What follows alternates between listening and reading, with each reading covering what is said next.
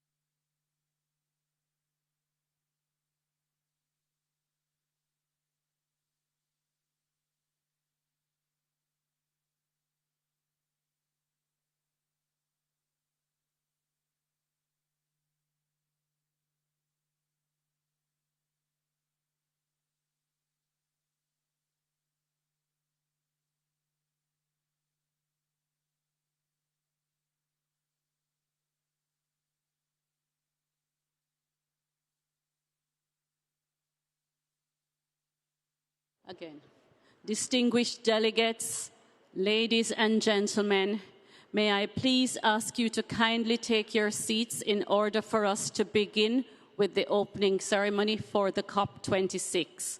Thank you.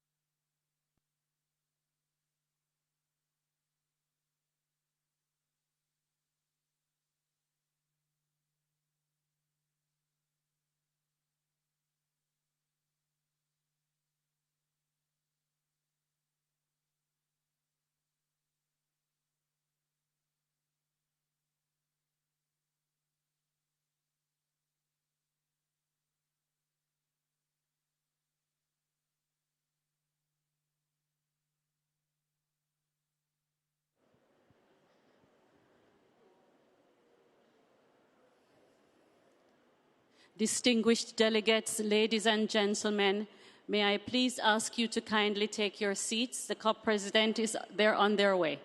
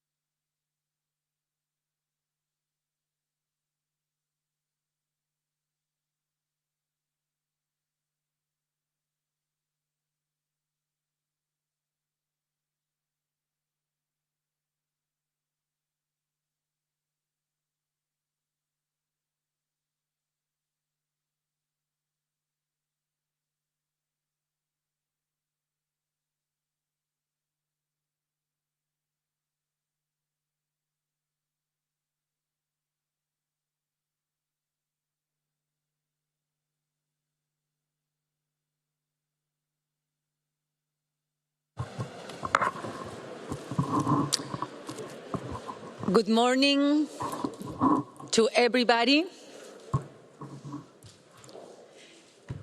Distinguished delegates, ladies and gentlemen, it gives me great pleasure to declare open the 26th session of the Conference of the Parties to the United Nations Framework Convention on Climate Change.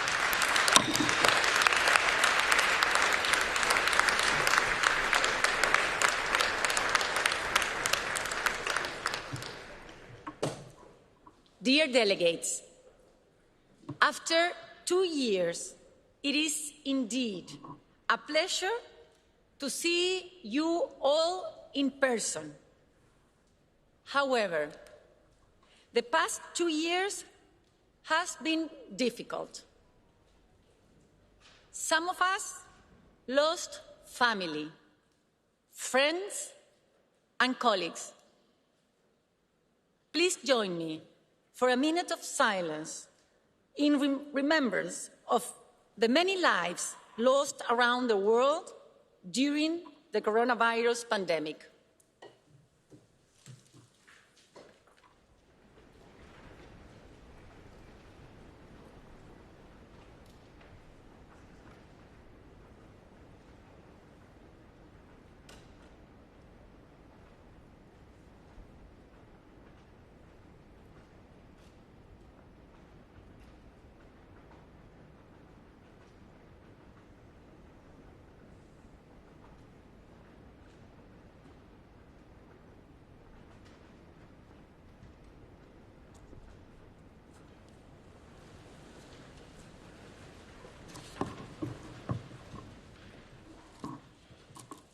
As we adjust to life with COVID-19, let me remind everyone of the COVID protocols in place to keep you safe and healthy during the conference.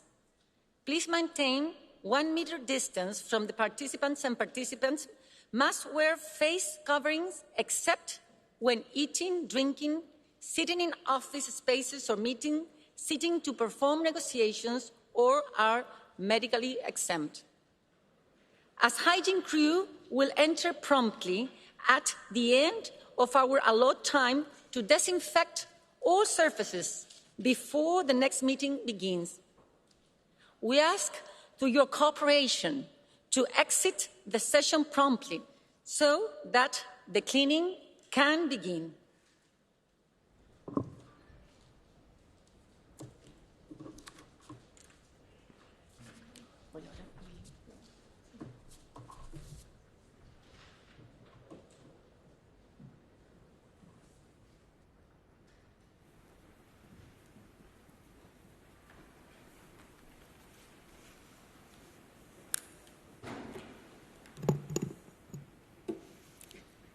Excelencias, distinguidos delegados y delegadas, amigas y amigos. Después de 2 años sin reunirnos presencialmente, con una pandemia que no habíamos vivido en la historia de este siglo, que continúa presente y nos obliga a cuidarnos, estoy realmente muy feliz que podamos finalmente reencontrarnos. Hoy hacemos entrega de la presidencia de la COP, la más larga en la historia del proceso. Aceptamos asumir la presidencia de la COP a nombre de América Latina y el Caribe. La Cop26. En momentos complejos, Chile con convicción dio un paso al frente cuando otros retrocedían. Quiero reconocer el coraje del presidente Sebastián Piñera para tomar esta decisión y mantenerse firme en este compromiso, a pesar de todas las dificultades que enfrentamos en estos años.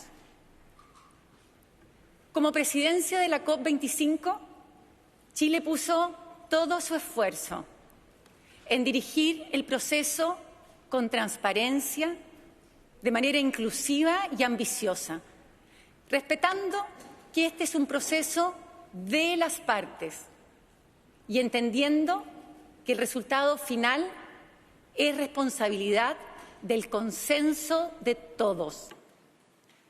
Como presidencia, impulsamos la ambición, la integridad ambiental y la acción para la implementación del Acuerdo de París. Sabemos que enfrentar el cambio climático requiere de una transformación transversal de nuestro desarrollo. Por eso, como presidencia, convocamos a la Cop25 a los ministros de Finanzas, de Energía, de Ciencia, de Transporte y de Agricultura para impulsar una transformación multisectorial por la acción climática. En la primera decisión de la Cop25, juntos reconocimos a la ciencia como no negociable, base de la toma de decisiones de esta transformación. Y de manera inédita incorporamos a los océanos en el proceso de la COP. Entendemos que las negociaciones de las partes son la llave para un proceso exitoso.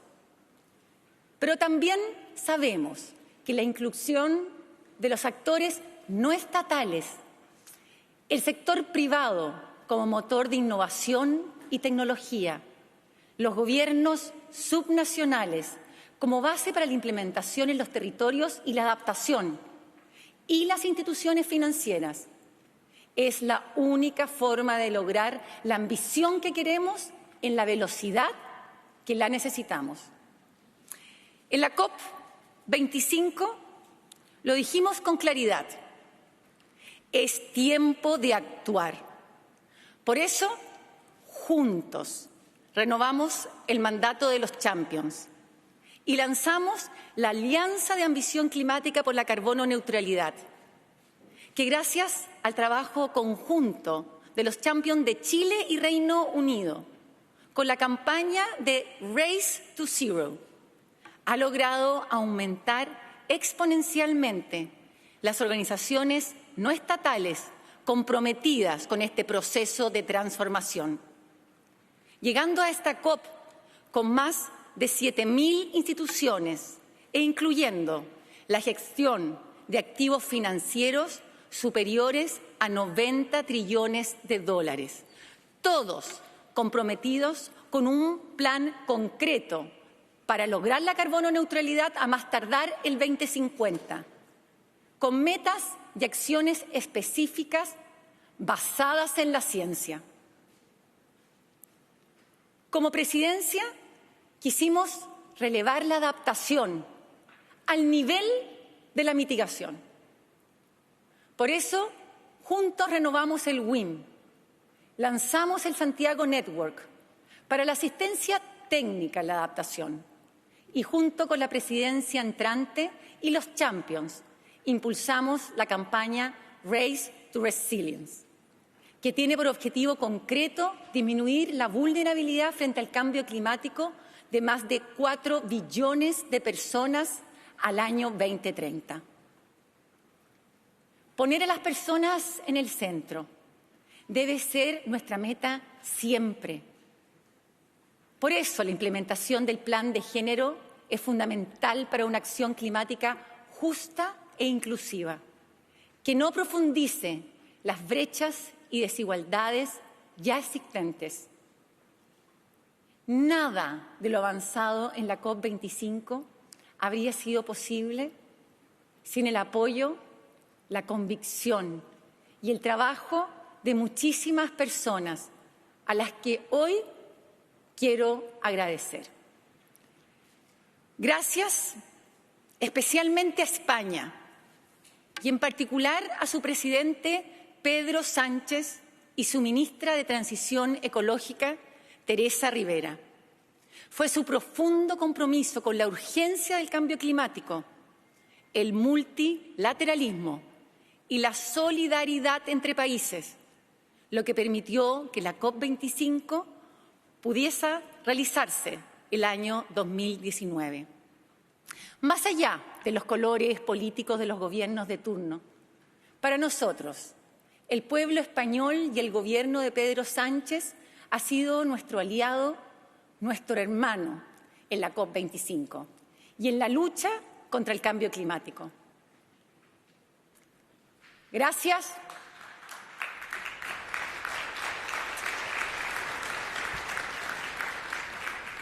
Gracias a Patricia Espinosa,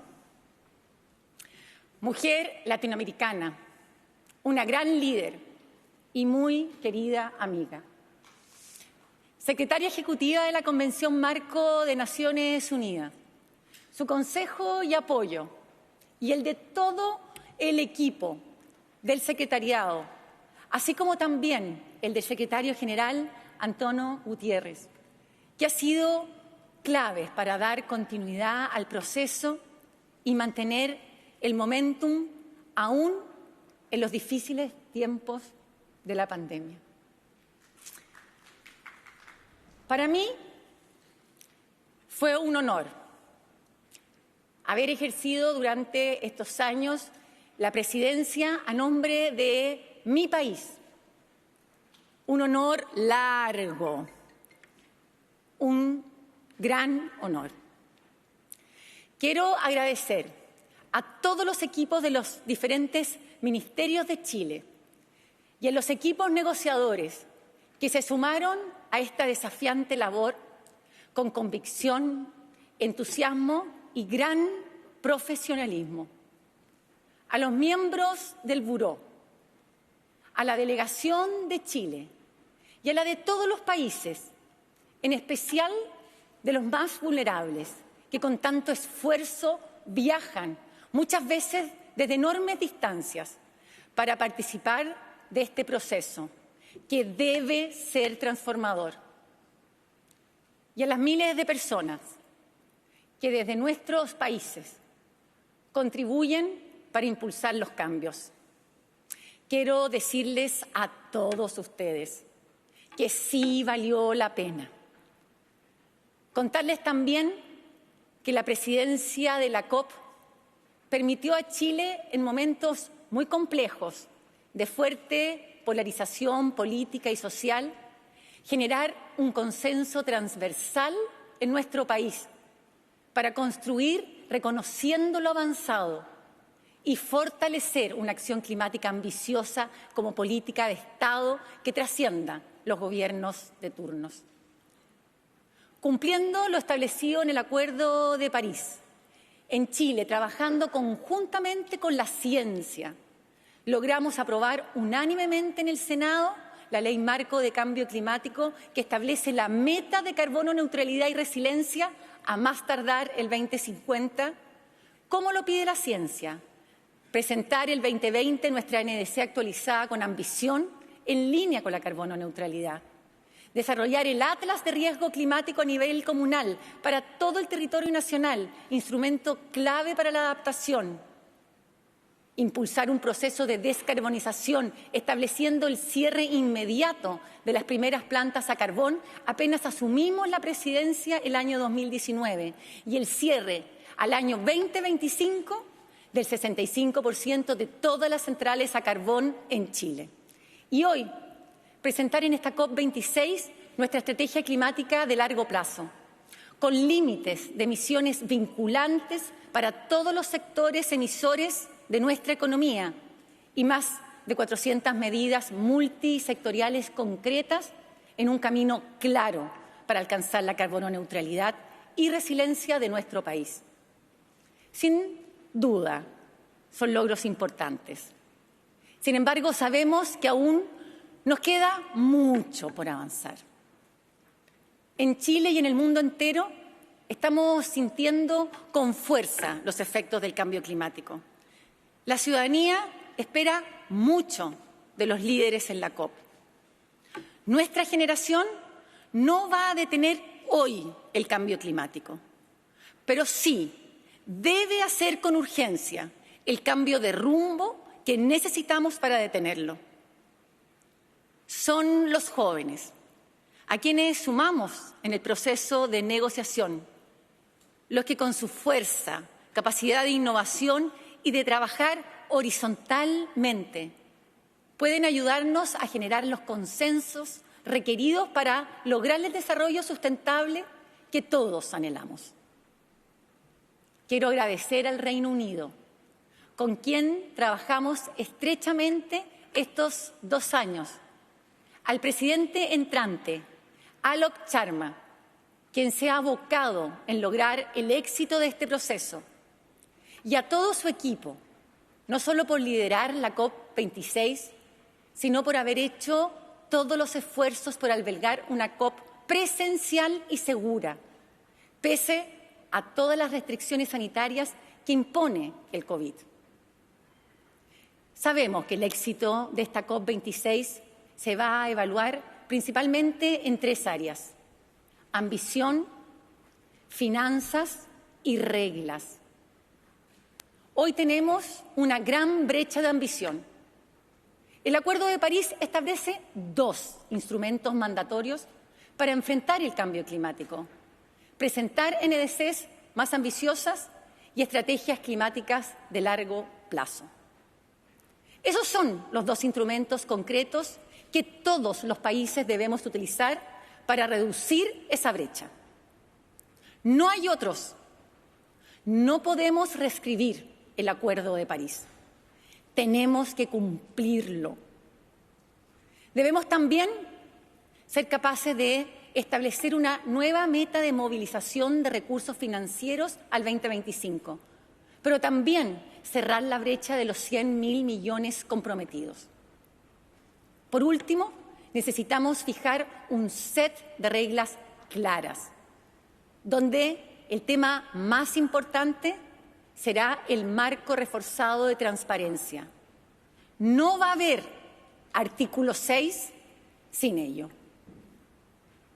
El proceso de la COP se basa en la confianza, así como en el principio de responsabilidades comunes, pero diferenciadas. Es por eso que antes de dejar la presidencia de la COP, quiero hacer un llamado fuerte y claro a los líderes del G20, que hoy se encuentran reunidos en Roma, a cumplir los compromisos adquiridos. Amigas y amigos, soy optimista. Los procesos multilaterales no son fáciles ni rápidos, pero los acuerdos son esenciales. El éxito no está en dividirnos, no está en buscar culpables, ni en derrotar a otros, sino en sumar voluntades que nos permitan cumplir con nuestra palabra y que nuestras acciones realmente reflejen nuestro discurso. Siguen contando con Chile. Muchísimas gracias.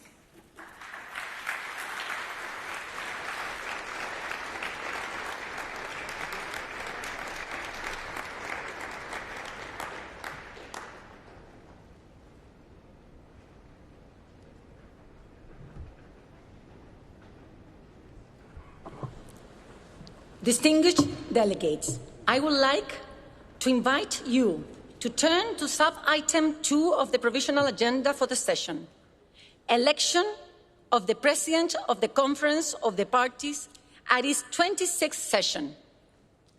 You may recall that, in accordance with Rule 22, paragraph 1 of the draft Rules of the Procedure being applied, the office of the President of the Conference of the Parties is subject to rotation among the 5 regional groups.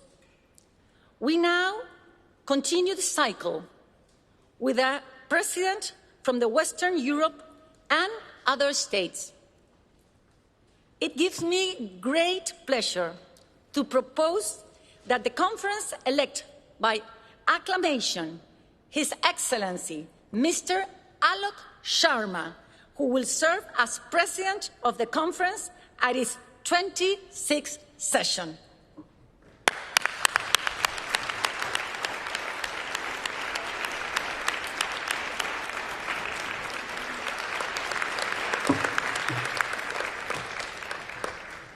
declare His Excellency, Mr. Alok Sharma, elect President of the 26th session of the Conference of the Parties.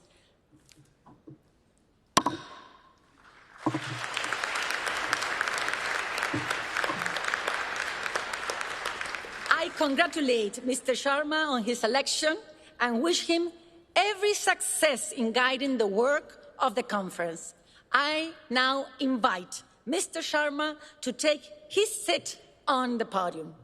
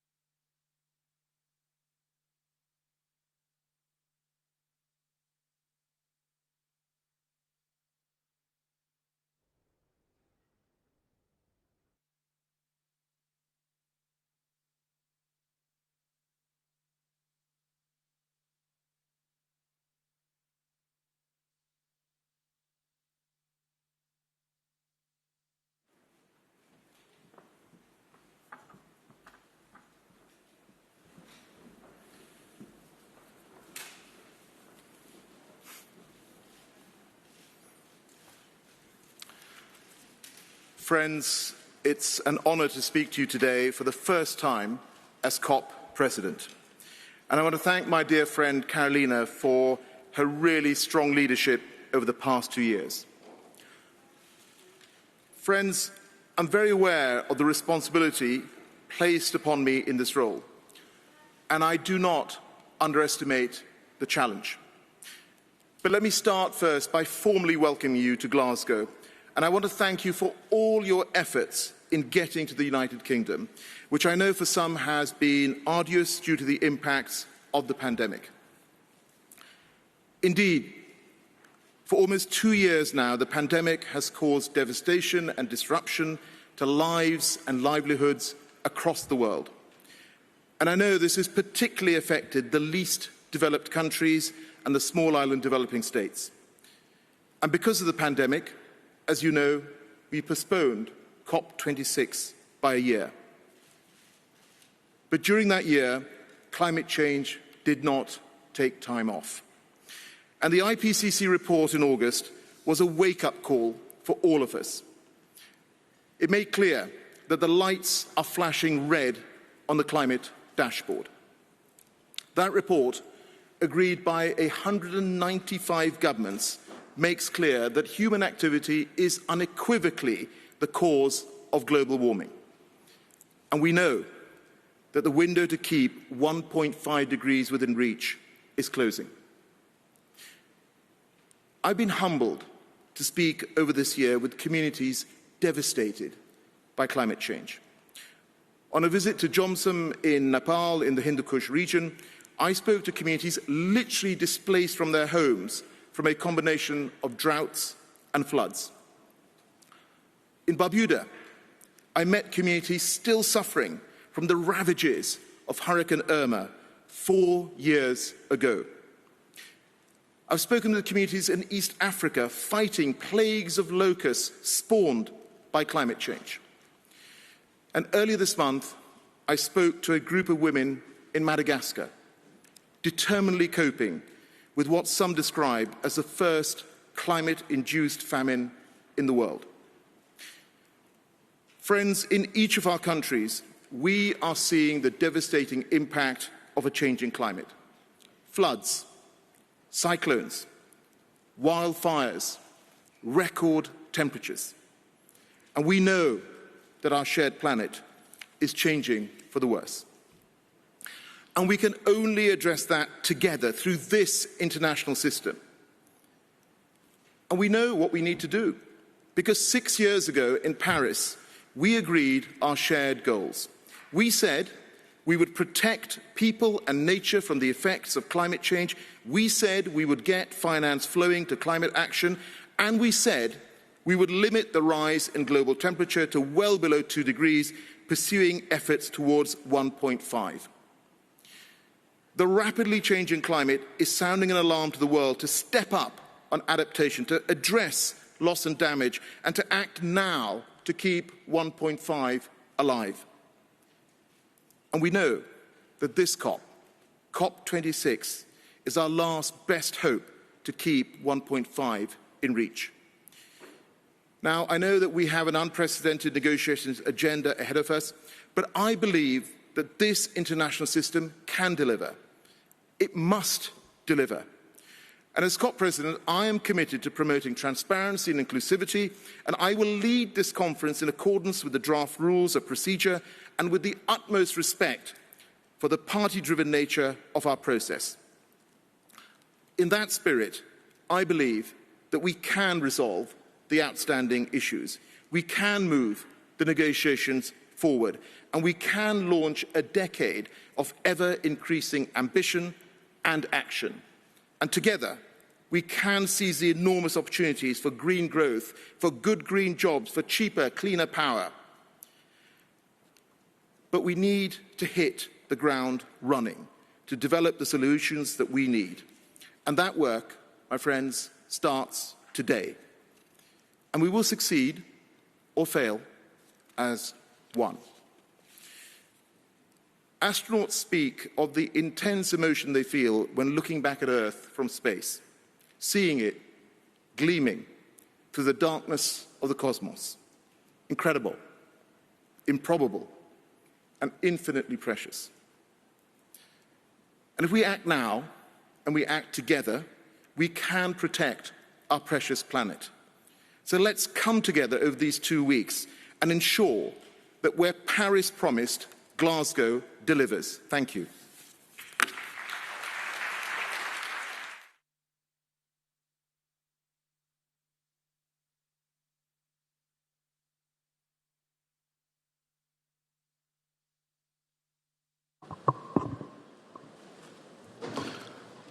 Distinguished delegates, ladies and gentlemen, and honoured guests.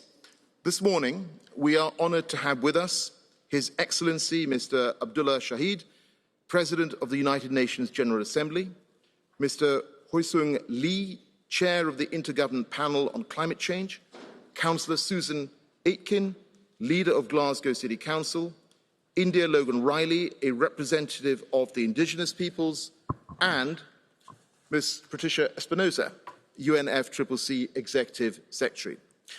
And it is now my pleasure to invite Councillor Susan Aitken, Leader of Glasgow City Council, to address the plenary. Councillor Aitken, you have the floor.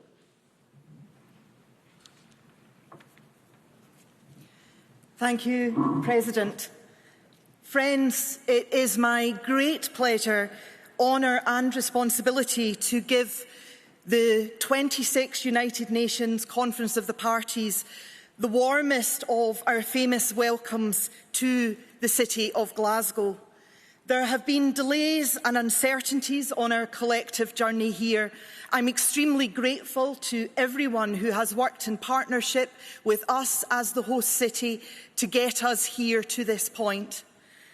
But we are here now, and humanity looks to you and the work that you'll do over the next 2 weeks to fulfil the promise of Paris for a safer, sustainable, more equitable future for us all. Let the city of Glasgow and our people serve as an inspiration to you. This is a city that has been through some very tough times, but we have survived and thrived against the odds through resilience, innovation, imagination, a sense of community, a strong sense of social justice, humour and grit. These are all qualities that you'll need in abundance over the days ahead. And if you feel your determination flagging at any point, please take a walk outside, talk to a Glaswegian, and let the spirit that infuses this city infuse you too.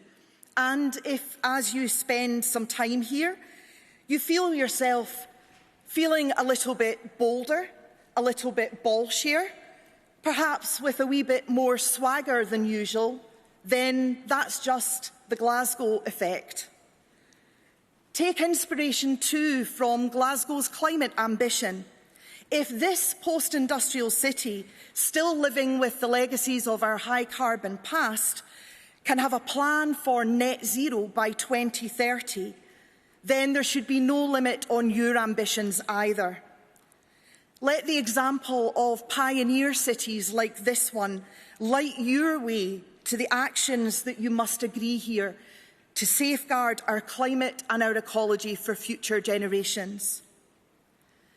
Glasgow couldn't be prouder of being the host for this pivotal moment for the future of the planet that we all share. Like the rest of the world, we'll be watching and judging. Our demands and expectations of you will be high, but we'll also be cheering you on and wishing you all the heart and courage that you need for the task that you have ahead of you. Once again, welcome to Glasgow. Thank you.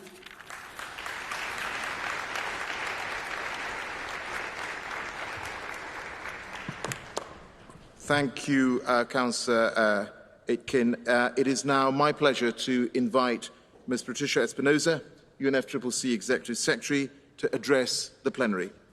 Executive Secretary, you have the floor.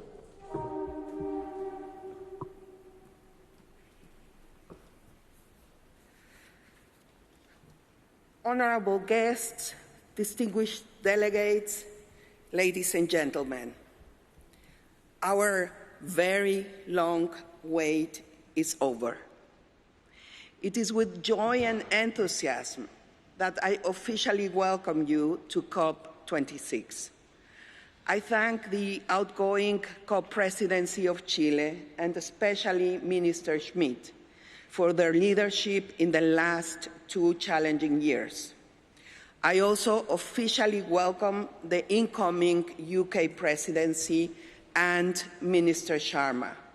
I thank you for your collaborative efforts as we work together to make COP26 a resounding success.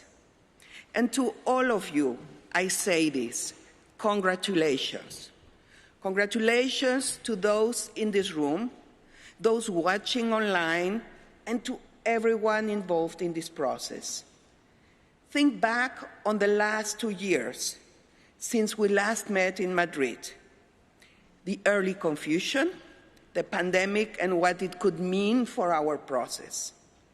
Think about the decisions we made together, the skills we developed together to take advantage of communication technologies. Think also of those we lost to COVID-19. Our hearts are with those who continue to suffer. But let us also acknowledge what we have accomplished. We have kept the process going. We have not let the pandemic stand in the way of addressing the most critical issue facing this generation and those to come. We are here because of you and your work. From the bottom of my heart, thank you. Let's ensure that work was not in vain.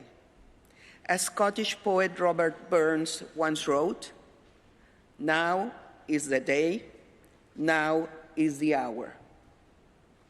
Colleagues, dear friends, we stand at a pivotal point in history. Humanity faces stark but clear choices.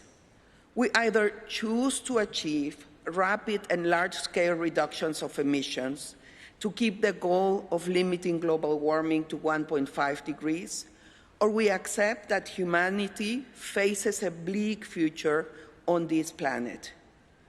We either choose to boost adaptation efforts to deal with current extreme weather disasters and build resilience to address future impacts, or we accept that more people will die, more families will suffer, and more economic harm will follow.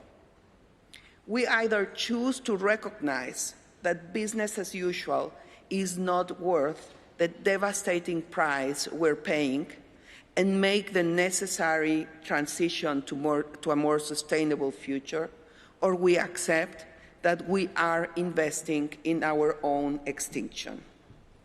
It's about much more than environment.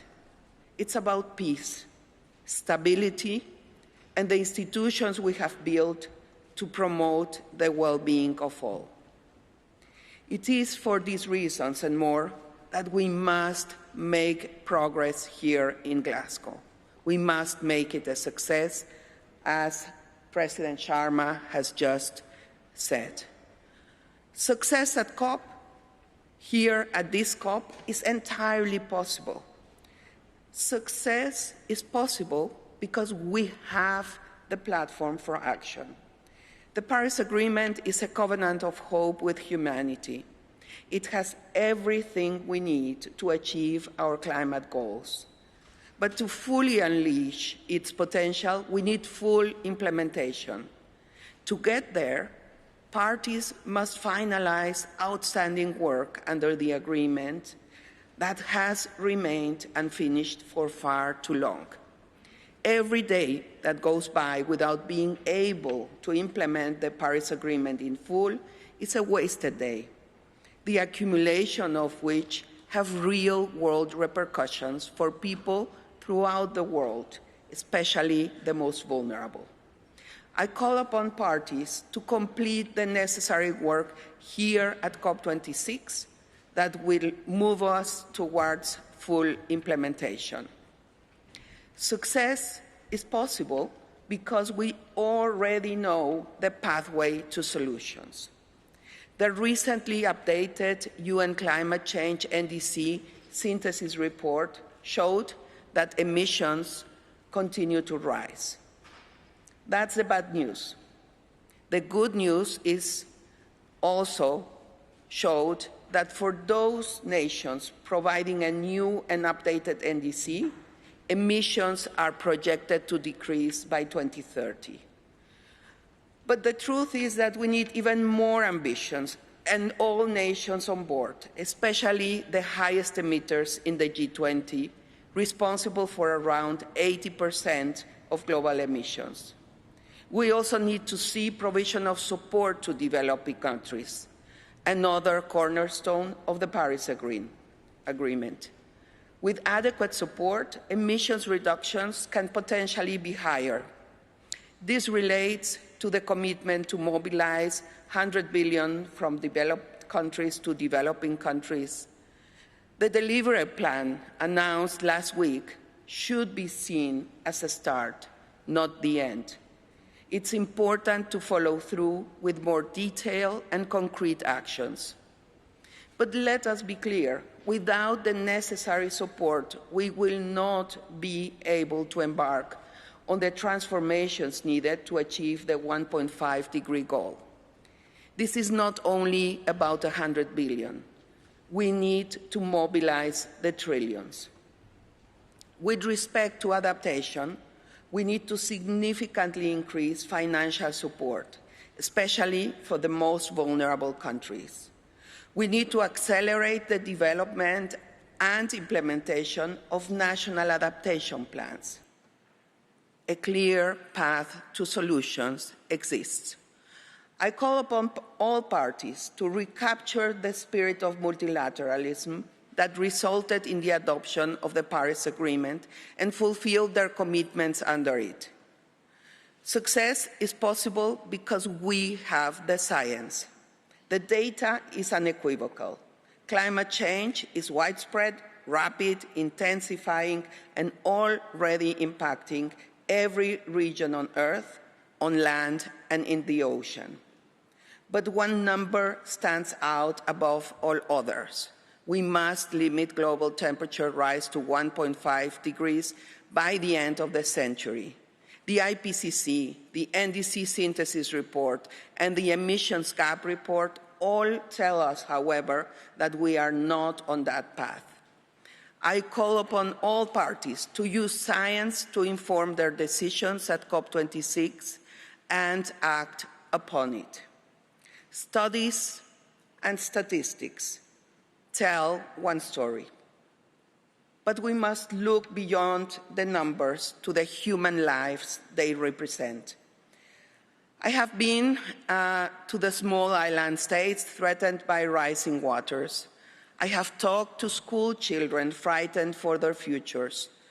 I have talked to women who bear the burden of climate change at home, but are shut out of the search for solutions the minute they go out of the door. I have talked to youth frustrated with what they see as a bleak future. The message they all have in common is this: they want to be included. They are right. If we are sincere in calling climate change a global issue, then total inclusion must be the foundation upon which this process is built. COP26 needs to ensure that all voices and proposals are considered. I encourage the engagement of observers and other stakeholders, and I call upon parties to incorporate their ideas in the discussions here at COP26. We are all facing the same climate emergency. We must all be part of the solution. Dear colleagues, the transition that we need is beyond the scope, scale, and speed of anything humanity has accomplished in the past. It is a daunting task, but humanity is a species defined by its ingenuity. More than 2 centuries ago, the world was completely transformed by the Industrial Revolution. It was an era driven by the technology and innovation of their day, but also one with the residual impacts of greater economic and social division, environmental damage, and climate change. We can and must learn the lessons of history. Let ours be an era defined by the prosperity of the many rather than the short-term gain of the few. Let ours be an era in which we have healthier relationships with nature. Let ours be an era in which we protect our land, oceans, and biodiversity. Let Glasgow be the starting point of this new era, this new age of resilience, and let COP26 mark its beginning. It's entirely within our grasp, but getting there depends on the completion of our work here. It depends on the full implementation of the Paris Agreement. It depends on more climate action. It depends on you. It depends on all of us. Dear friends, the task ahead of you in these 2 weeks is significant. But look at what you have accomplished just to get this far. Success is entirely possible. I encourage you to keep the big picture in mind. I encourage you to look beyond your specific agenda item to what we're trying to achieve together. I encourage you to consider the choices that we must make and the trust vested in you by billions. Let us rise to the enormous challenge of our time, this pivotal point in history, and achieve success for not just our present generation, but all generations to come. Thank you.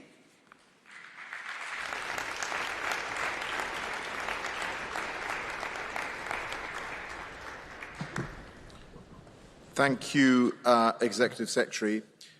The IPCC is currently in the process of preparing its 6th assessment report and has recently released Working Group 1's contribution to that assessment. I would therefore like to invite Mr. Hoesung Lee, Chair of the Intergovernment Panel on Climate Change, to address the plenary. Mr. Lee, you have the floor.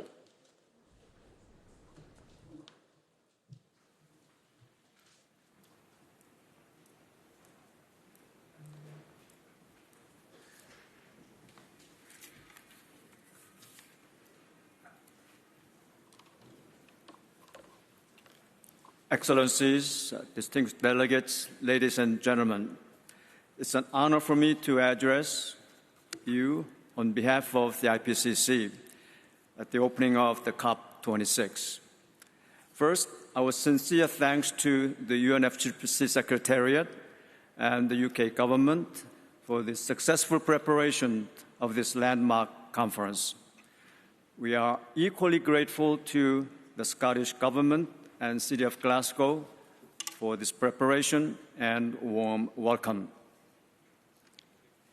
It is a privilege to speak about climate change science here in Scotland, endowed with a rich scientific life and home to giants such as Alexander Fleming, Mary Somerville, and of course Adam Smith, the father of economics, just to name a few.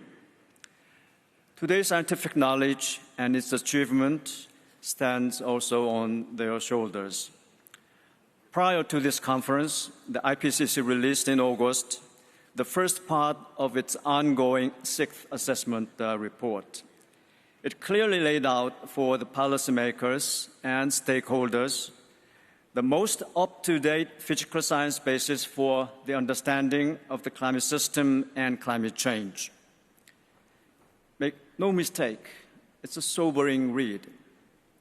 It reflects the magnitude of the collective challenge for all nations on this planet. Science shows that changes in the climate are widespread, rapid, and becoming more intense and affecting every part of the region. Thanks to major advance in science since our previous assessment report in 2013, today we have a much more precise and clearer picture of how the climate system works, which let us understand better what has changed in the past and what is changing now and what can be the changes in the future on the climate system and why they matter for every region. It is now unequivocal that human influence is causing climate change, making extreme events more frequent and more severe. Some recent hot extremes, such as heat waves in the last 10 years, would have been extremely unlikely to occur without human influence on the climate system. Global warming of 1.5 degrees Celsius and 2 degrees Celsius will be exceeded during this century unless immediate, rapid, and large-scale reductions in greenhouse gas emissions, especially the carbon dioxide and methane, occur in the nearest future. We also bring a wealth of understanding about climate change at the regional level, which is critically relevant for shaping policies. I encourage everyone to seize the moment, seize the opportunity this gathering offers. We, the scientific community, are ready to work with you on understanding of scientific evidence of climate change, its impacts, adaptations, and how these translate into realities of climate action. We share one atmosphere, one climate system. It knows no borders. The true measure of the effectiveness of our collective efforts will be the state of its condition. And science will attest to that. Thank you very much for your attention.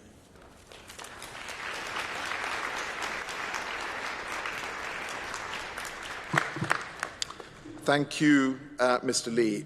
It is now my pleasure to invite His Excellency, Mr. Abdullah Shahid, President of the United Nations General Assembly, to address the plenary. Excellency, you have the floor.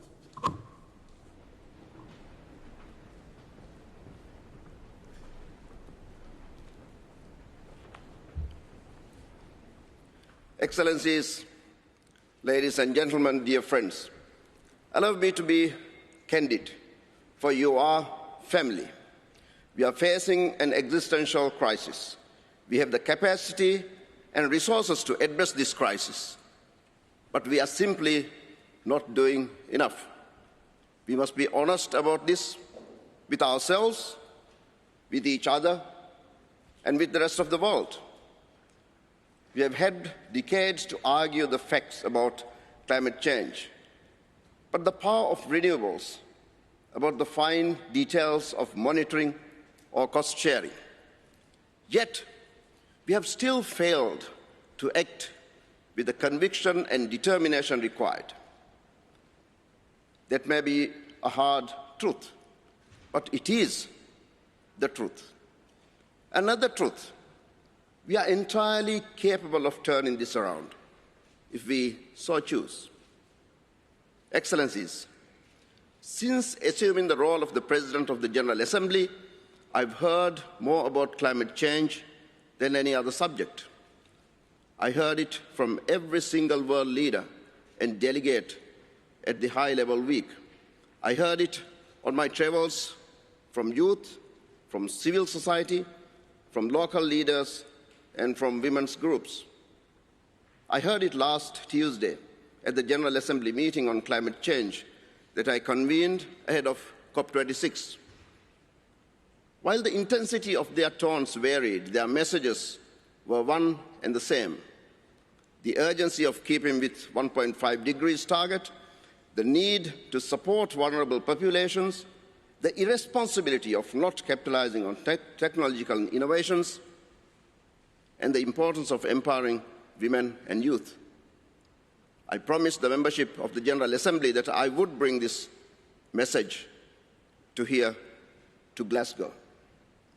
First, renewable technologies are now among the cheapest on the planet and command strong public support.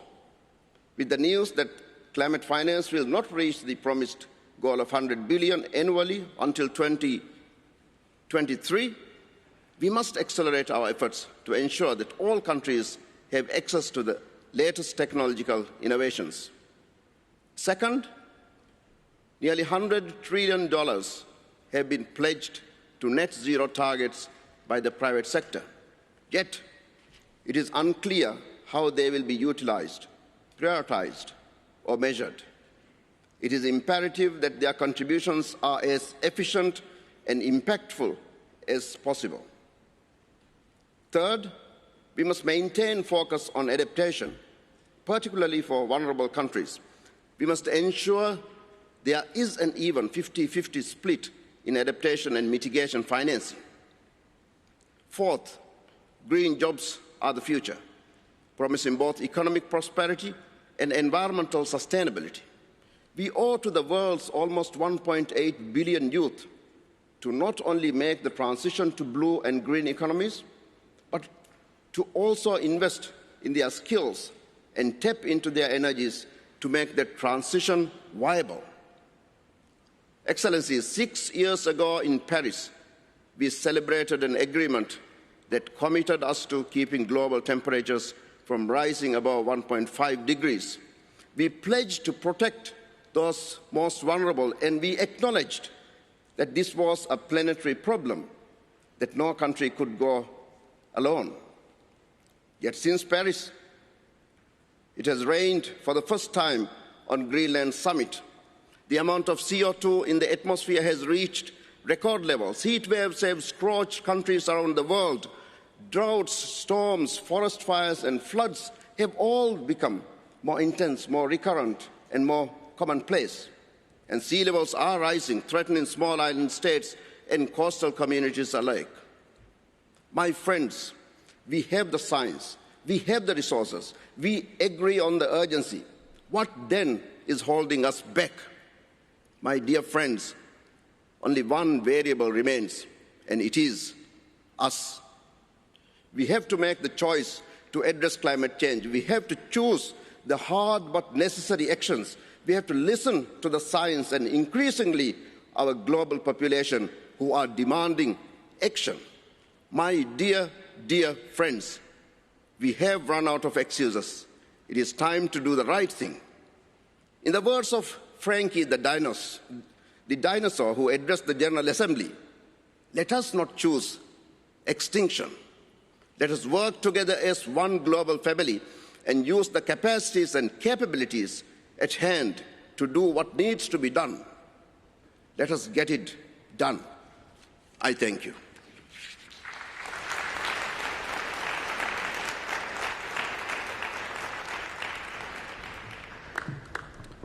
Thank you, Excellency. Now, upon my special invitation, it is my pleasure to invite India Logan Riley, a representative of the indigenous peoples, to address the plenary. India, you have the floor.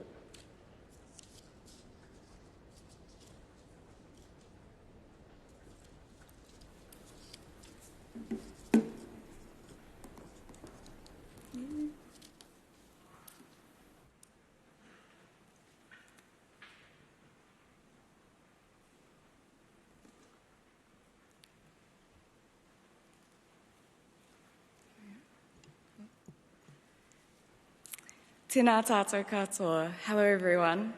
Ko kahuraniki te maunga, ko toki te awa, ko ngaruroro te awa, ko tūtaikuri te awa, ko ngā takangunu te iwi, ti hei moriora. Ko India Mero Logan Riley aho.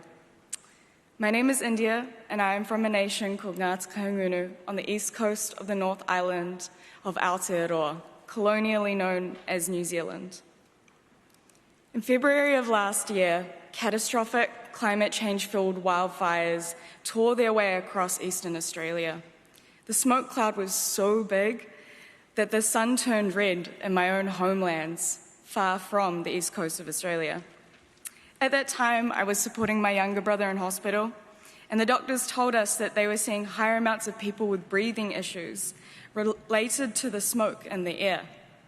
In that moment, our health was bound to the struggle of the land and people in another country. In the impacts of climate change, our fates are intertwined, as are the historic forces that have brought us together today.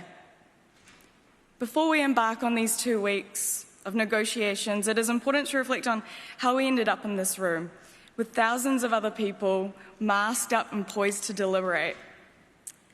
And to do this, I must go back hundreds of years into the roots of imperialist expansion and the story of my own community. 252 years ago, invading forces sent by the ancestors of this presidency arrived in my ancestors' territories, heralding an age of violence and murder and destruction enabled by documents like the Doctrine of Discovery that were formulated in Europe. Land in my region was stolen by the British Crown in order to extract oil and suck the land of all its nutrients, while seeking to displace my people and end our practices. The first time I personally experienced these violent processes was at 10 years old, when the local council attempted to steal our community's land for the construction of a highway. And then after that, the New Zealand government stole the foreshore and seabed and offered it up for deep-sea oil drilling the following year. These historic forces continue to shape my life and have brought me here. I have grown up in these negotiations, spending my 20s running through these halls, lobbying decision makers, and staying up far past midnight hand-stitching banners. Since my first climate talks in Paris, I've been giving the same speech. I've been applauded and awarded for conjuring emotive imagery of rising sea levels and yearly wildfires that my community continues to endure. 6 years ago, I first spoke these stories into this space, and every year since, I have repeated the same words: wildfires, sea level rise, wildfires, suffering, sea level rise, biodiversity loss, sea level rise. Emissions continue to rise. I'm the same age as these negotiations. I've grown up, graduated, fallen in love, fallen out of love, stopped and changed a couple of careers along the way, all while the global north, colonial governments and corporations fudge with the future. And as Indigenous, knowing that this history shows us that hands and minds made this present world, and so it is also hands and hearts and minds that can remake it. And it is Indigenous and frontline communities that are leading this remaking. We're keeping fossil fuels in the ground and stopping fossil fuel expansion. We're halting infrastructure that would increase emissions and saying no to false solutions. In fact, in the US and Canada alone, Indigenous resistance has stopped or delayed greenhouse gas pollution equivalent to at least 1/4 of annual emissions. What we do works. In the face of mediocre leadership, Indigenous peoples shine through. This is all to say that climate change is the final outcome of the colonial project, and in our response, we must be decolonial, rooted in justice and care for communities like mine who have borne the burden of the global north greed for far too long. I cannot put it more simply than that we know what we are doing, and if you aren't willing to back us or let us lead, then you're complicit in the death and destruction that is happening across the globe. Rights frameworks must be entrenched in the Paris rulebook. Finance must be redistributed from the likes of war games in the Pacific towards loss and damage and a just transition. And richer countries have to commit to steep emissions reductions this decade, rather than palming off responsibility through carbon markets. And last but not least, land back, oceans back. This is all part of following Indigenous leadership. This is what keeping warming below 1.5 degrees looks like. This is an invitation to you. This COP, learn our histories, listen to our stories, honour our knowledge, and get in line or get out of the way. Kia ora. Thank you.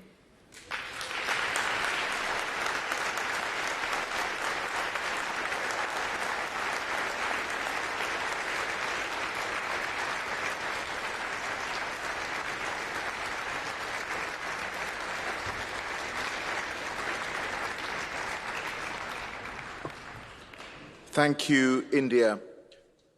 Excellencies, distinguished delegates, ladies and gentlemen, this brings us to the end of the opening statements of Cop26. May I please ask you to remain in your seats whilst we escort our guests from the podium.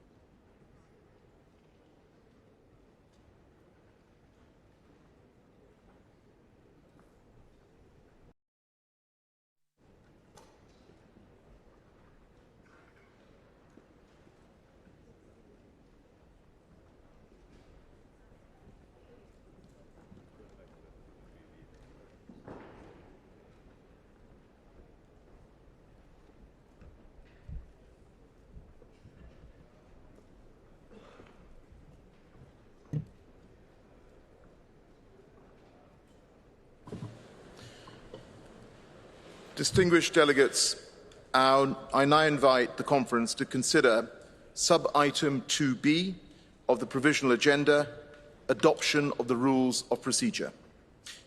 The draft rules are contained in document FCCC/CP/1996/2. Parties may recall that the draft rules of procedure are being applied with the exception of draft rule 42 on voting due to the lack of consensus. This has been the case since the first session of the Conference of the Parties in 1995. At Cop25, the President held consultations and reported that there continued to be no consensus on the matter and proposed that consultations continue at Cop26. I therefore propose that we continue to apply the draft rules of procedure with the exception of draft rule 42. I would like to propose that Ken O'Flaherty of my delegation holds informal consultations on this issue. Hearing no objections, it is so decided.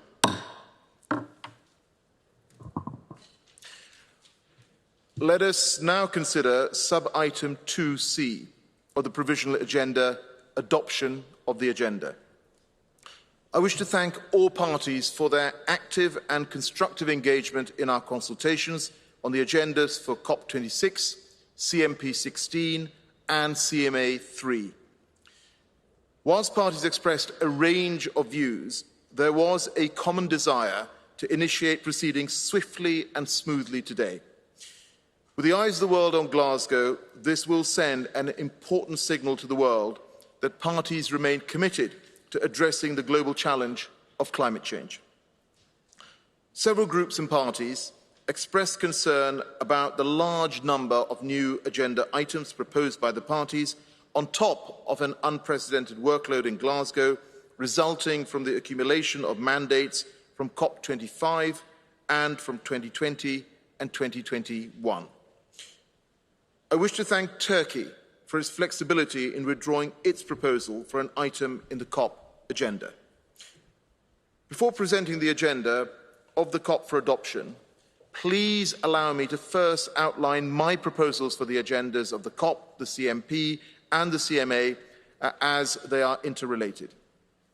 I will also touch on the organisation of work for some specific agenda items based on the consultations conducted and feedback received by the Presidency. Last night, the Secretariat issued documents FCCC/2021/1/Addendum 2, FCCC/KP/CMP/2021/1/Addendum 1, and FCCC/PA/CMA/2021/1/Addendum 2, which contain the revised provisional agendas proposed for adoption by the COP, by the CMP and CMA respectively.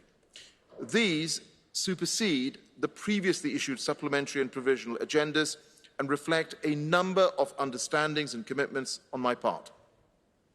I hope that all delegations have these documents before them.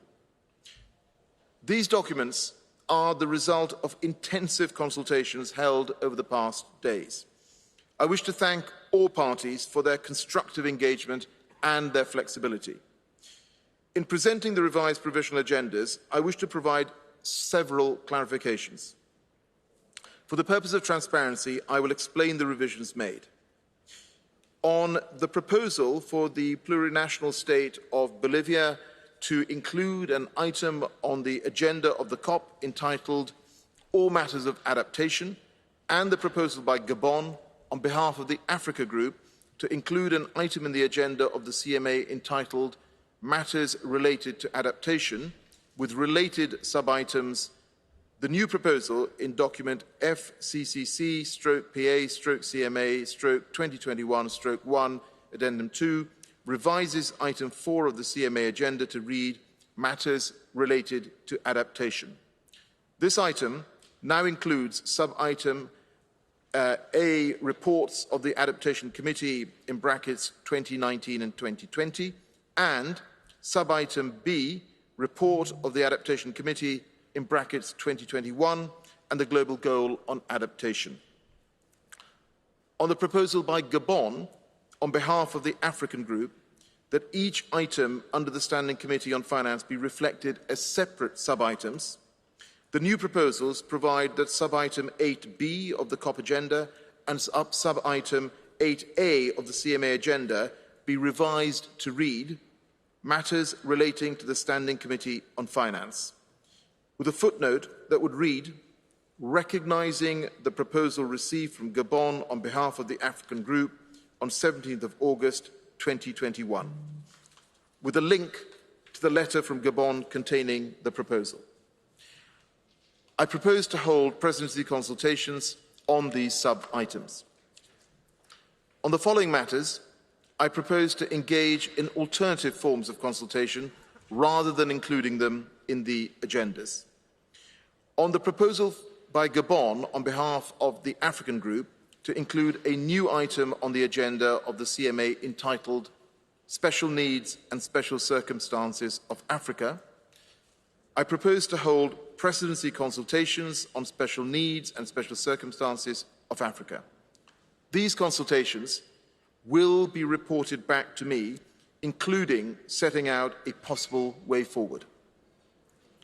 On the proposal by the plurinational state of Bolivia to include in the agenda of COP an item entitled Equitable, Fair, Ambitious and Urgent Real Emissions Reductions now consistent with a trajectory to reduce the temperature below 1.5 degrees, I commit to facilitating discussions on the urgent actions required to keep 1.5 degrees within reach as part of the presidency-led consultations on the overarching cover decisions. This issue will also be addressed through the following special events. The Cop26 World Leaders Summit on the 1st and 2nd of November. The headline event of Science and Innovation Day, titled Responding to the IPCC Report, Keeping 1.5 Degrees Alive. This is to be held on the 9th of November. The information event to update parties on the findings of the NDC Synthesis Report to be held on the 3rd of November. On the proposal by Switzerland on behalf of the Environmental Integrity Group for an item in the CMA entitled Reporting and Review pursuant to Article 13 of the Paris Agreement, Provision of Financial and Capacity Building Support to Developing Countries, I will create space through presidency consultations to address this issue and in doing so address the concerns raised by the Environmental Integrity Group. I'm proposing that the following requests be addressed under existing agenda items. On the proposal by Georgia to include an item in the agenda of the COP entitled Achieving Equitable Geographic Representation in the Composition of Constituted Bodies under the Convention, I propose that this matter be addressed under agenda item 2D and request Vice President Mohammed Irfan Tariq to consult on the composition of constituted bodies during his consultations on the election of officers. On the proposal by the plurinational state of Bolivia to include an item in the CMA entitled Stocktake on Financial Support and Means of Implementation for Alternative Policy Approaches such as Joint Mitigation and Adaptation Approaches for the Integral and Sustainable Management of Forests, I propose that parties consider this matter in the context of deliberations on items on matters relating to the Standing Committee on Finance and guidance to the Green Climate Fund. I also commit to following up after COP26 with both the Standing Committee on Finance and the Board of the Green Climate Fund on their mandated work on financial support and means of implementation for alternative policy approaches.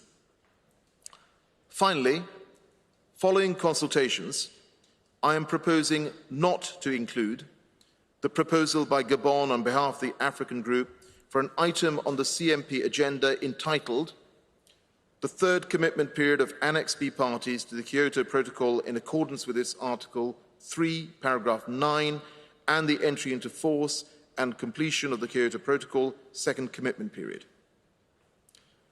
Regarding the organisation of work, I will propose the following. Under COP Agenda Item 7 and CMA Agenda Item 7, Warsaw International Mechanism for Loss and Damage Associated with Climate Change Impacts, I will propose to hold presidency consultations. Further, I propose that the COP agenda be adopted with the following items held in abeyance. COP item 14, consideration of proposals by parties for amendments to the Convention under Article 15. A, proposal from the Russian Federation to amend Article 4, paragraph 2F of the Convention. B, proposal from Papua New Guinea and Mexico to amend Articles 7 and 18 of the Convention. COP item 15, second review of the adequacy of Article 4, paragraphs 2A and B of the Convention. Dear delegates, with these understandings and with immense gratitude for the flexibility shown by all parties to allow work to begin forthwith, I therefore propose that the provisional agenda as contained in document FCCC/CP/2021/1 Addendum 2 be adopted with items 14A, 14B and 15 held in abeyance.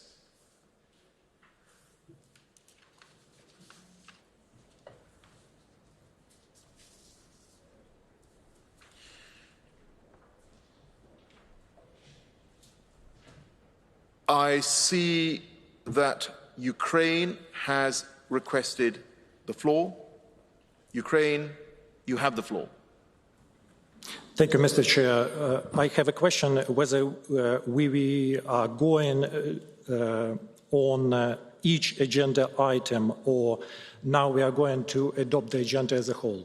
Because in case we will go step by step, by each agenda item, I will have a statement on agenda item 4. Thank you. Thank you for that. So we will now adopt the agenda for the COP, and then I will go through the CMA, etc. I hope that provides the explanation that you require.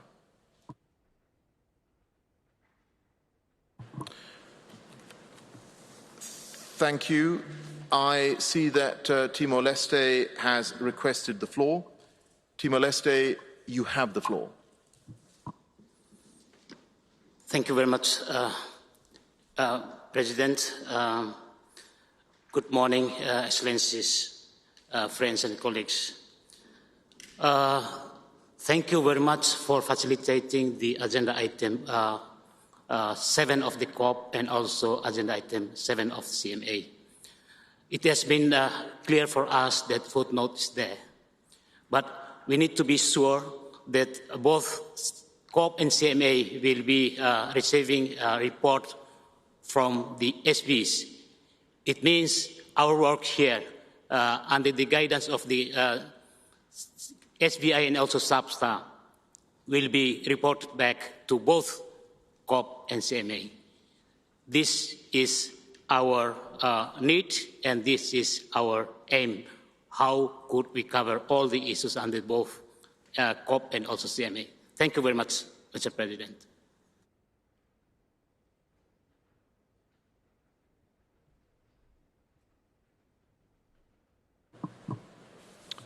Thank you very much for that. May I just revert to what I said about the organisation of work, and what I had proposed is that under COP item 7 and CMA agenda item 7, Warsaw International Mechanisms for Loss and Damage Associated with Climate Change Impacts, I will propose to hold presidency consultations.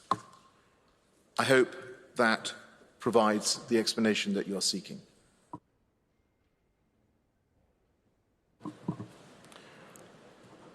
I see that Ukraine has requested the floor once again. Ukraine, you have the floor. Thank you, Mr. Chair. Distinguished delegates, the delegation of Ukraine would also like to ask to defer the consideration of the item 4 of the Cop26 agenda. The provisional agenda annotations for agenda item 4 mention that the Secretariat prepared a compilation and synthesis report on the information reported by parties included in Annex 1 to the Convention in their 7th National Communications, 3rd and 4th biennial reports for consideration in this session. However, there is no reference to any specific document available which might be considered under this agenda item by the parties. In this regard, let me recall that at our previous session, there were concerns as to these documents raised by the delegation of Ukraine. Unfortunately, despite the reassurances we received from the Secretariat, the concerns have not been met. Given the need to ensure a consistent application by the Secretariat of the agreed approach, the delegation of Ukraine stands for deferment of the consideration of Cop26 agenda item 4.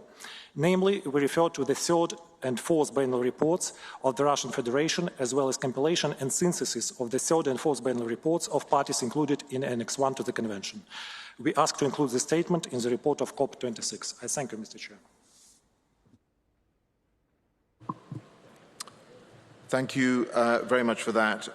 Thank you for the statement, and we note your concerns.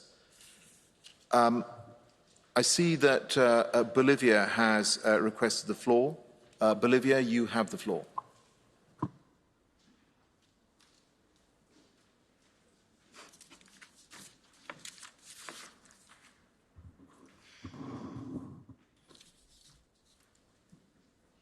Presidente, distinguidos delegados y delegadas, estamos hoy aquí en esta sesión inaugural de la Cop26, representantes de nuestros países y bajo la atenta mirada de los pueblos del mundo que conviven en nuestra casa común, que es nuestra madre tierra.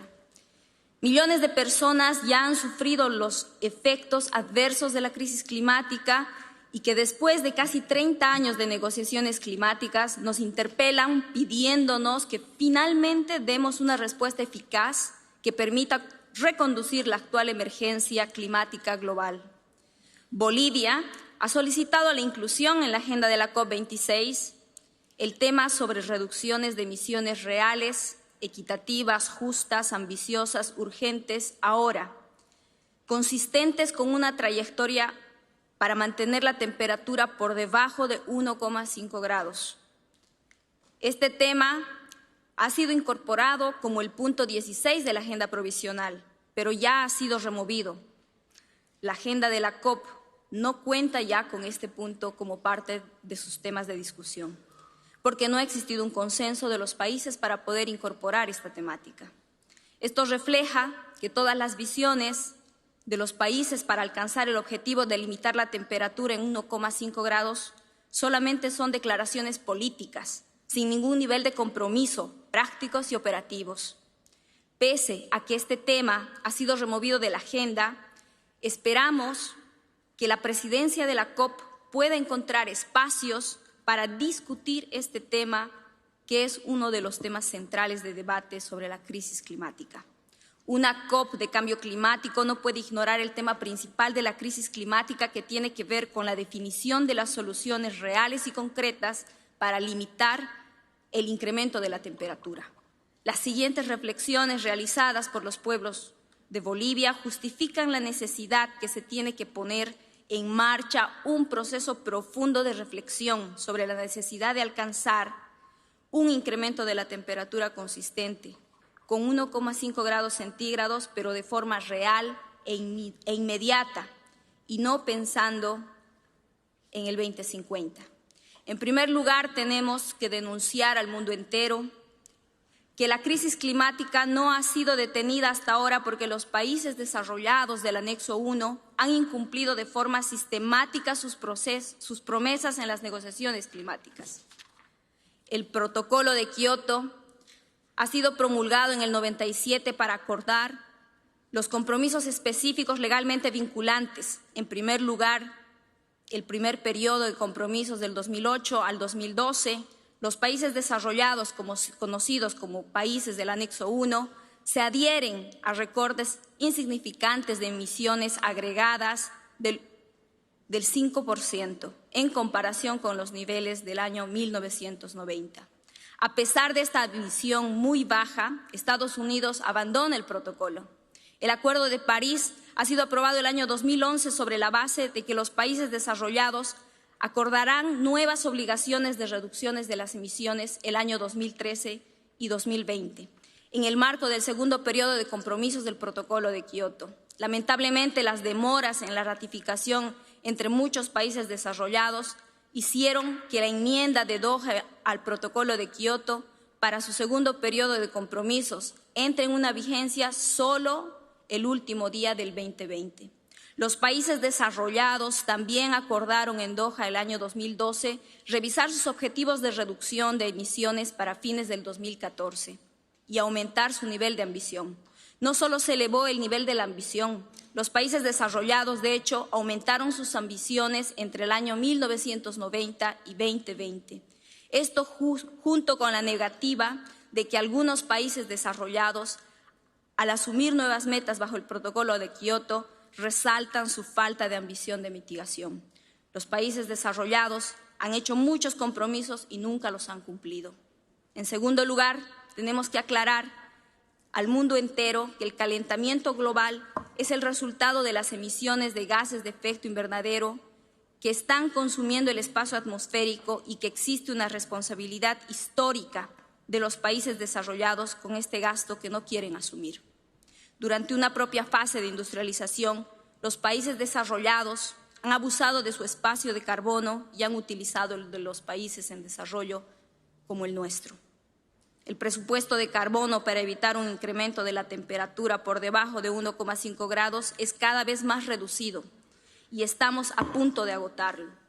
El aumento de la temperatura global, según los últimos datos publicados por el IPCC, del total de emisiones de CO2 que aún podrían ser lanzadas a la atmósfera sin superar el calentamiento global de 1,5 grados, oscilan entre el 67% en probabilidad. Es en estos momentos donde solo 400 gigatoneladas son las que se encuentran en ese rango. Es una cantidad muy reducida teniendo en cuenta que las emisiones globales anuales ascienden a 42 gigatoneladas. Nuestra preocupación tiene sus bases en simples cálculos matemáticos. Las emisiones acumuladas en el 2030 han alcanzado la atmósfera y están ascendiendo en 445 gigatoneladas de CO2 y por lo tanto habremos agotado y sobrepasado en 45 gigatoneladas el presupuesto global de carbono. Es decir, si seguimos con la implementación de los NDC actuales, en el 2030 el objetivo del 1,5 grados va a ser un objetivo inalcanzable porque ya se habrá sobrepasado este umbral. Si los países desarrollados continúan emitiendo y ocupando espacio atmosférico durante los próximos 30 años, las metas globales de la Autoridad Palestina y el objetivo de la Convención no se van a cumplir.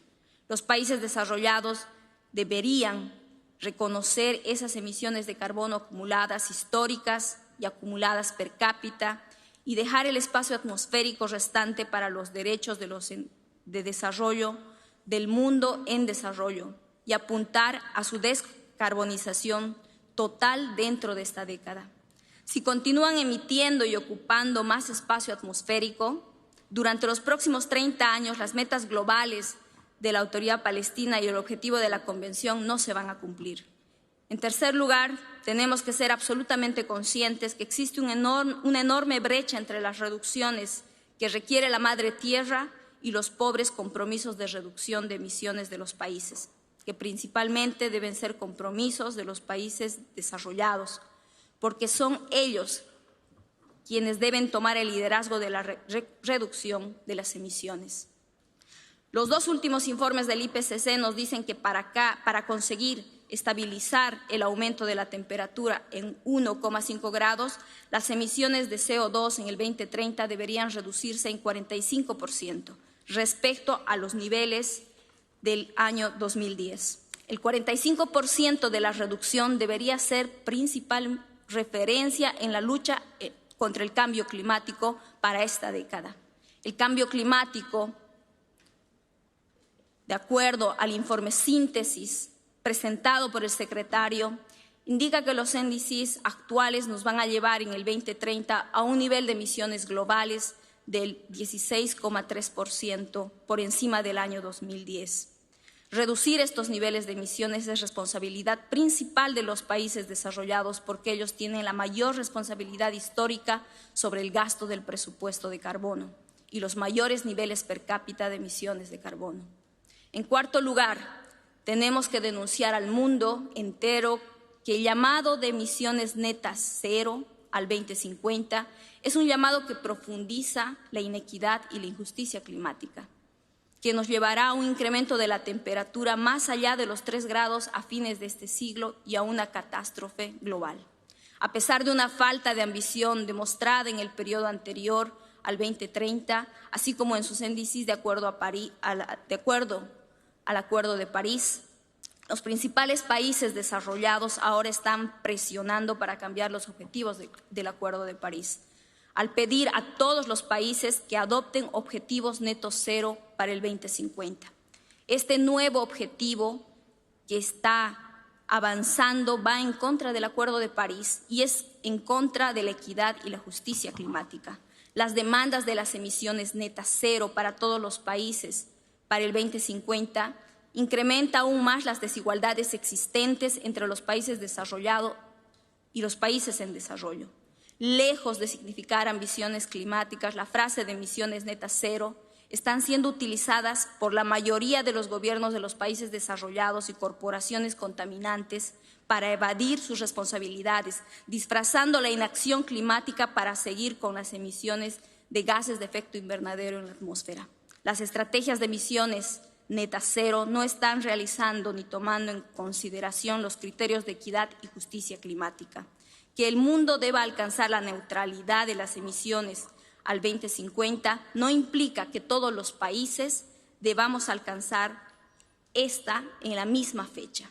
Esto constituiría una grave injusticia y vulneración del principio de responsabilidades comunes pero diferenciadas y de las respectivas capacidades, en base a la equidad y a la voluntad de la justicia climática.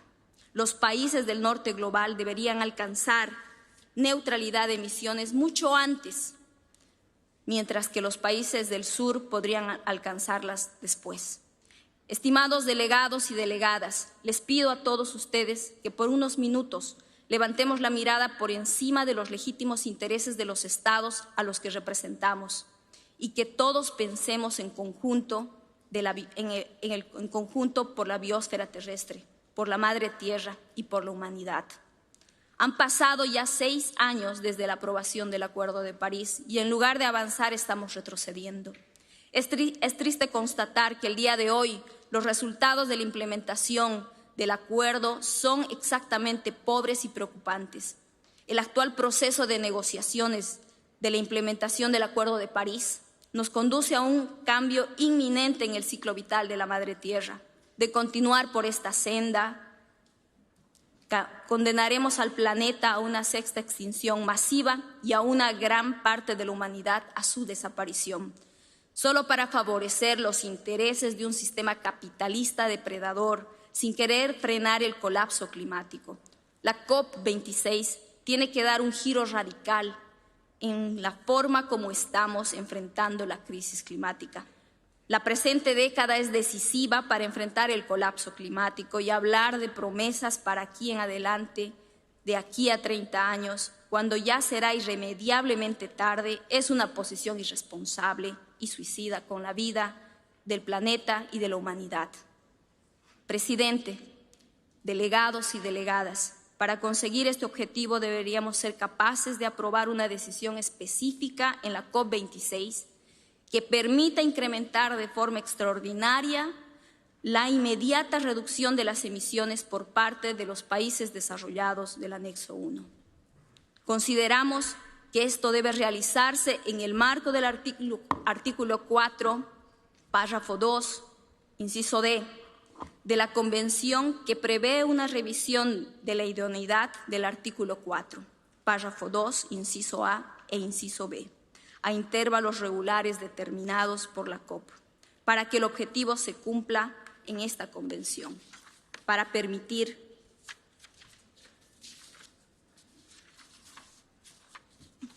que estos elementos deberían contener una decisión de la COP en la siguiente dirección. Deberíamos organizar un grupo de trabajo durante el año 2022 para avanzar en un proceso que permita operacionalizar todos los aspectos necesarios para alcanzar una trayectoria consistente al 1,5 grados. Este grupo de trabajo tendría la tarea de identificar la parte justa del presupuesto de carbono que corresponde a los países del anexo 1, de acuerdo con los compromisos de equidad y CBDR, consistente con una trayectoria para mantener la temperatura debajo del 1,5 grados para el periodo 2023-2030. Los países del anexo 1, en este marco, tendrían que establecer un compromiso vinculante voluntario por parte de las partes del anexo 1, medidas de mitigación extraordinarias adicionales a sus actuales índices, para lograr una reducción real de las emisiones ahora entre el año 2023-2030, en lugar de 0 emisiones netas, como un acuerdo que se representaría en la Cop27 el año 2022. También se tendría que definir la provisión de financiamiento y medios de implementación para que los países en desarrollo aumenten su ambición de mitigación y adaptación en consecuencia. Los países del anexo 1 deben tomar la decisión de compensar a los países en desarrollo por hacer su justa y equitativa de presupuesto de carbono, mediante la provisión de financiamiento y transferencia de tecnología, así como para ayudar en la creación de capacidad de esos países. Esperamos que en esta COP26 exista el espacio necesario para discutir estos temas vinculados a las propuestas prácticas para limitar el incremento de la temperatura en 1,5 grados centígrados. Distinguidos delegados, delegadas, presidente, la ciudadanía mundial nos está mirando y nos pide acción. A nosotros nos toca urgentemente decisiones valientes, con una perspectiva global y a la altura de la extremada y delicada situación que estamos atravesando. La responsabilidad que tenemos con las generaciones presentes y futuras y con nuestra madre tierra es cada día más urgente y enorme. Es por ello que como Bolivia hemos convocado una acción urgente y equitativa para lograr una reducción de las emisiones que permita limitar el incremento de la temperatura a 1,5 grados centígrados en el marco de esta COP26. Es un llamado a que los países desarrollados del anexo 1 realicen reducciones de emisiones reales extraordinarias e inmediatas para limitar de forma real y efectiva el incremento de la temperatura por debajo de los 1,5 grados centígrados. Creemos, como Bolivia, que esto es posible.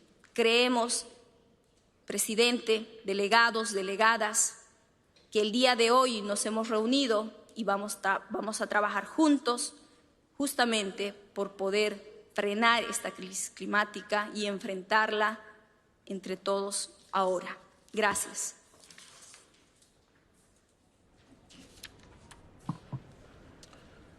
So I thank Bolivia for its statement and, of course, for demonstrating flexibility. And I would just refer all parties to the statement I made earlier on the proposal from Bolivia. I have committed to facilitating a discussion on the urgent actions required to keep 1.5 within reach as part of presidency-led consultation on the overarching cover decision. And I've also set out a number of special events where this item will be covered. Thank you to Bolivia for its statement. I see that Venezuela has requested the floor. Venezuela, you have the floor. Gracias, señor presidente.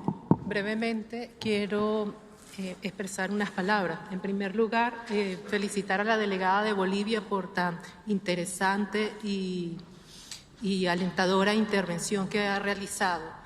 En nombre del Grupo ALBA en Cambio Climático, queremos felicitarlo en primer lugar por la presidencia, por haber asumido la presidencia de la Conferencia de las Partes. Y queremos también, en el nombre de Venezuela, decirle que estamos listos para participar en una manera constructiva en el proceso de cambio climático. Hemos tratado de llamar la atención con distintos colegas en distintos espacios en los que hemos participado sobre una preocupación muy específica que ha traído Venezuela para esta conferencia y tiene que ver con elementos externos, colaterales, que de alguna u otra manera interfieren en la implementación del Acuerdo de París. Nosotros hemos venido celebrando en el ámbito nacional una serie de actividades que tienen que ver con un mandato específico que recibimos de la reunión de jefes de Estado del grupo ALBA-TCP, celebrada en Caracas el 24 de junio del 2021. El mandato específicamente nos señala que debemos promover un diálogo sobre la afectación de las medidas coercitivas unilaterales en la acción climática. En este sentido, señor presidente, le quería comentar que en estos tiempos de cuarentena nosotros hemos estado abocados a celebrar una cantidad importante de actividades que han convocado a expertos, académicos, a juristas internacionales, a expertos relatores de Naciones Unidas sobre el tema de las medidas coercitivas unilaterales y su incidencia en la acción climática. Expertos relatores de reconocimiento internacional, les puedo mencionar el nombre de la doctora Elena Dohan, del profesor Jeffrey Sachs, el profesor Hernández Bretón y así un número, no sé si me puede seguir o...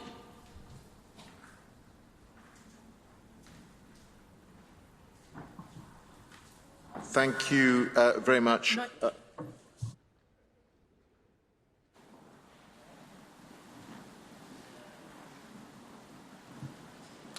Yes, I am following.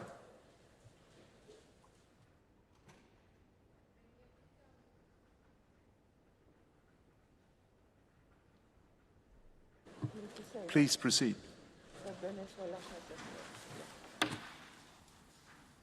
Este número importante de actividades que hemos celebrado de manera virtual con reconocidos juristas internacionales sobre la incidencia y la afectación de las medidas unilaterales y de las medidas coercitivas unilaterales en la acción climática y en los derechos ambientales.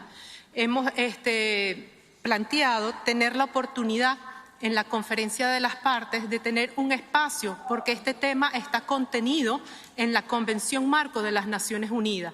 Entonces queremos que de alguna u otra manera la agenda prevea un espacio para tener una discusión sobre este aspecto, tanto en la conferencia de la Convención como en la conferencia del Acuerdo de París. Quería señalar que las medidas coercitivas unilaterales abarcan un amplio espectro, constituyéndose en acciones que afectan de forma directa e indirecta las capacidades para responder a la acción de la crisis del cambio climático y en las capacidades de respuesta de los Estados. Estaríamos haciendo referencia a una nueva categorización de vulnerabilidad climática. Por tanto, es indudable la pertinencia de su tratamiento en esta agenda de la Convención de Cambio Climático. Por eso queríamos plantearle, porque estamos en una reunión en unas circunstancias excepcionales por la pandemia, no tengo la certeza que todas las propuestas hayan cumplido con los 6 meses de antelación, porque la confirmación de la celebración de la conferencia fue incluso posterior a esta norma de los 6 meses. Entonces queríamos tener la seguridad de que vamos a contar con un espacio en la agenda para poder tratar este tema. Le agradezco que haya podido confirmarme la recepción del mensaje que Venezuela está enviando y si no puedo pasar al inglés. Gracias.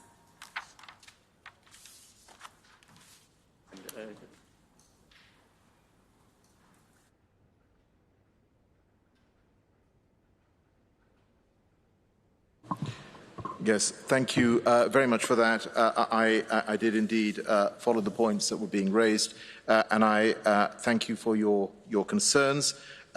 There are a number of places in the existing agenda to raise these concerns, and we've obviously had extensive consultations on the agenda, and I would appeal to all parties that we may be able to proceed with the adoption of the agenda.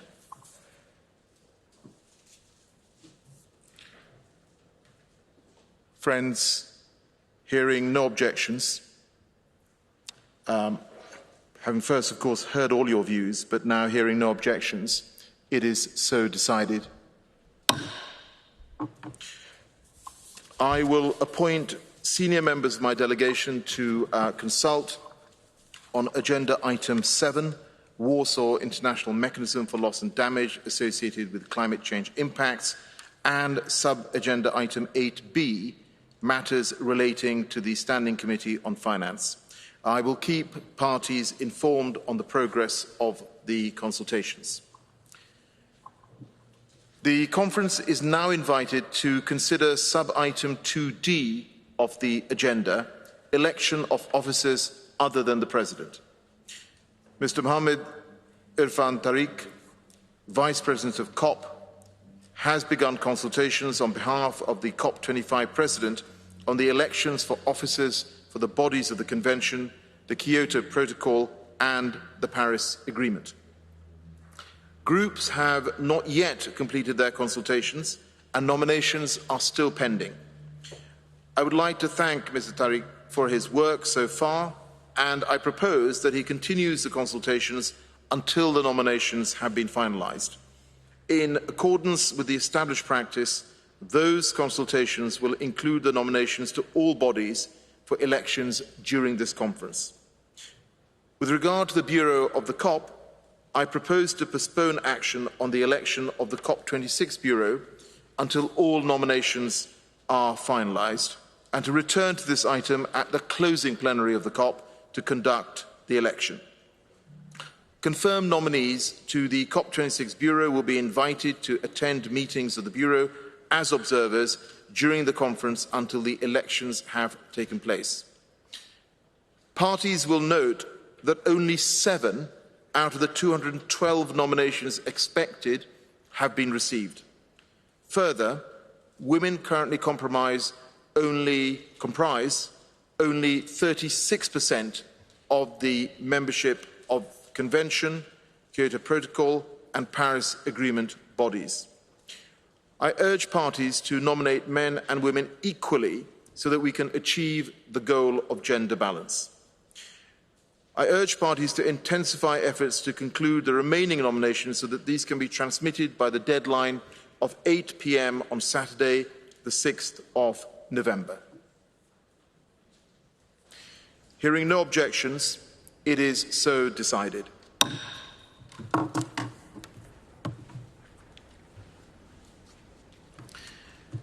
The conference is now invited to consider sub-item 2E of the agenda, admission of organisations as observers.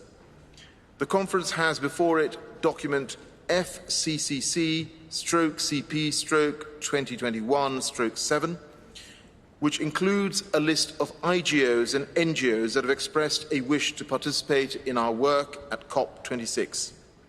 This list was the basis on which organisations were informed of their pre-admittance status to COP26, on the understanding that the final authority to grant admission lies with the COP. In accordance with the recommendations of the Bureau on this matter, I invite the conference to admit as observers the organisations listed in document FCCC/CP/2021/7. Hearing no objections, it is so decided.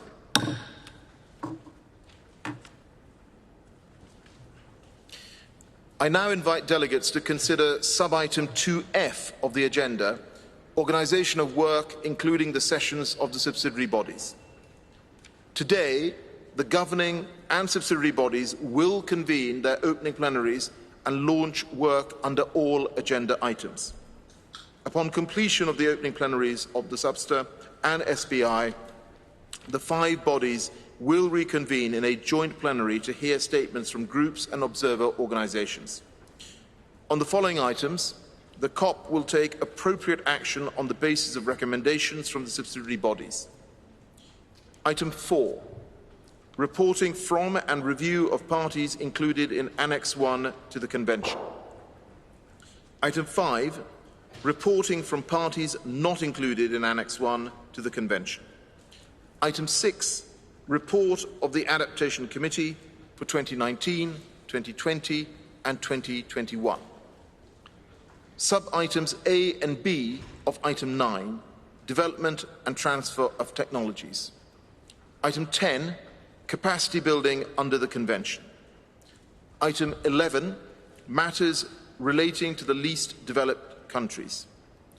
Item 12, report of the Forum on the impact of the implementation of response measures. Item 13, gender and climate change. Sub-items A, B and C of item 16, administrative, financial and institutional matters. These items are already on the agenda of the respective subsidiary body, and that body may develop draft decisions or conclusions for consideration by the COP as appropriate. In addition, I propose to refer the following matters to the relevant subsidiary bodies. Under agenda item 6, report of the Adaptation Committee for 2019, 2020 and 2021, I propose to refer the review of the progress, effectiveness and performance of the Adaptation Committee to the SBSTA and the SBI. Under agenda item 13, gender and climate change, I propose to refer the consideration of the annual report on gender composition and the synthesis report on progress in integrating a gender perspective in constituted body processes to the SBI.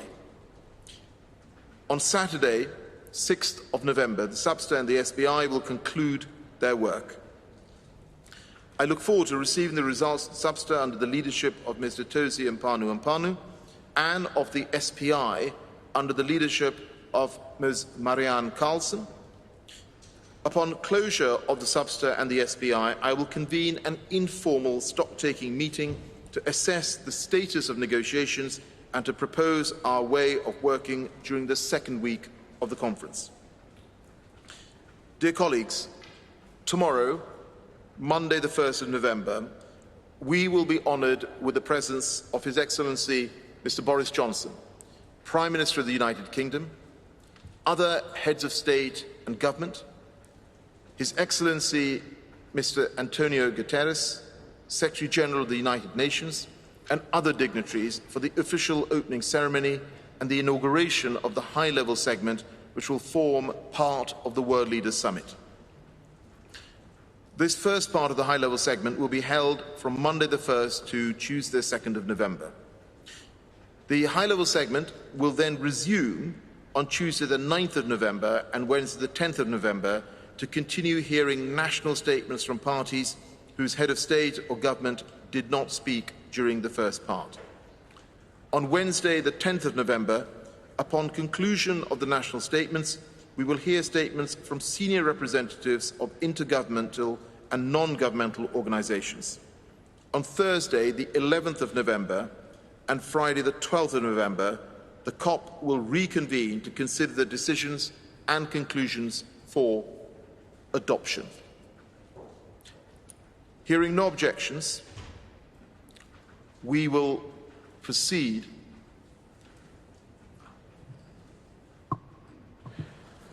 I call Ukraine to the floor.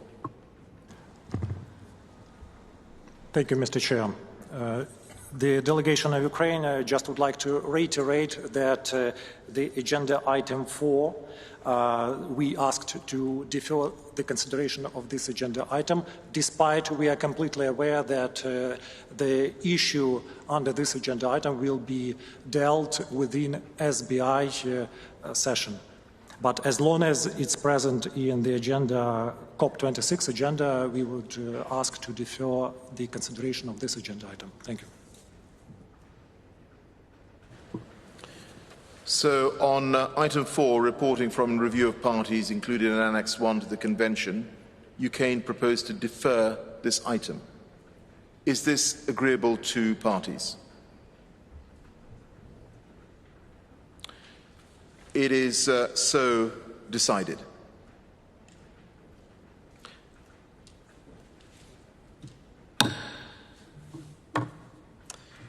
So hearing no further issues or objections, we will proceed on this basis. I now invite the COP to consider Agenda Item 2G, dates and venues of future sessions.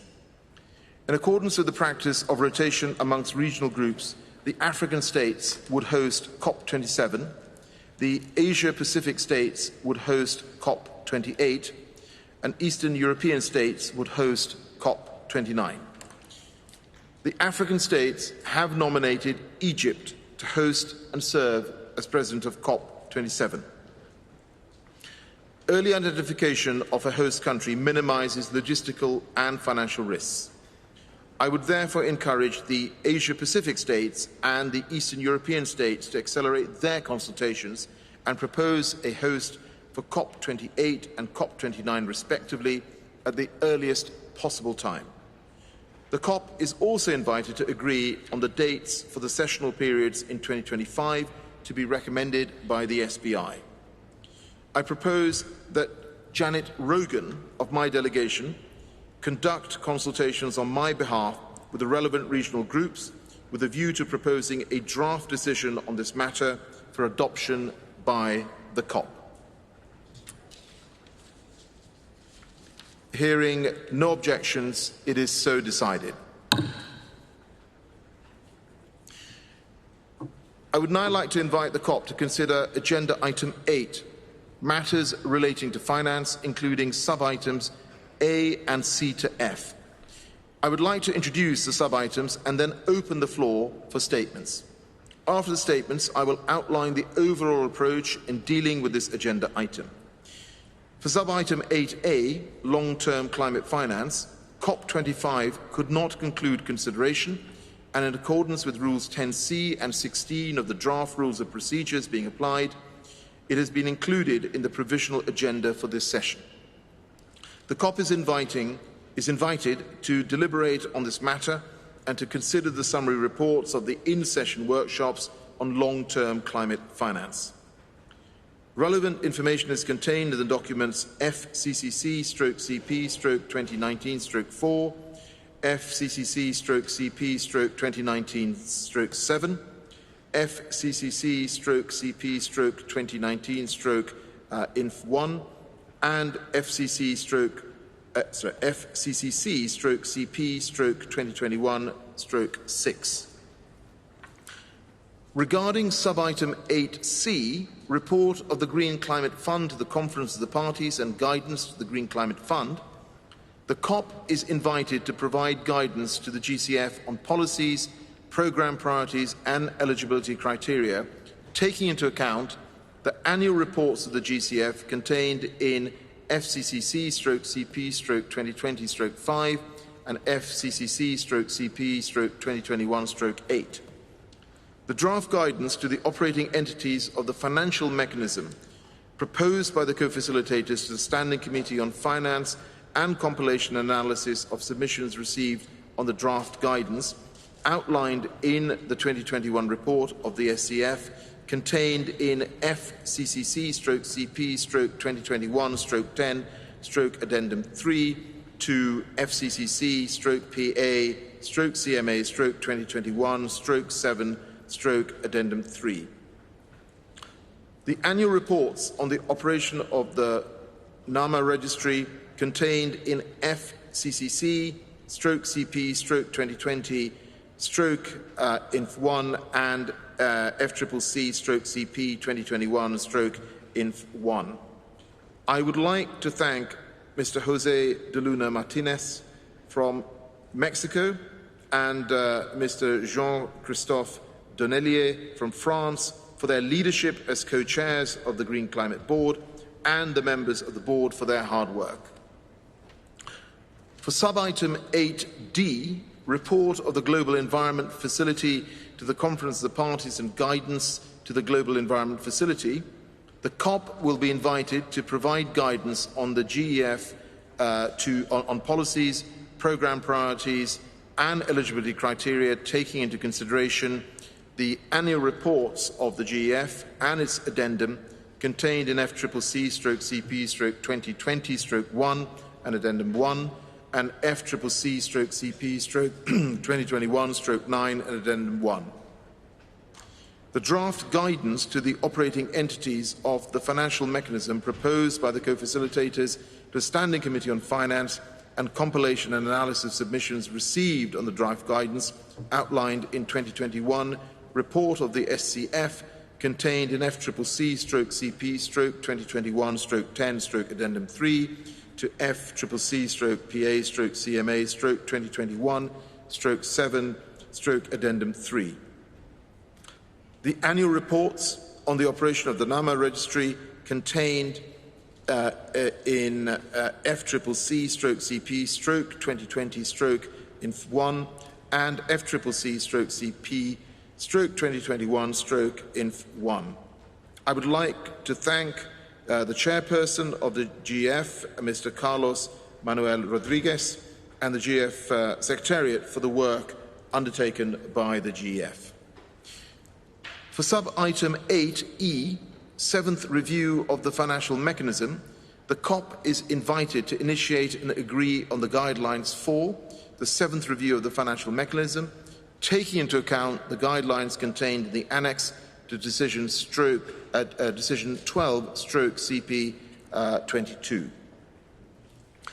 For sub-item 8F, compilation and synthesis of and summary report on the in-session workshop on biennial communications of information related to Article 9, Paragraph 5 of the Paris Agreement, the COP is invited to consider the compilation and synthesis of the biennial communications and the summary report on the 2021 in-session workshop.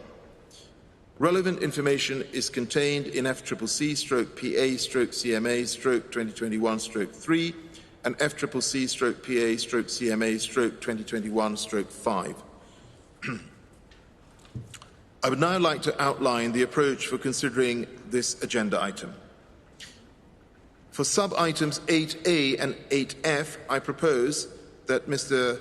Georg Borsting from Norway and Mr. Carlos Fuller from Belize co-chair the contact groups established for these sub-items. For sub-items 8C and D, I propose that Ambassador Diane Black-Lane from Antigua and Barbuda and Mr. Toru Sugio from Japan co-chair contact groups established for each sub-item. For sub-item 8E, I propose that Eva Schroeder from the Netherlands and Daniela Veas from Chile co-chair the contact group established for the sub-item. Hearing no objections, it is so decided. I now invite the COP to consider Agenda Item 9, Development and Transfer of Technologies, Sub-Item C, Review of the Constitution of the Advisory Board of the CTCN. The COP is invited to review the constitution of the advisory body of the CTCN, and I would propose that a contact group be established to undertake this review, co-chaired by Frederica Fricano from Italy and Marer Husni from Maldives. Hearing no objections, it is so decided. I now invite the COP to consider Agenda Item 9, Development and Transfer of Technologies, Sub-Item D, Second Review of the Climate Technology Centre and Network. The COP is invited to consider the findings of and recommendations arising from the second independent review and determine any follow-up action for enhancing the performance of the CTCN, and to consider matters relating to the renewal of the Memorandum of Understanding between the COP and UNEP regarding the hosting of the CTC, and determine any follow-up action. The report on the second independent review is contained in FCCC/CP/2021/3. I propose to establish informal consultations to consider these matters, co-chaired by Madeleine Diouf-Sarr from Senegal and Stephen Minas from Greece. Hearing no objections, it is so decided.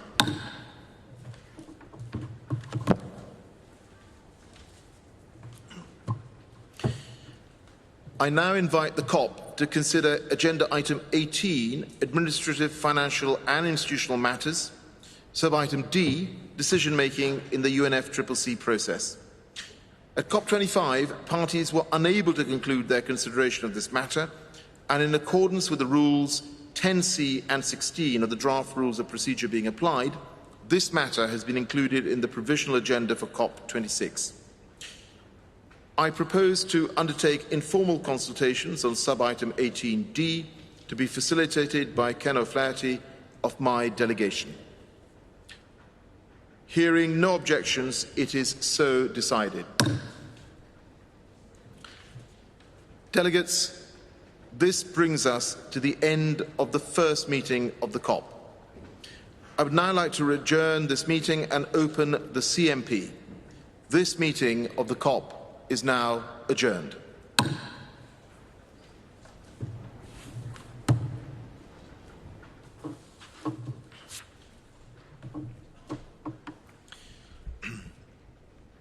Distinguished delegates, ladies and gentlemen, I now declare open the 16th session of the Conference of the Parties, serving as the meeting of the parties to the Kyoto Protocol.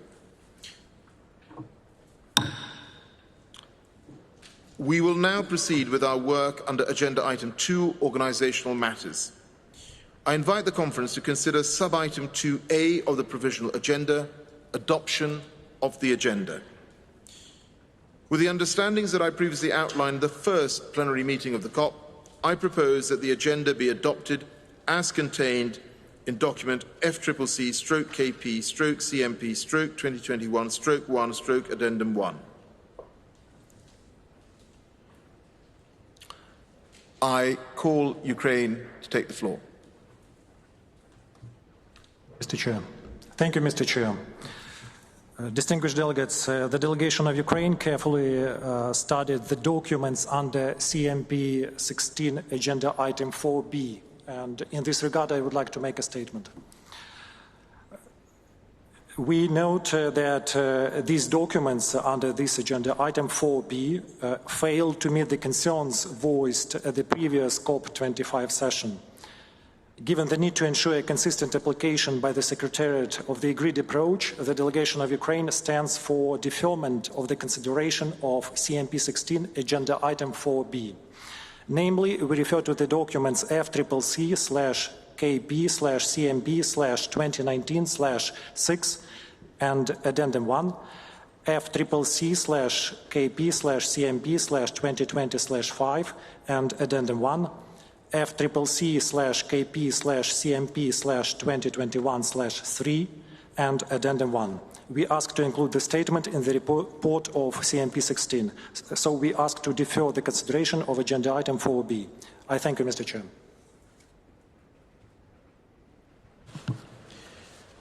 I thank Ukraine for their intervention, and I propose to defer discussion on this item to CMP 17.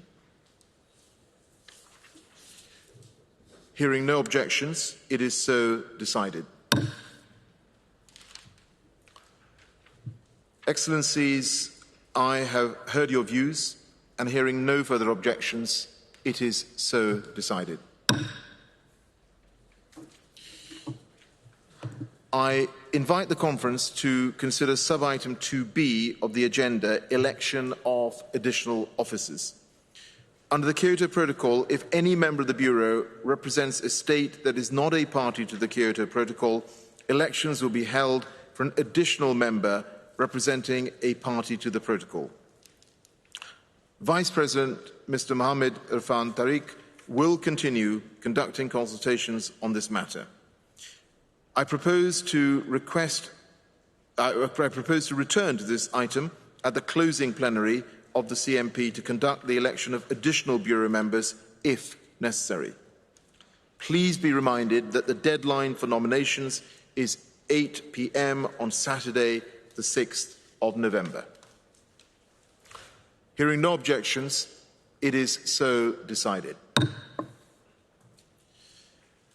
Distinguished delegates, I now invite the Conference to consider sub-item 2C, organisation of work, including for the sessions of the subsidiary bodies. On the following items, the CMP will take appropriate action on the basis of recommendations from the subsidiary bodies. Sub-item 8A of item 4, reporting from and review of the parties included in Annex 1. Sub-item B of item 7, matters relating to the Adaptation Fund. Item 8, capacity building under the Kyoto Protocol. Item 9, report of the Forum on the impact of the implementation of response measures. Sub-items A, B and C of item 12, administrative, financial and institutional matters. These items are already on the agendas of the respective subsidiary body, and that body may develop draft decisions or conclusions for consideration by the CMP as appropriate. In addition, I propose to refer sub-agenda item 4C, date of completion of the expert review process under Article 8 of the Kyoto Protocol for the second commitment period, to the subsidiary body for implementation for consideration at its 56th session. I would ask that the SBI conclude its work with a view to recommending a draft decision for consideration and adoption no later than at CMP 17. During the COP plenary, I presented proposals for the organisation of work.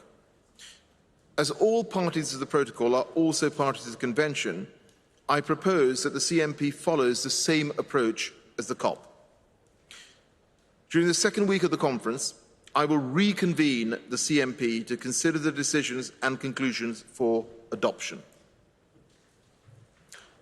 Hearing no objections, we will proceed on this basis.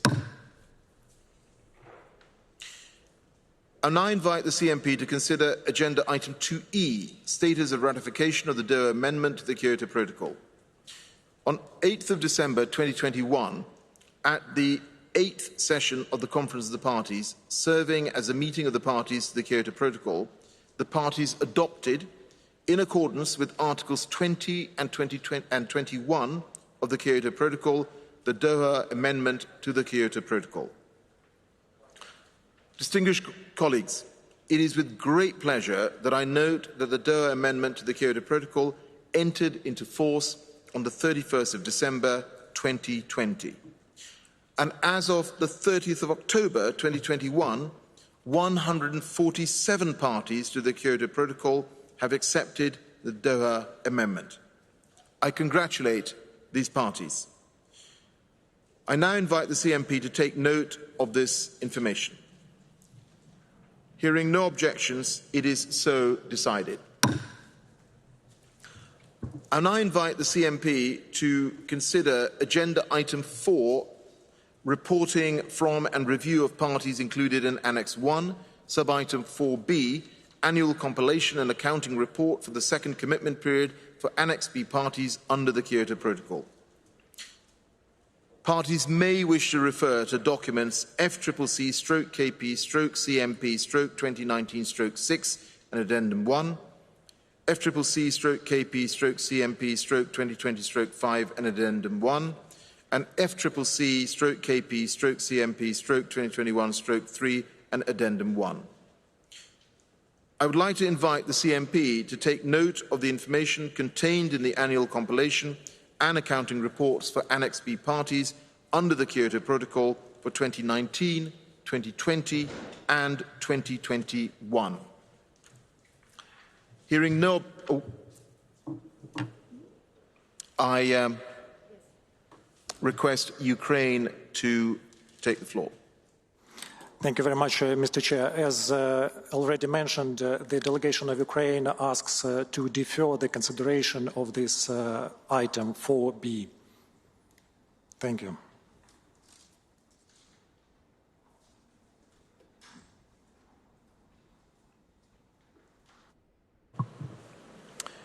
Thank you to Ukraine. Apologies on behalf of the Secretariat. That item should have been deferred. So I now see that Solomon Islands wants to take the floor. I request the Solomon Islands to take the floor.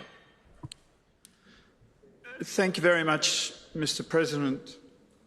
We have a lot of sympathy for the concerns expressed by Ukraine with respect to this agenda item. We understand that they have concerns that some documentation relating to this agenda item may not be correct. Nevertheless, there is important information within these documents that is worthy of review, and it would be unfortunate if we deferred this issue. Perhaps you could hold informal consultations with parties on how to proceed with this, and in particular, the information that may be incorrect in the accompanying documents. But it would be a shame to allow this agenda item to just disappear or deferred. Thank you.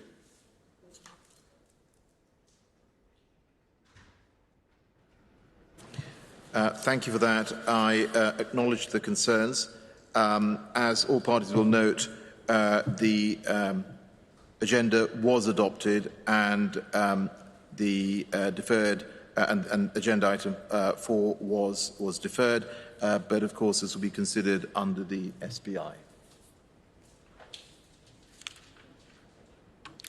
Hearing no further objections, it is so decided.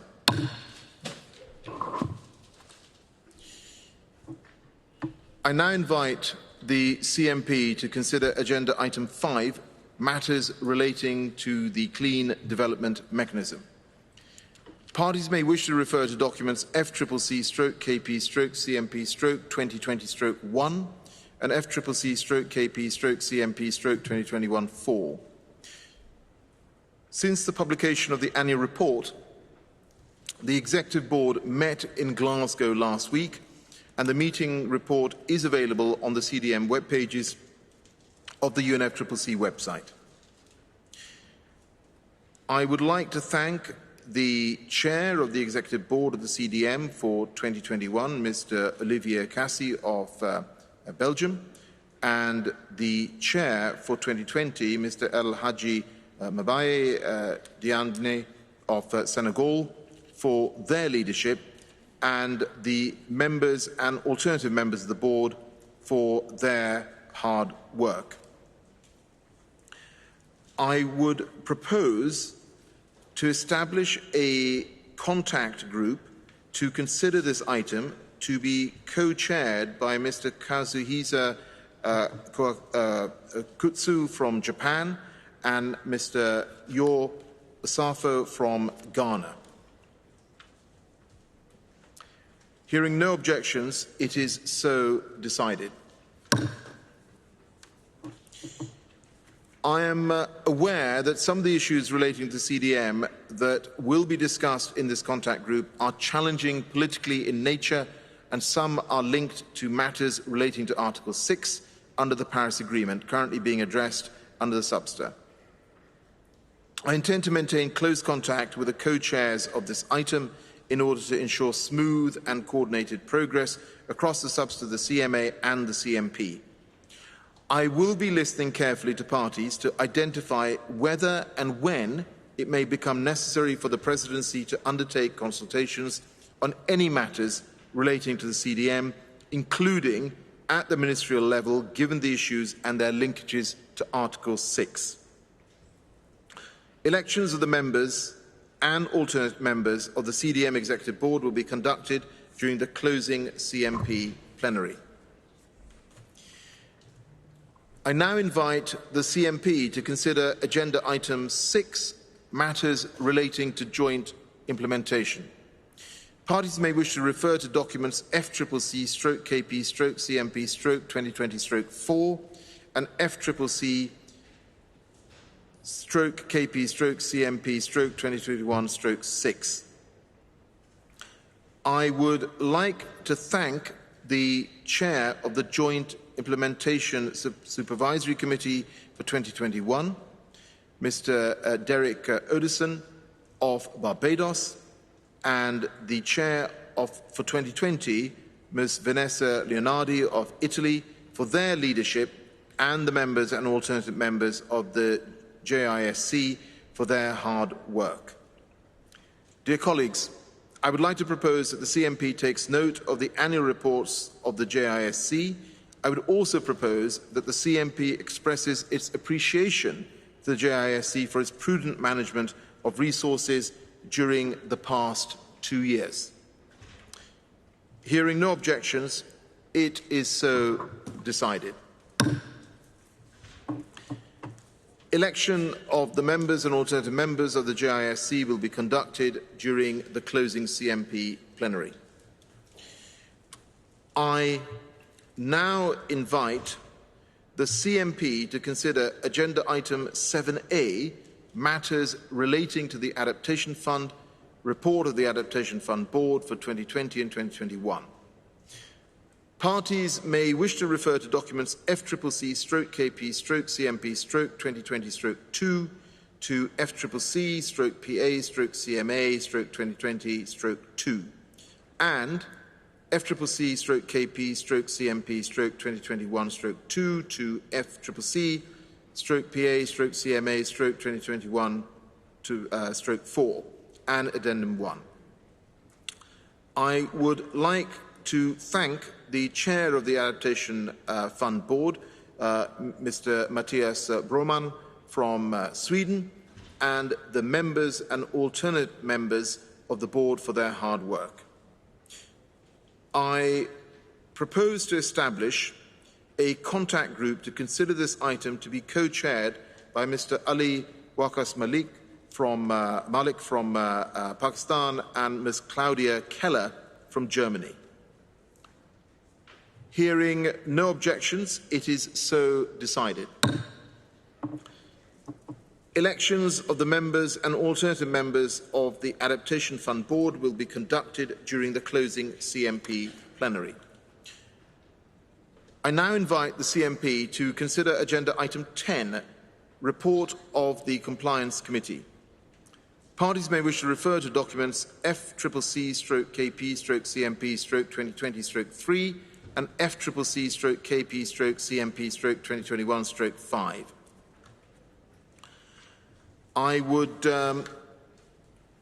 like to thank the chairpersons of the committee, Mr. Mamadou Diobi Gaia from Senegal and Mr. Milan Zvara from Slovakia, for their leadership, and the members and alternative members for their hard work. I would like to propose that the CMP takes note of the reports of the Compliance Committee. I also propose that the CMP invites parties to make contributions to the Trust Fund for supplementary activities to support the work of the Compliance Committee in biennium 2022 to 2023. Hearing no objections, it is so decided. Election of the members and alternative members of both branches of the Compliance Committee will be conducted during the closing CMP plenary.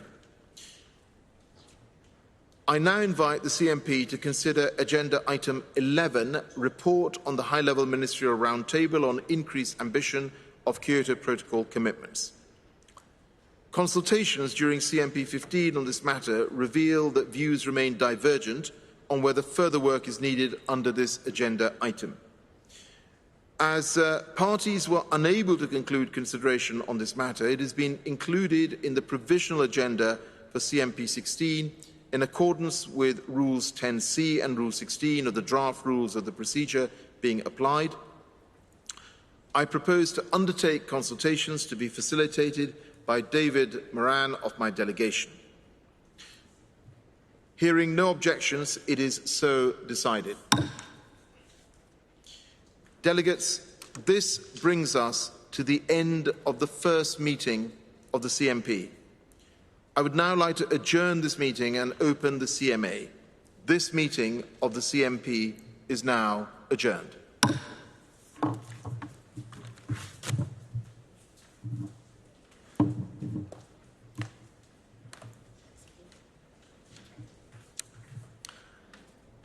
Distinguished delegates, ladies and gentlemen, I now declare open the third session of the Conference of the Parties, serving as a meeting of the parties to the Paris agreement. We will now proceed with our work under Agenda Item 2, Organisational Matters. I invite the Conference to consider Sub-Item 2A of the Provisional Agenda, Adoption of the Agenda. With the understandings that I previously outlined in the first plenary meeting of the COP, I propose that the agenda be adopted as contained in document FCCC/PA/CMA/2021/1/Addendum 2.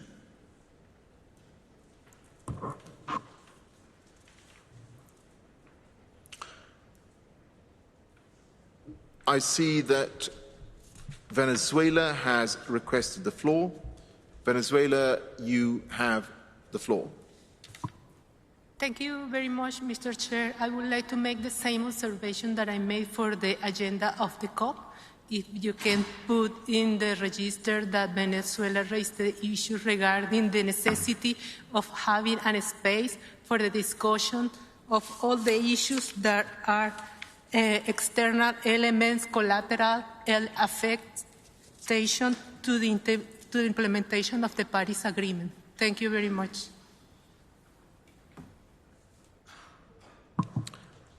Thank you for that intervention. We will address the concerns as under the COP. I see that Timor-Leste has requested the floor. Timor-Leste, you have the floor. Thank you, Mr. President. Thanks once again for giving me the floor. I would like to repeat what I have said when you opened the COP agenda item just a while ago. We do believe that the work done under the agenda item 7 of CMA will be reported back to both COP and also CMA. We do see that it will be facilitated by the SBI and SABSTA, but outcome of this consultation will be reported to both COP and also CMA. Thank you very much, and we support to adopt the agenda item. Thank you for that. I acknowledge the concerns and, of course, will be addressed as outlined under the COP. So, Excellencies, delegates, I've heard your views, and hearing no further objections, it is so decided. Consultations to be undertaken by the senior member of my delegation on Agenda Item 7, Warsaw International Mechanism for Loss and Damage associated with climate change impacts, will be held jointly with the consultations on COP Agenda Item 7. Similarly, consultations to be held on sub-agenda item 8A, matters relating to the Standing Committee on Finance, will be held jointly with consultations on COP agenda item 8B. Further, I will appoint senior members of my delegation to consult on the special needs and special circumstances of Africa and on the reporting and review pursuant to Article 13 of the Paris Agreement, provision of financial and capacity building support to developing countries. I will keep parties informed on the progress of the consultations. I invite the conference to consider sub-item 2B of the agenda, election of additional officers. Under the Paris Agreement, if any member of the Bureau represents a state that is not a party to the Paris Agreement, elections will be held for an additional member representing a party to the Paris Agreement. Vice President Mr. Mohamed Irfan Tariq will continue conducting consultations on this matter. I propose to return to this item at the closing plenary of the CMP to conduct the election of additional Bureau members if necessary. Please be reminded that the deadline for nominations is 8 p.m. on Saturday the 6th of November. Hearing no objections, it is so decided.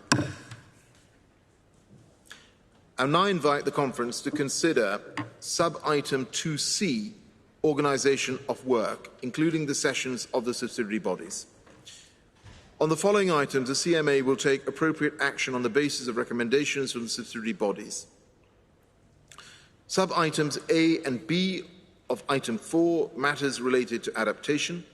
Item 5, methodological issues relating to the enhanced transparency framework for action and support referred to in Article 13 of the Paris Agreement. Item 7, Warsaw International Mechanism for Loss and Damage associated with climate change impacts.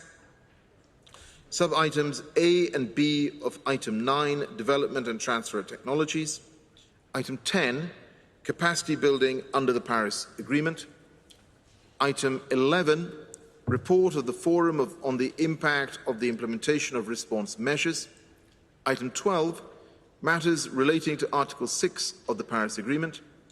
Sub-items A, B and C of item 14, administrative, financial and institutional matters. These items are already on the agendas of the respective subsidiary body, and that body may develop draft decisions or conclusions for consideration by the CMA as appropriate. In relation to Article 6 of the Paris Agreement, informal ministerial level work has been ongoing since July, guided by Minister Grace Fu of Singapore and former Minister Sveinung Rotevatn of Norway. It is my understanding that some aspects of the decisions for Article 6 in the subster may require presidency consultations after the subster, and I'm pleased that Minister Grace Fu of Singapore and Minister Espen Barth Eide of Norway have agreed to be ready to lead that ministerial engagement. I'm also aware that there may be related aspects under the item 6 of the CMP agenda relating to the CDM, and I would like to reassure parties that I will ensure smooth coordination amongst the different processes dealing with these matters. During the COP plenary, I presented proposals for the organisation of work. As all parties to the agreement are also parties to the convention, I propose that the CMA follows the same approach as the COP. Distinguished delegates, I would like to take this opportunity to draw parties' attention to documents FCCC/PA/CMA/2021/8, Addendum 1 to 3, and Rev 1, nationally determined contributions under the Paris Agreement. These synthesis reports respond to the requests in paragraph 25 of Decision 1/CP21 and paragraph 10 of Decision 1/CMA2, where the Secretariat was requested to prepare a synthesis report and to make it available to this session. The synthesis reports, which are available on the UNFCCC website, aim to facilitate clarity, transparency and understanding of nationally determined contributions and can serve as useful inputs to your deliberations here in Glasgow. During the second week of the conference, we will reconvene the CMA to consider the decisions and conclusions for adoption.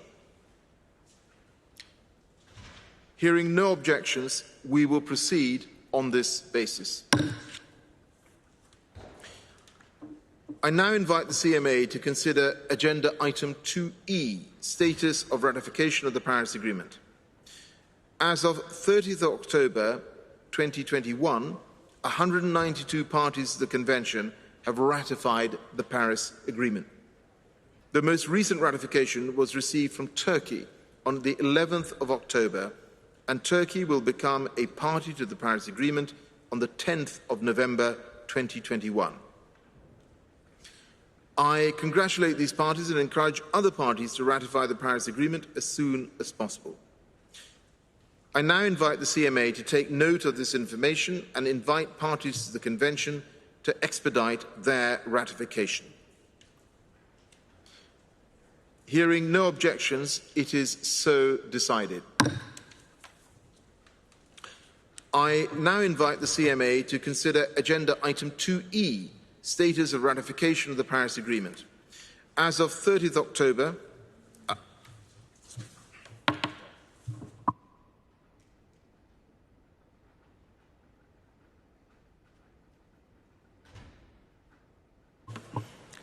apologies. Let me restart. I now invite the CMA to consider Agenda Item 6A, modalities and procedures for the operation and use of a public registry referred to in Article 4, paragraph 12 of the Paris Agreement. Parties may recall that CMA 1.3 adopted the modalities and procedures for the operation and use of the public registry referred to in Article 4, paragraph 12 of the Paris Agreement. The CMA is invited to consider and conclude whether the prototype of the public registry developed by the Secretariat conforms to the modalities and procedures for the operation and use of the public registry referred to in Article 4, paragraph 12 of the Paris Agreement. CMA 2 did not complete consideration of this matter. In accordance with Rules 10C and 16 of the Draft Rules of Procedure being applied, this sub-item has been included in the provisional agenda for this session. I propose to establish a contact group to be co-chaired by Ms. Emily Masawa from Kenya and Mr. Peter Wittock from Belgium.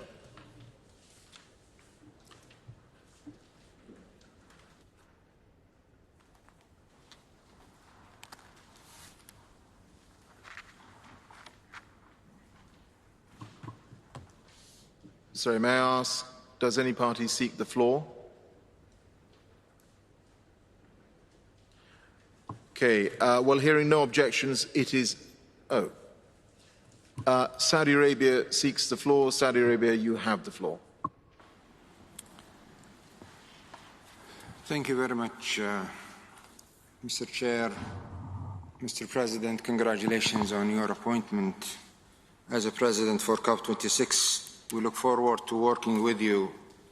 Mr. President, I just wanted to tell you that you're going too fast on us, Mr. President. We are hardly able to catch up with the progress and the gaveling on the work that you're proposing.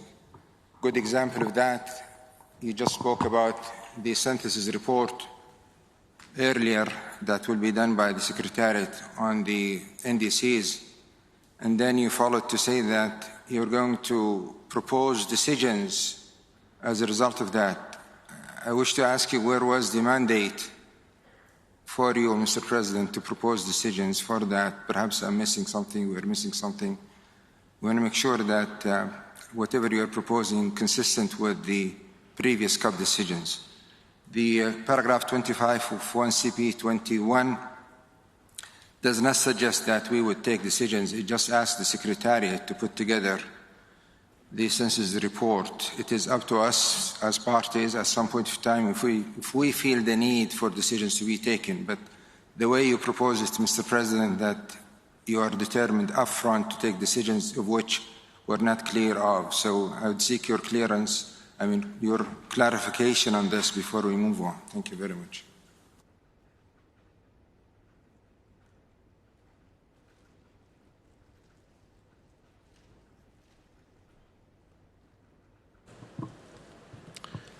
Thank you very much for that comment, and I apologize if we're going a little fast, but I would just refer again to what I said, which was that during the second week of the conference, we will reconvene the CMA to consider decisions and conclusions for adoption under the CMA.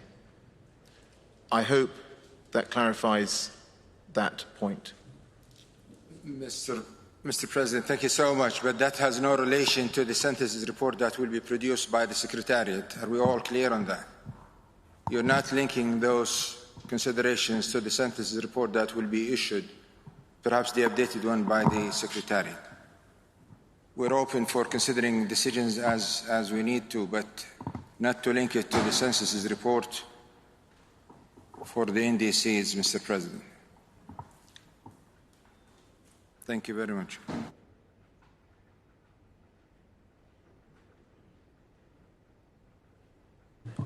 Sorry, please forgive me. We just want to consult for a minute.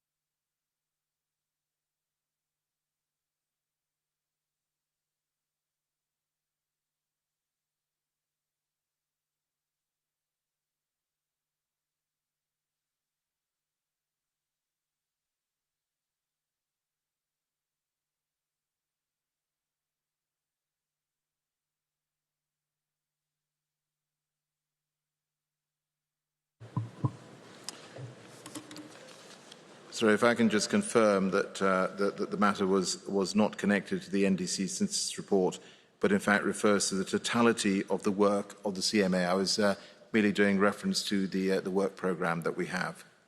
I hope that clarifies the matter.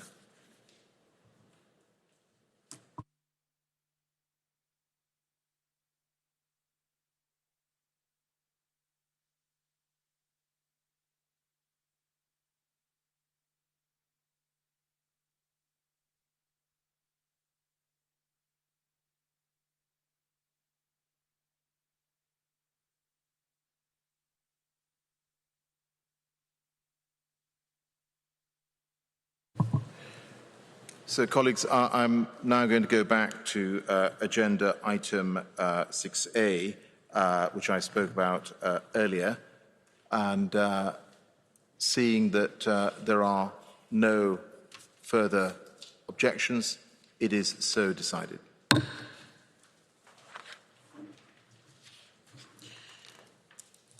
I now invite the CMA to consider agenda item 6B, modalities and procedures for the operation and use of a public registry referred to in Article 7, paragraph 12 of the Paris Agreement. Parties may recall that CMA 1.3 decided to establish the public registry for adaptation communication referred to in Article 7, paragraph 12 of the Paris Agreement to contain adaptation communications submitted by parties in accordance with Article 7, paragraph 11 of the Paris Agreement. CMA 1.3 also decided to adopt the modalities and procedures for the operation and use of the public registry. The CMA is invited to consider and conclude whether the prototype of the public registry developed in accordance with the modalities and procedures for the operation and use of the public registry shall serve as the public registry referred to in Article 7, paragraph 12 of the Paris Agreement.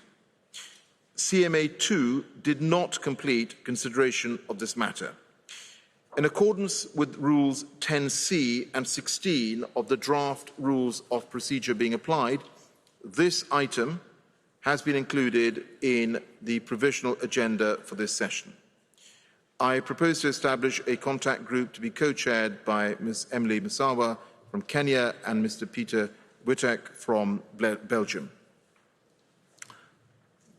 Hearing no objections, it is so decided. I now invite the CMA to consider agenda item 8, matters relating to finance, including sub-items B to F. I would like to introduce all the sub-items, and then I will outline the overall approach in dealing with this agenda item. Regarding sub-item 8B, guidance to the Green Climate Fund, the CMA is invited to provide guidance to GCF on policies, programme priorities and eligibility criteria related to the Paris Agreement for transmission by the COP. Relevant information is contained in documents FCCC/CP/2020/5, FCCC/CP/2021/8, and FCCC/CP/2021/10, Addendum 3, through to FCCC/PA/CMA/2021/7, Addendum 3. Regarding sub-item 8C, guidance to the Global Environment Facility, the CMA is invited to provide guidance to the GF on policies, programme priorities and eligibility criteria related to the Paris Agreement for transmission by the COP. Relevant information is contained in documents FCCC/CP/2020/1 and Addendum 1, FCCC/CP/2021/9 and Addendum 1, FCCC/CP/2021/10, Addendum 3 to FCCC/PA/CMA/2021/7, Addendum 3. Regarding sub-item 8D, matters relating to the Adaptation Fund, the CMA is invited to provide guidance to the Adaptation Fund Board and to consider any recommendations from the CMP. Relevant information is contained in documents FCCC/KP/CMP/2020/2 to FCCC/PA/CMA/2020/2 and FCCC/KP/CMP/2021/2 to FCCC/PA/CMA/2021/4 and Addendum 1. Regarding sub-item 8E, new collective quantified goal on climate finance, the CMA is invited to initiate deliberations on the new collective quantified goal. Regarding sub-item 8F, compilation and synthesis of and summary report on the in-session workshop on biennial communications of information related to Article 9, Paragraph 5 of the Paris Agreement. The CMA is invited to consider the compilation and synthesis of biennial communications and the summary report on the 2021 in-session workshop. Relevant information is contained in the FCCC/PA/CMA/2021/3 and FCCC/PA/CMA/2021/5. I would now like to outline the approach for considering these agenda sub-items. Item 8B and 8C will be undertaken in the contact group established for COP Agenda Item 8C and D, co-chaired by Ambassador Diane Black-Lane from Antigua and Barbuda and Mr. Toru Sugio from Japan. Item 8D will be undertaken in the contact group established for the CMP Agenda Item 7A, co-chaired by Mr. Ali Waqas Malik from Pakistan and Ms. Claudia Keller from Germany. For sub-item 8E, I propose that Ms. Uti Honkatukia from Finland and Mr. Zahir Fakir from Egypt co-chair the contact group established for the sub-item. Sub-item 8F will be undertaken in the contact group established for the COP Agenda Item 8F, co-chaired by Mr. Georg Borsting from Norway and Mr. Carlos Fuller from Belize. Hearing no objections, it is so decided. I now invite the conference to consider sub-item 9C of the agenda. First, periodic assessment referred to in paragraph 69 of decision 1/CP21. The CMA1 adopted the scope and the modalities for the periodic assessment of the effectiveness and adequacy of the support provided to the technology mechanism in supporting the implementation of the Paris Agreement on matters relating to technology development and transfer. The CMA1 also decided to initiate the first periodic assessment in 2021 in accordance with the scope and modalities in the annex to decision 16/CMA1 with a view to completing the first periodic assessment in 2022. The CMA is invited to initiate the first periodic assessment. I propose to establish an informal consultation to consider this item to be co-chaired by Gabriela Fischerova from Slovakia and Ms. Dudi Zila Nangatwa Masina from Eswatini. Hearing no objections, it is so decided. Delegates, this brings us to the end of our first meeting of the CMA. Before I adjourn this meeting, I would like to pay special tribute to our partners for Cop26, Italy, and their hosting of the pre-COP in Milan. The meeting of the CMA is now adjourned.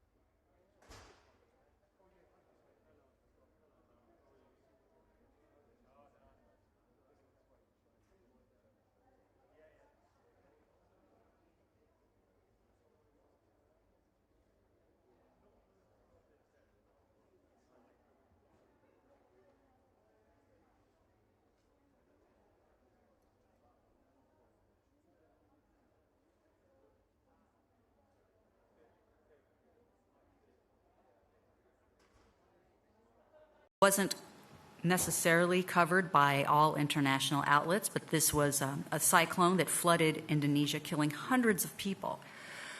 And I don't want to leave out the Siberian wildfires that started burning in April and have continued up through October. And by the way, the carbon that was emitted in these fires is more than double that of 2020, more than double. There was also flooding in July in some of our major metropolitan areas. I myself can speak to this as a New Yorker. Many of our subways were flooded.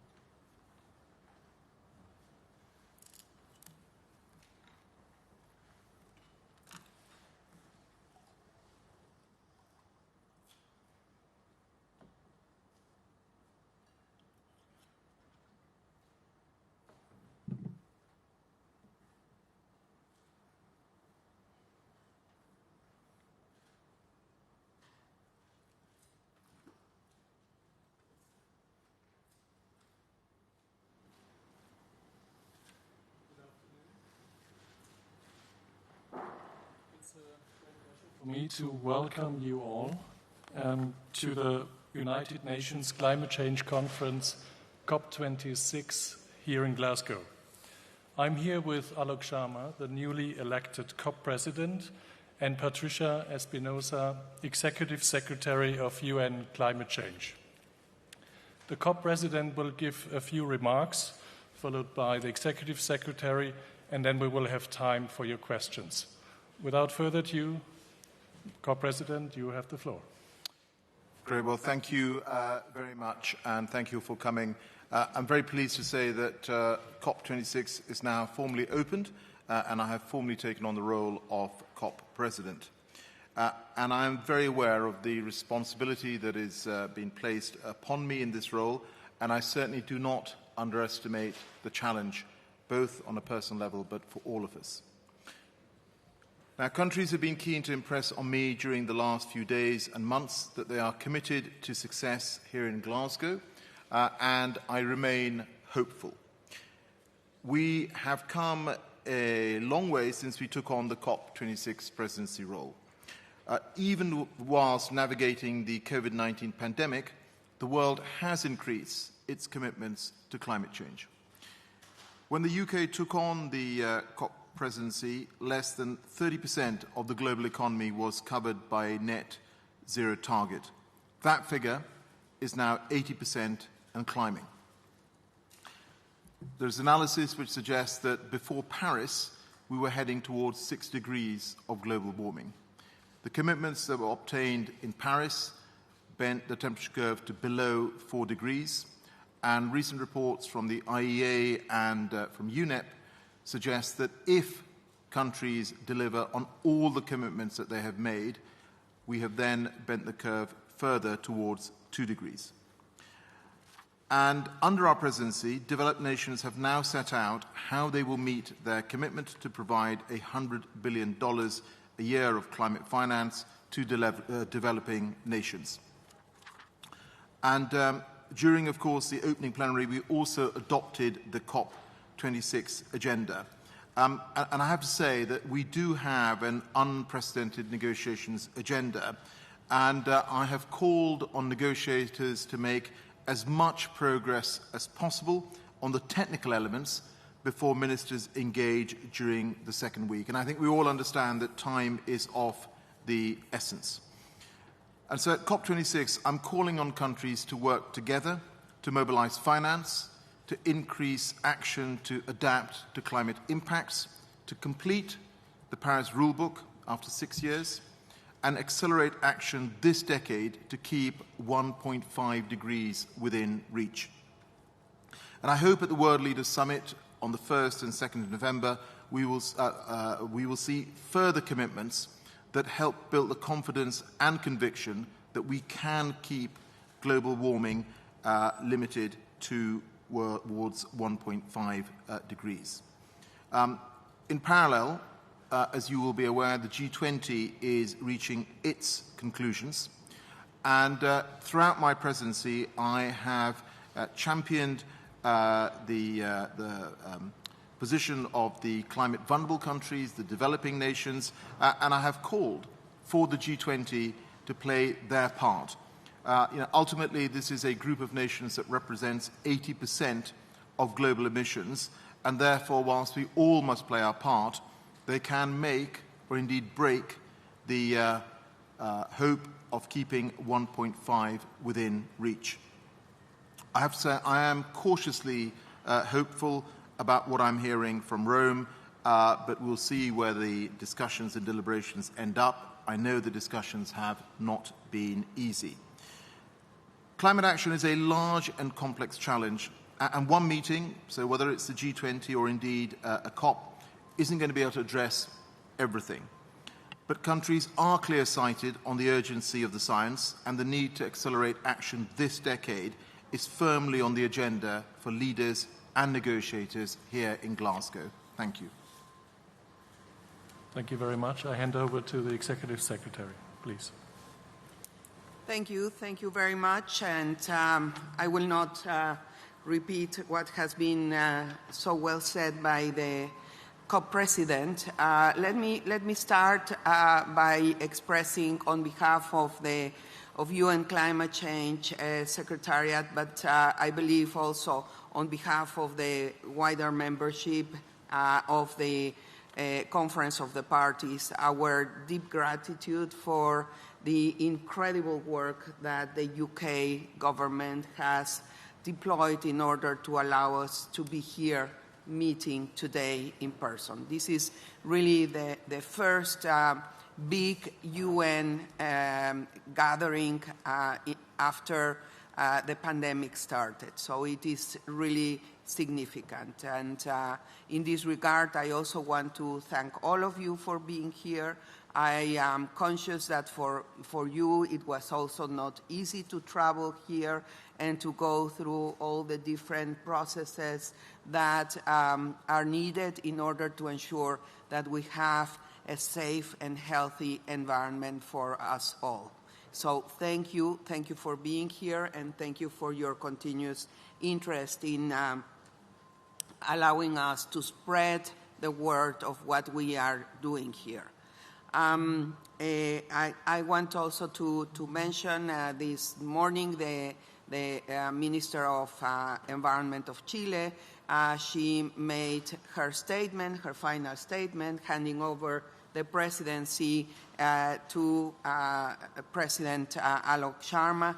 So it was also a very important and I would say also maybe an emotional moment. She has held the longest presidency ever in our process for very specific circumstances. So we are here, yes, in a very crucial moment.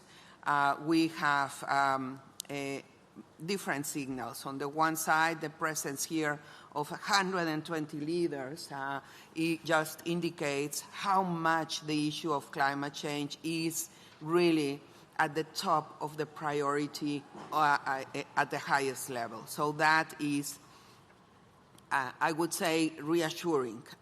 That's really important that we register that. On the other hand, it is true, we know that we are still far from where we need to be to say confidently that we will reach the 1.5 degrees goal by the end of the century.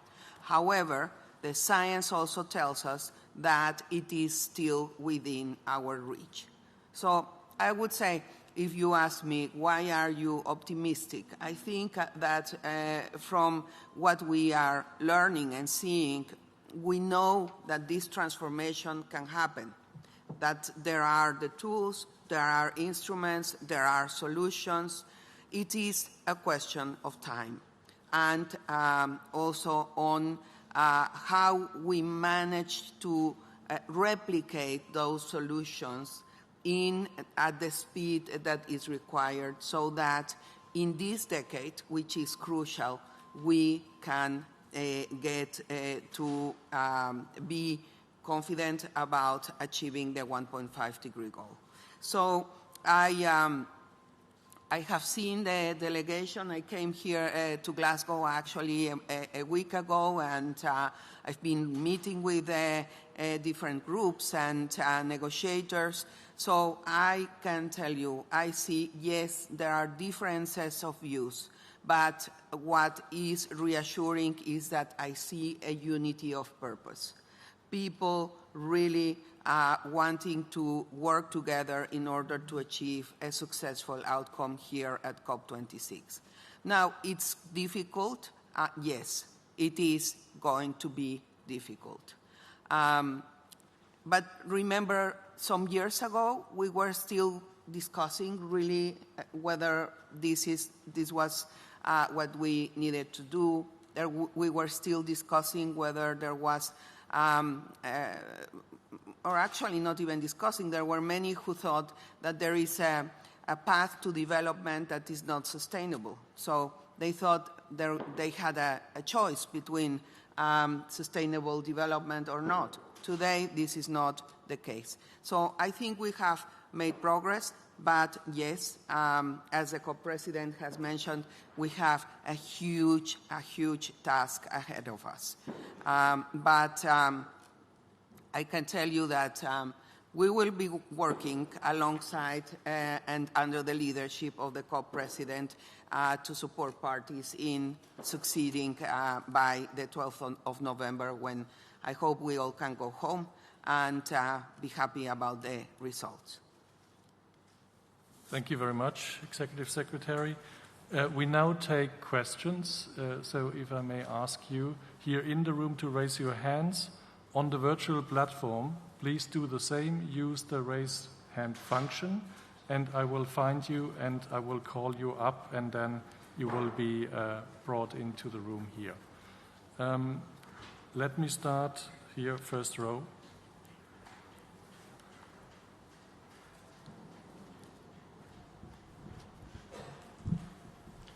Seth Borenstein, Associated Press. From Ms. Espinosa, the G20, there are some who said there was a failure of leadership, that there was no big push that came out, or maybe a little small push.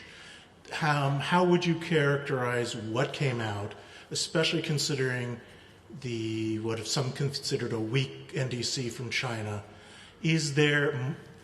Are you starting this COP with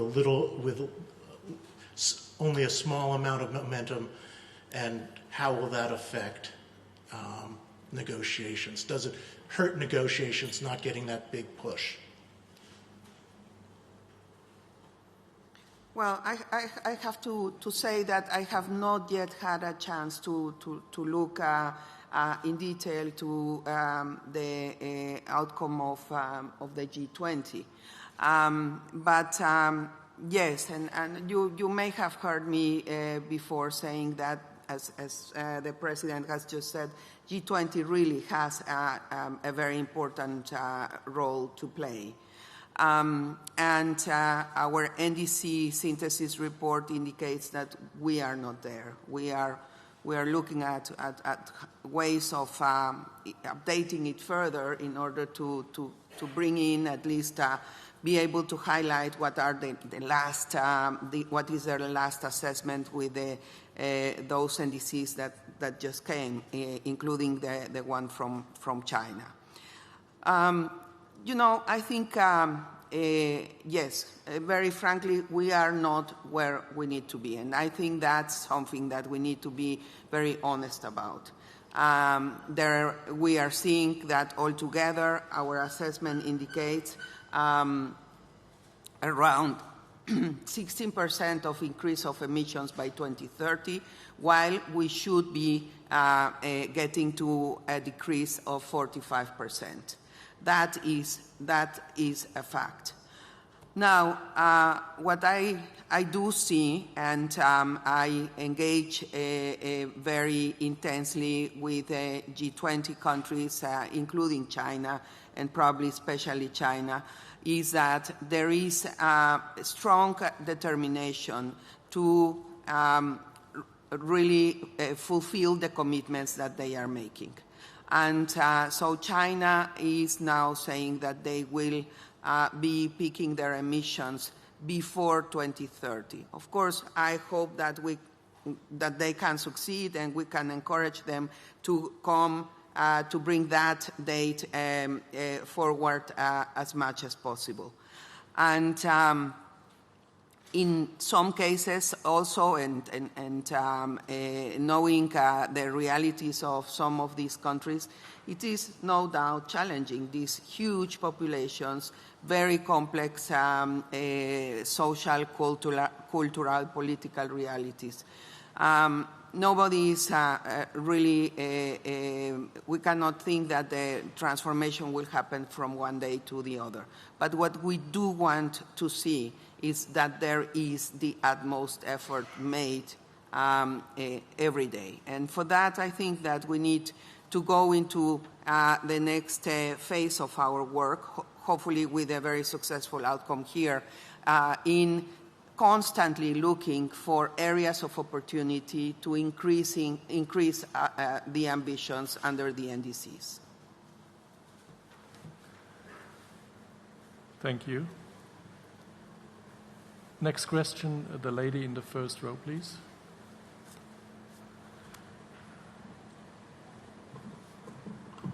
Thank you. Ivana Kotosova from CNN. Mr. President, how has the energy crisis affected your expectations coming into this COP?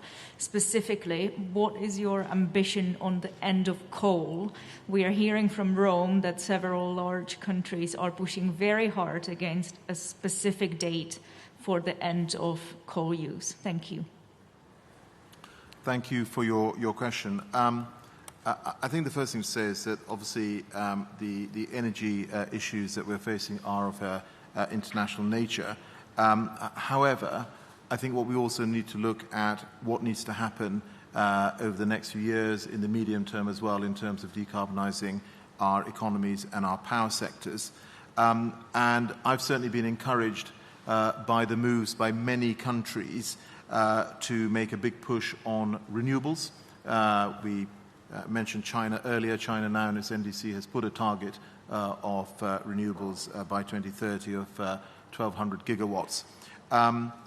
We see similar significant targets in countries like India, which wants to get to 450 gigawatts by 2030 as well. I think what these recent events have shown is that we need to accelerate the move to clean power. We have an Energy Transition Council, which we've set up as part of the work on Cop26.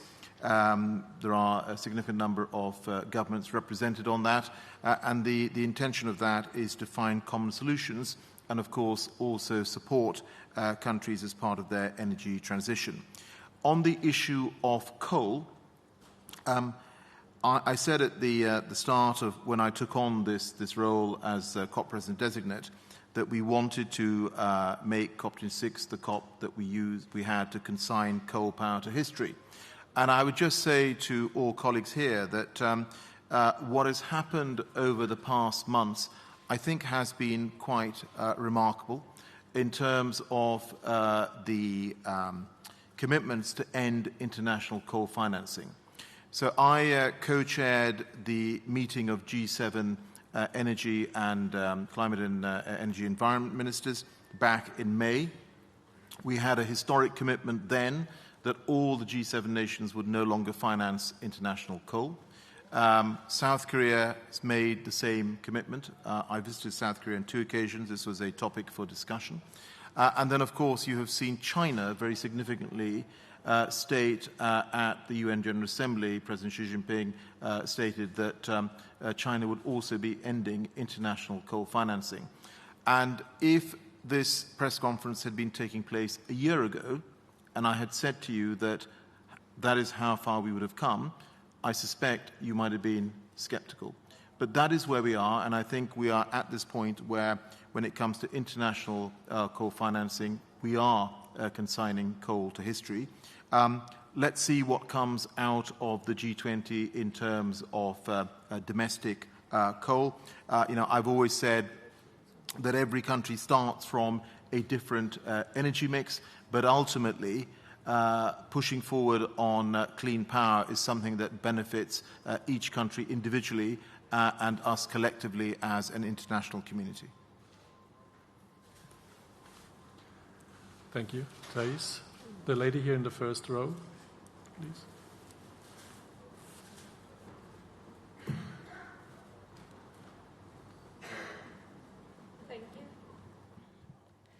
Thais Lara from Redacción in Argentina.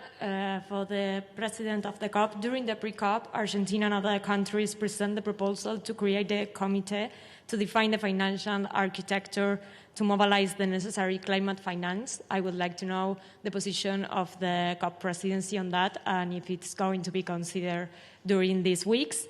And also, we know there's rules regarding the pandemic that we need to follow, but how the transparency and inclusion of the process will be guaranteed for the people in person during these 2 weeks. Thank you. Great, thank you very much. May I just make a overall point on climate finance? Because, of course, the 100 billion has become very much a totemic figure, and it's become a matter of trust for developing nations particularly. And that's why I was extremely keen that we look to put together a delivery plan on the 100 billion. And I'm very grateful to Minister Jochen Flashbart from the German government and Minister Jonathan Wilkinson from the Canadian government for the very good work that they did together with the UK presidency in putting together the delivery plan. Alongside that delivery plan, the OECD also published an analysis report which is pretty detailed, and if colleagues have not yet seen it, I would certainly suggest that you have a look at it. What that delivery plan sets out is that the 100 billion will be met, I think, with some confidence in 2023, and then over the period 2021 to 2025, 500 billion plus will be mobilized. And the reason that I say with some confidence, and in fact we may get there earlier, because there is still an opportunity for developed countries, for donor nations, for the multilateral development banks to come forward with further commitments as well. But the reason I say that I think we will get there with some confidence is that some of the assumptions that have been used in terms of the numbers produced by the OECD are quite conservative. For instance, on the private sector mobilization coming off the public finance. And I completely understand the reason for the projections that they have used. However, as I said, I think the delivery plan does show some confidence in terms of this quantum being delivered. Of course, as I said when we held a press conference on this delivery plan, I am disappointed that it seems unlikely that the 100 billion will have been met in 2020. We don't yet have the figures. They will come next year from the OECD, but we do know the figures for 2021, just under 80 billion. And if you look at the delivery plan, the 100 billion is not likely to be met in 2021.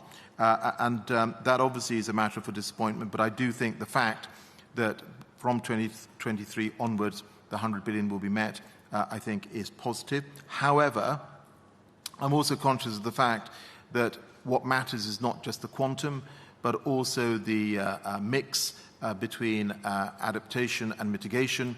And I've said very publicly in the past that what we cannot have is adaptation being seen as the poor cousin of mitigation going forward.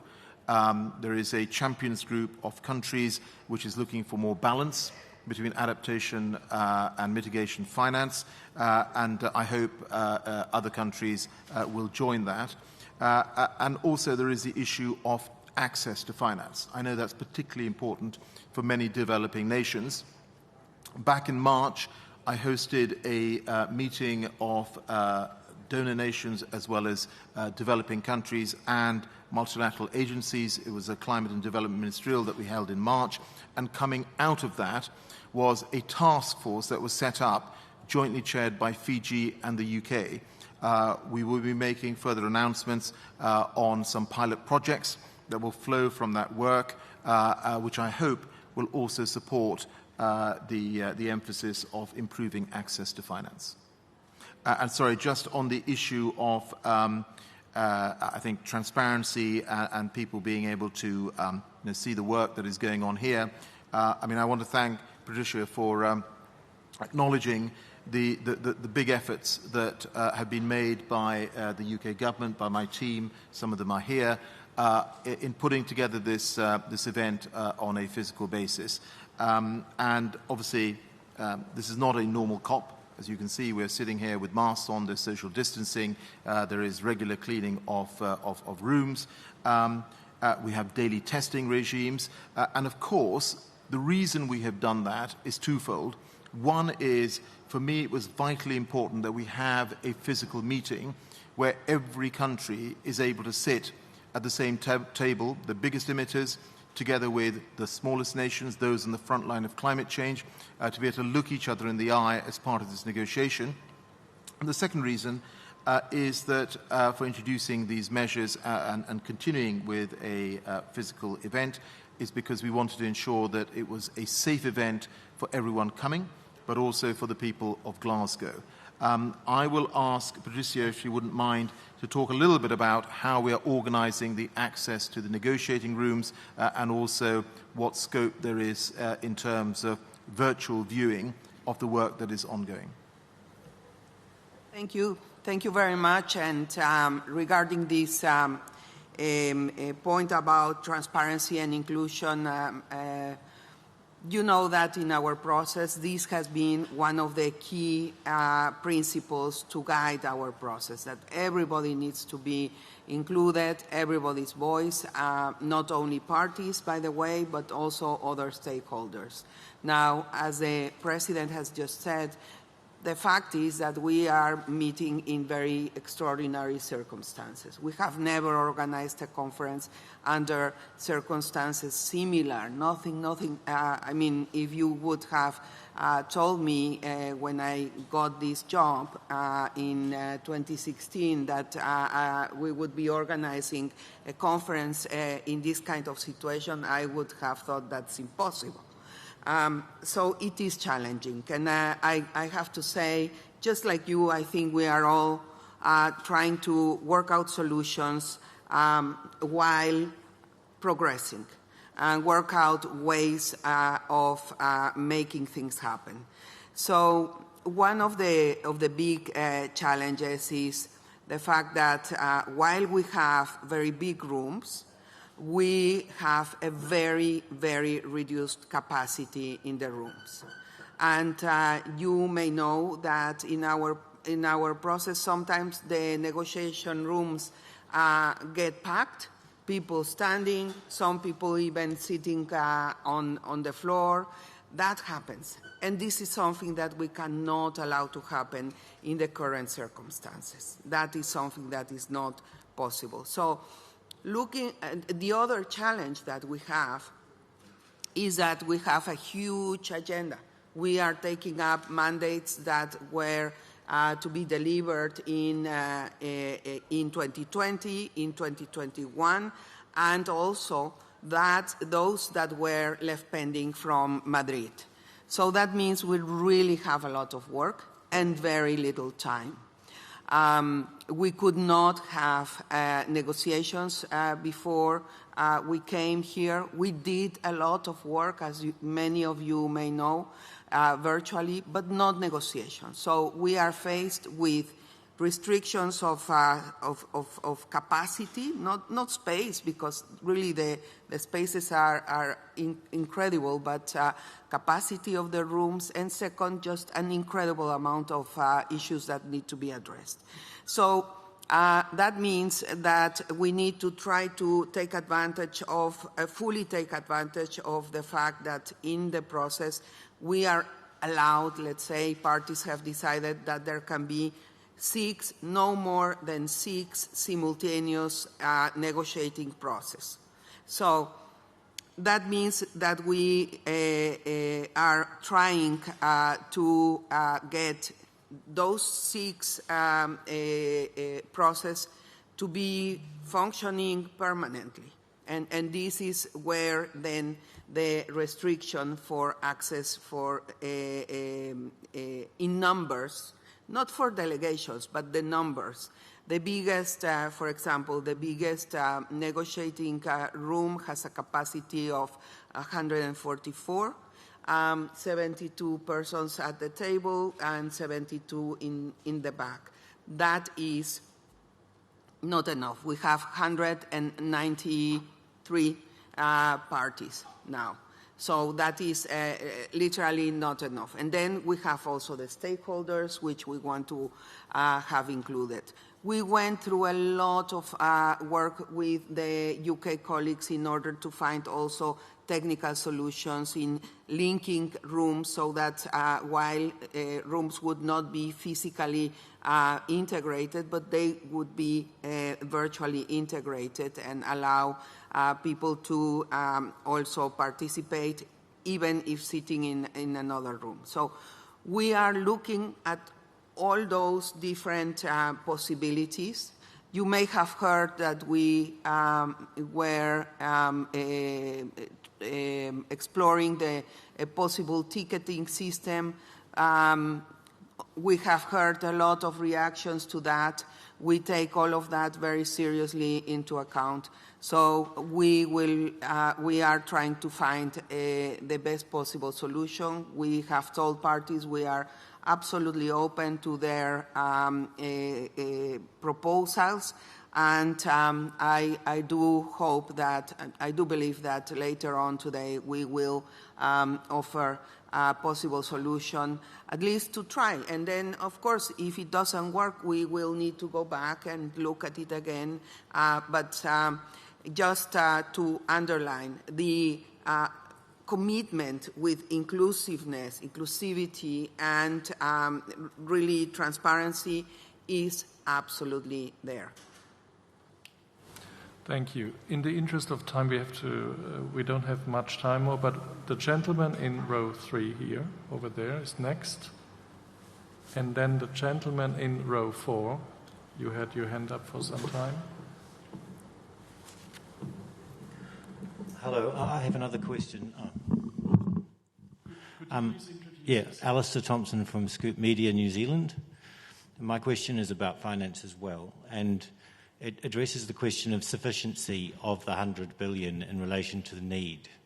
That seems to be grossly insufficient, and also when compared with the enormous amount of funding which was deployed to save the economies of America and Europe, it seems very, very small.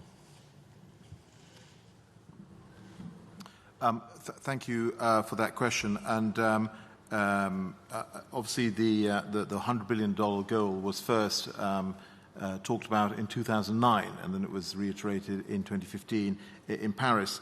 I mean, what I would say is that I think we all understand that the $100 billion is a significant amount of money. However, report after report that we've seen internationally suggests that we're going to have to mobilize trillions of dollars a year to support the transformation of economies around the world. And I think this is where the private sector has a real role to play. And you will know that Mark Carney, who is Prime Minister Boris Johnson's private finance envoy when it comes to COP, has been working with colleagues in the UK government and others to ensure that we can mobilize the trillions of dollars from the private sector.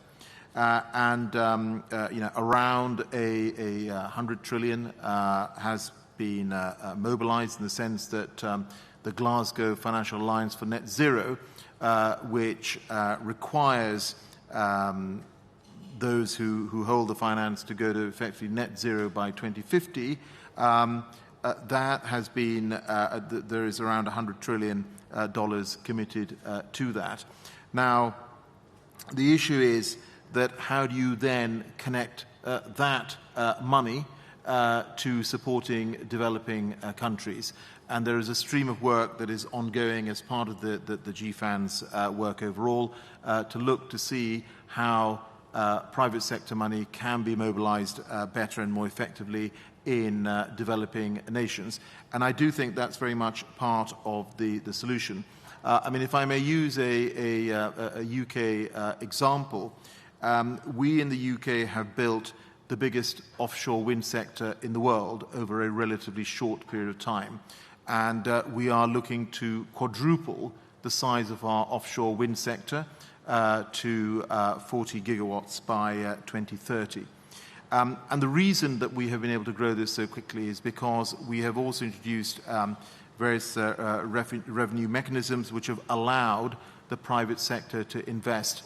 And I think this is one way how countries that have achieved and have managed to get private sector investment in can also pass on that information, that knowledge sharing, that support to developing countries. So in summary terms, absolutely, to be able to do the transformational effects that we want across the global economy, it will require trillions, but I do think the private sector is wanting to and willing to step up to the plate. I suspect we will hear further announcements over these coming days from the private sector as well. The gentleman here in row 4.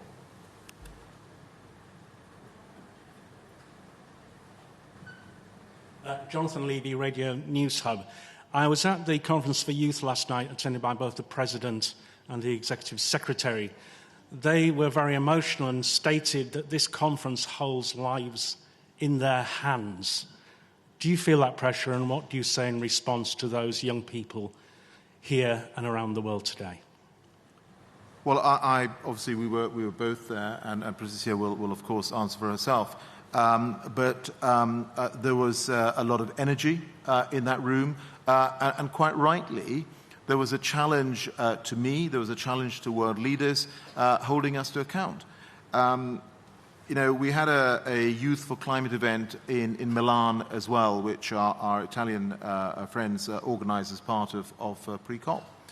And you know, it was very clear that young people are very worried about Substar, and Ms. Stella Gama from Malawi, rapporteur of the Substar. I also would like to take this opportunity to express my gratitude to the government of the United Kingdom and the people of Scotland and the city of Glasgow to make this conference possible. I'm very pleased to be with you all here. The past 2 years have been very special since we had no chance to convene in person, resulting in the fact that a lot of work has piled up and which is in front of us to be dealt with during this session. Our work here in Glasgow must be guided by the window of opportunity to combat climate change, which is closing rapidly, and I would like to urge parties to keep this in mind during these negotiations. Let us now move to the adoption of our agenda and then to the organization and launching of our work.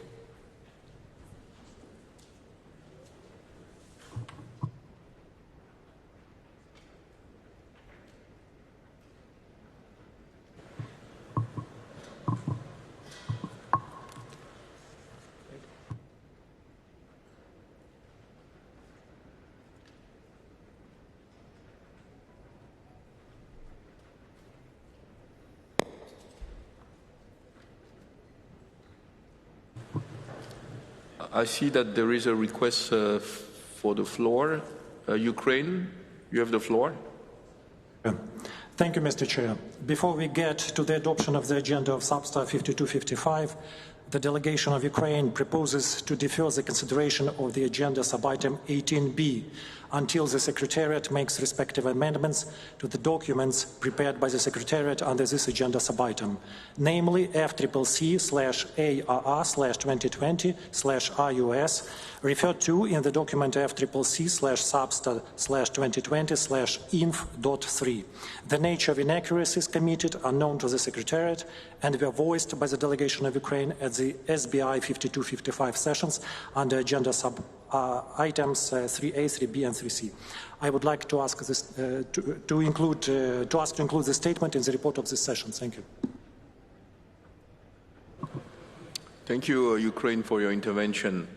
So I believe this is how we should proceed. We should adopt our agenda and then go into organizational of work. And then when we go item by item, then we can defer that specific item referred. So if this is agreeable with you, I will advise that we proceed in that manner so that your point can be well taken at the adequate time.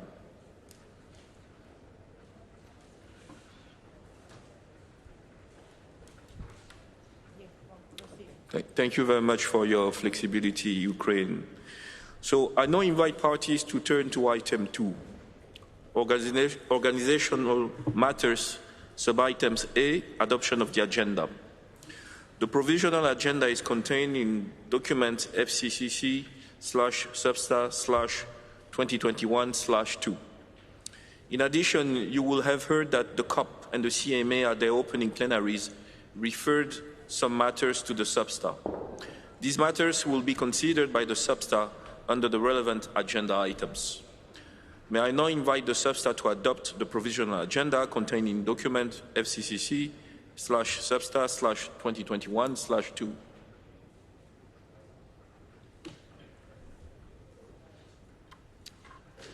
I hear no objections. It is so decided.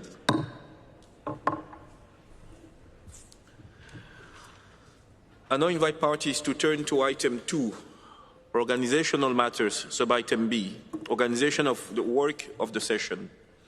Distinguished colleagues, it is my intention to take up all items on our agenda this afternoon and launch our work. I will invite under relevant agenda items the chairs, co-chairs, or representatives of constituted bodies to provide a brief oral report on the outcomes of their work thus far. We will also make these reports available on the SubSTA website.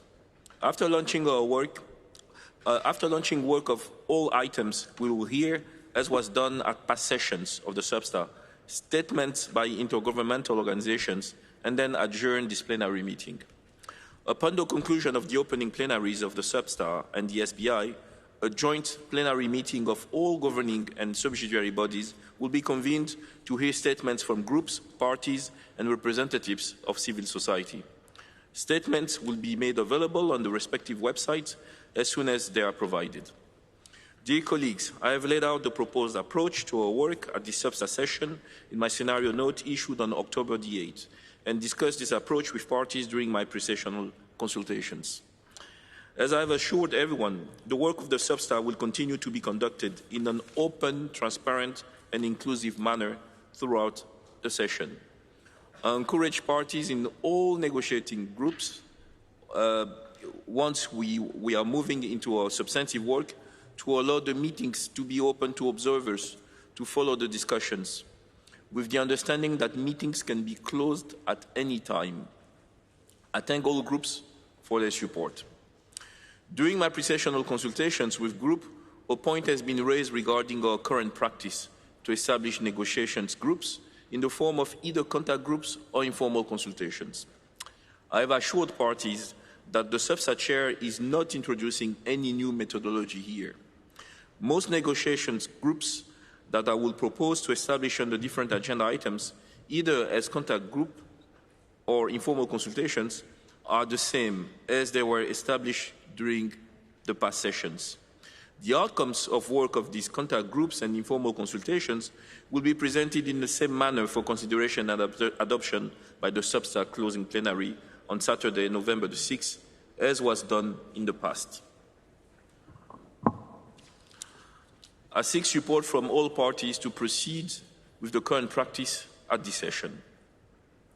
To ensure that draft conclusions are available and translated in all official UN languages in time for the closing plenary, all texts will need to be finalized by the negotiations groups as early as possible, with the last ones being finalized no later than lunchtime on Friday, November the 5th. The SubSTA will hold its closing plenary on Saturday, November the 6th, to consider all draft conclusions that are due for adoption and recommend any draft decisions for consideration and adoption by Cop26, CMP16, and/or CMA3. We will then consider Agenda Item 20, closure of and report on the session. I'm glad that parties have expressed their interest to participate in the events that will be organized under the substat throughout this week on matters relevant to our work at the session.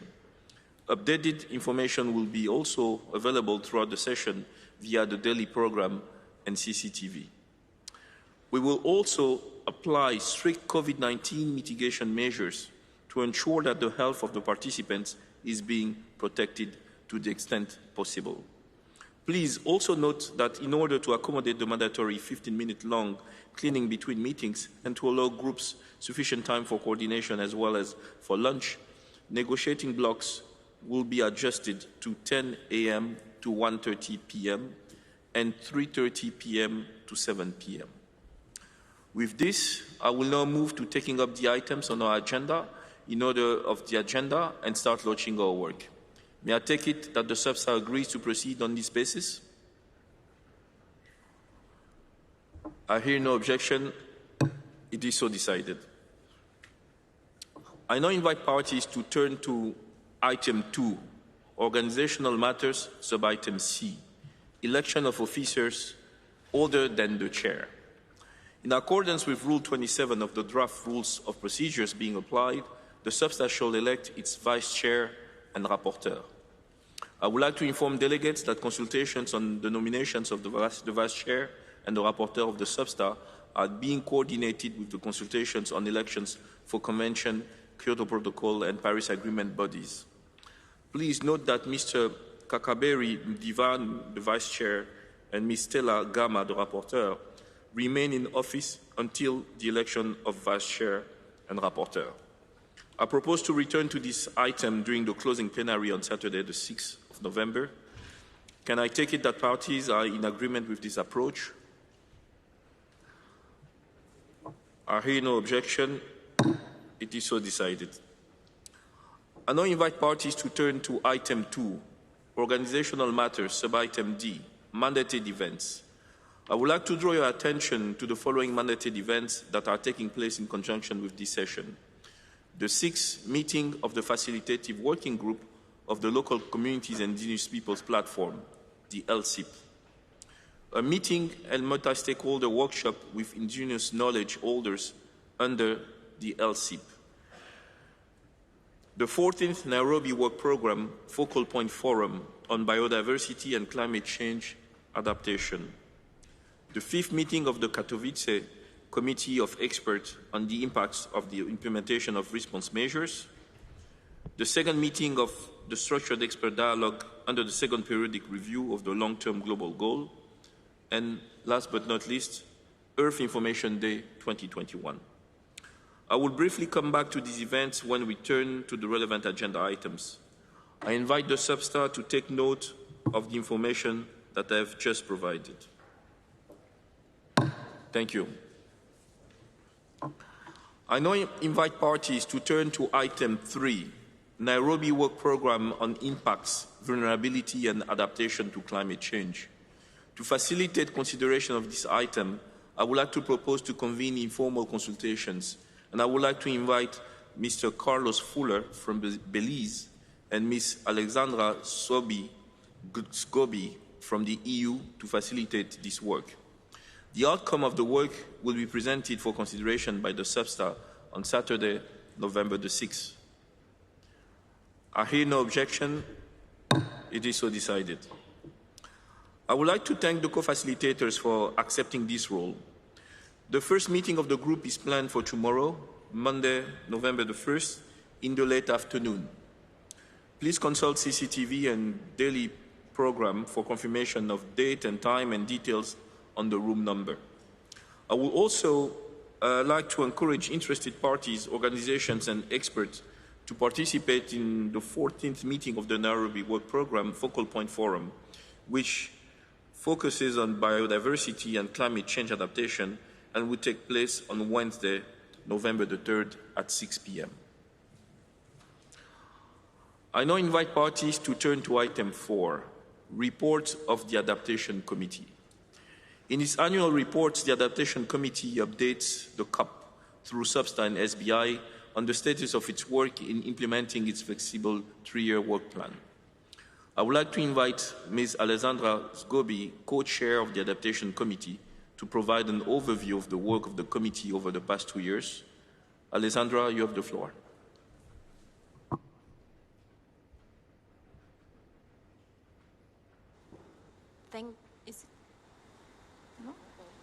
Is it working? Yeah, okay, great. Thank you, Chair. I'm pleased to take the floor on behalf of the Adaptation Committee. I thank the committee, my co-chair, all the constituted bodies and the experts with whom we had the pleasure to work with over the past 2 years for the very good cooperation. Despite the challenges of the COVID-19 pandemic, the Adaptation Committee has been able to complete all activities contained in our current 3-year work plan, which covers the years 2019 to 2021.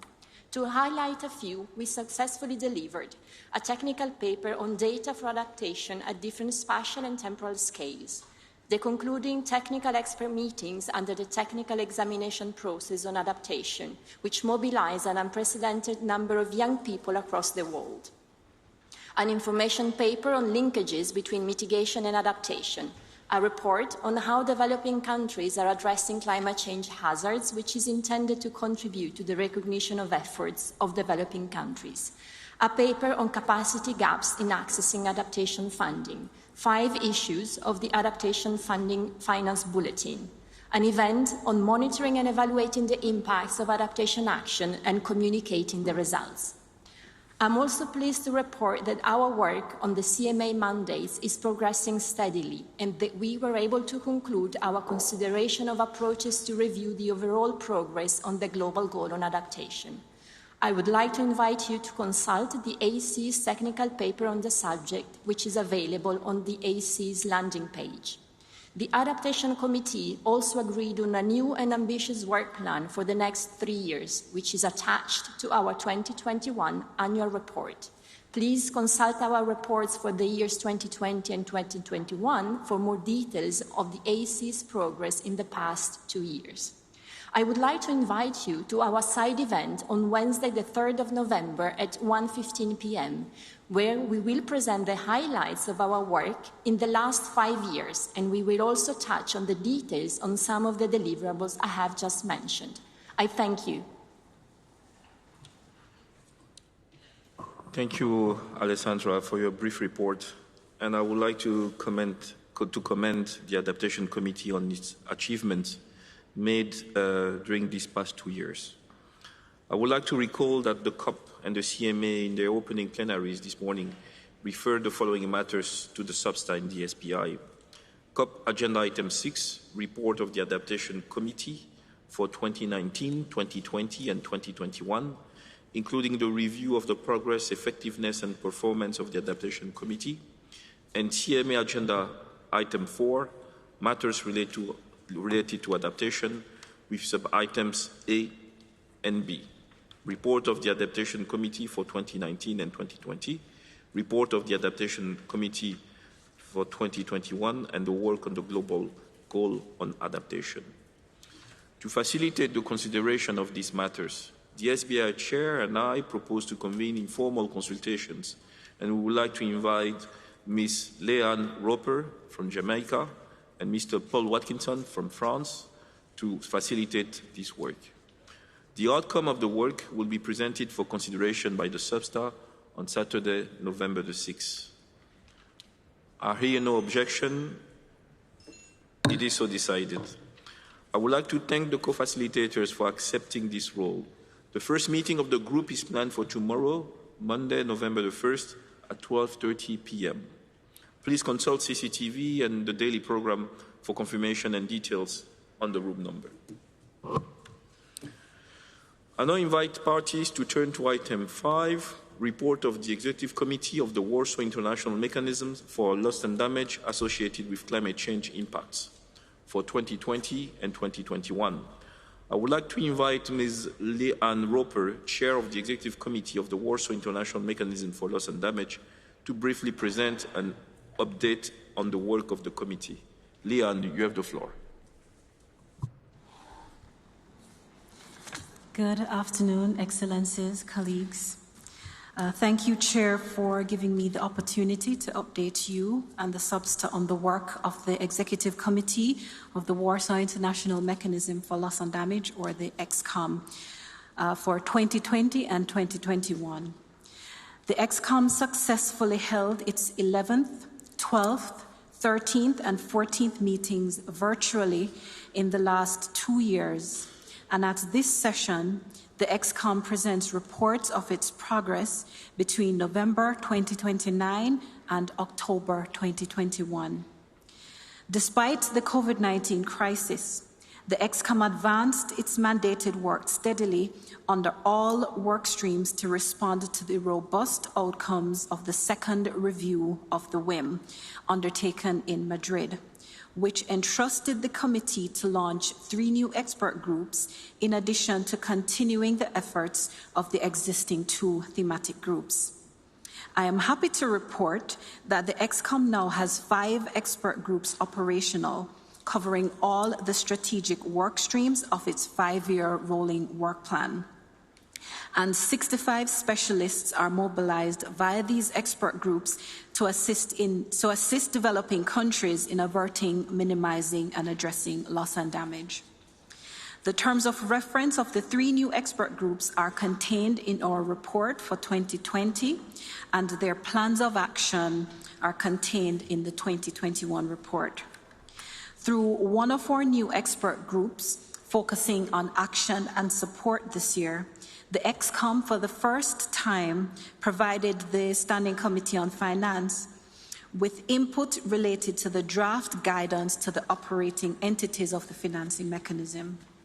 The EXCOM also for the first time engaged with national loss and damage contact points and other stakeholders through outreach events held in September this year. It provided valuable experiences, and we decided to hold this outreach activity annually.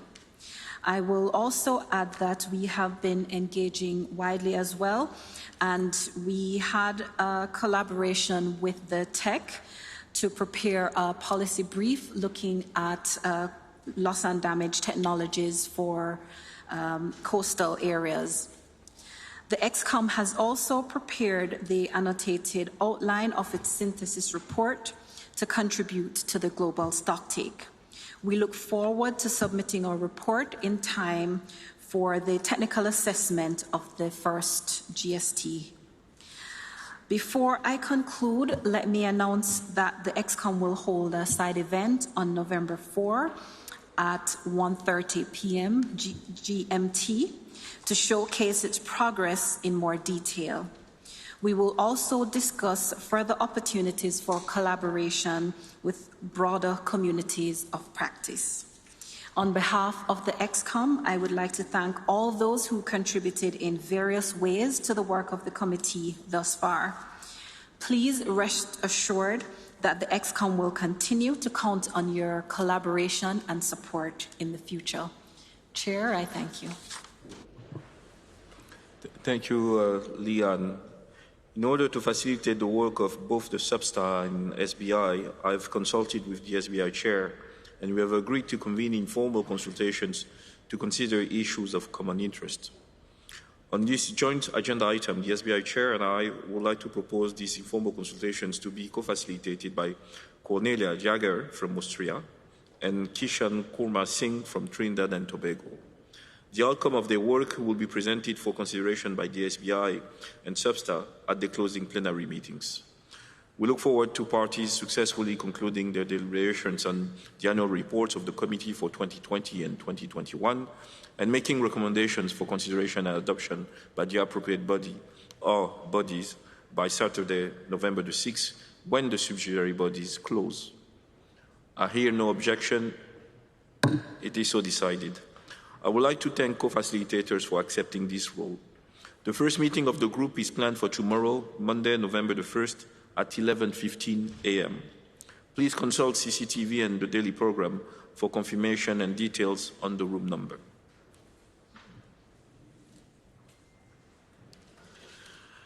Let us now move to item 6, Local Communities and Indigenous Peoples Platform. I would like to invite Hindu Umaru Ibrahim and Thomas Cameron, co-chairs of the Facilitative Working Group of the Local Communities and Indigenous Peoples Platform. They will both provide a short update on their work and have 1 minute each. Hindu Umaru Ibrahim, you have the floor.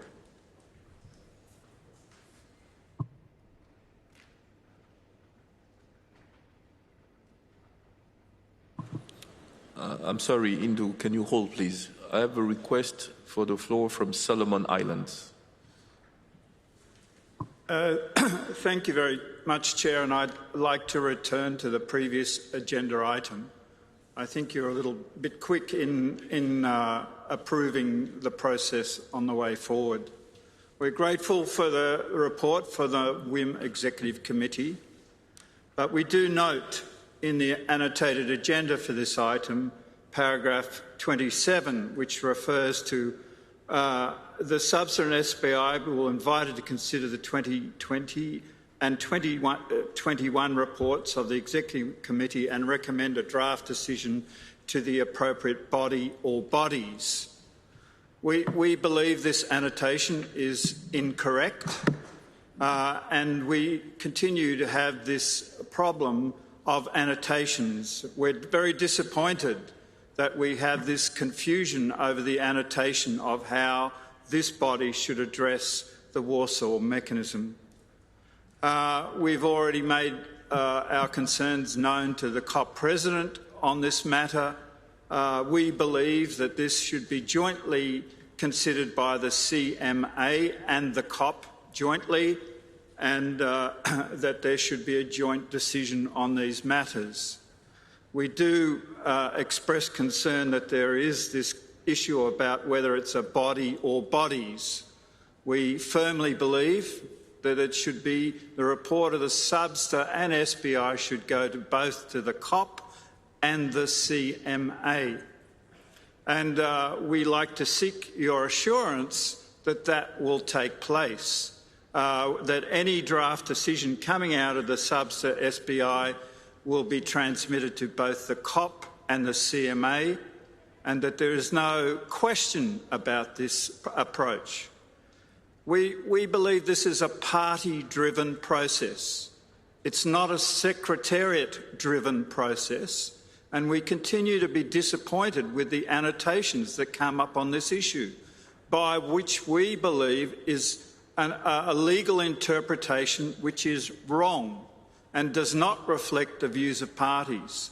And the least developed countries have written to the Executive Secretary expressing our concern about this inappropriate interpretation in these annotations. So I would respectfully request to you that in consideration of this agenda item, that you refer the matters any decision coming out of this joint work of SBI and SBSTA to go to both the COP and the CMA. I thank you. Thank you very much, Solomon Island, and I think your concern is duly noted. You will have heard that the COP president announced at the COP opening plenary this morning that he will be convening Presidency's consultations on COP item 7 on Warsaw International Mechanism and CMA 7 item. So what I could recommend here, because I'm not in a position to give you the assurance you are asking, I think that we here should really encourage parties to focus on the content of the draft decisions, text under the SB's joint item, and then we'll see where the reporting must be done. So the ongoing consultations, I will encourage us to look at how they're going to develop and they're going to evolve, while we can concentrate on substantive elements, and then we'll see how the reporting can be done. I hope that Solomon Island can be amenable to the proposed approach. Thank you. Thank you very much for the flexibility. And sorry for rushing through the gaveling of the the decision. I will give more time for parties to react in the future. So let's go back to the report by the Local Communities and Indigenous Peoples platform, and let me go to the first co-chair of one of the co-chairs of the facilitative working group, Hindu Umaru Ibrahim, to give us a brief report on the work they've been able to achieve. So, Hindu, the floor is over to you. Thank you very much, Chair. Good afternoon. I'm very happy to be back with you in person after so a long time. We all know that climate change is a common concern of humanity. For that reason, and to stabilize the global climate system, peoples urgently need to work together and reorient how society interacts with nature. And that is all about the facilitative working group. How can parties bring together people and their experiences toward achieving the ultimate objective of the Convention and the Paris Agreement? By engaging with indigenous peoples and local communities who steward and regenerate nature, parties could unlock sustainable and resilient way to meet the Paris Agreement commitment and reverse biodiversity decline. I now pass the floor to my co-chair, Thomas, to continue. Thank you.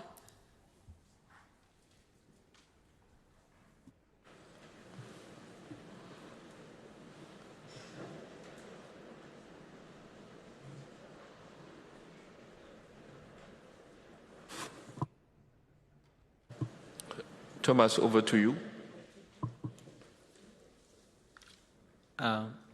Great. Thank you, Chair, and thank you, Co-Chair. Decisions under the Convention have acknowledged the UN Declaration on the Rights of Indigenous Peoples, as well as safeguards for the knowledge of Indigenous peoples and local knowledge systems. The COP here established the Local Communities and Indigenous Peoples platform to exchange experiences and good practices for the design and implementation of climate policies and actions, and the facilitative working group of the Local Communities and Indigenous Peoples platform has put forward a draft new second 3-year work plan for the platform on the basis of consensus. Here, parties will consider this draft work plan at this session. As co-chairs of the facilitative working group, we hope parties will welcome the draft work plan, as doing so would facilitate the continued collaboration between parties, Indigenous peoples, and local communities to address climate change in a holistic way. Working together, this process can elevate climate action and ambition that is necessary to ensure the long-term health and well-being of people and the integrity of all ecosystems. Thank you, Chair. Thank you, Indu and Thomas.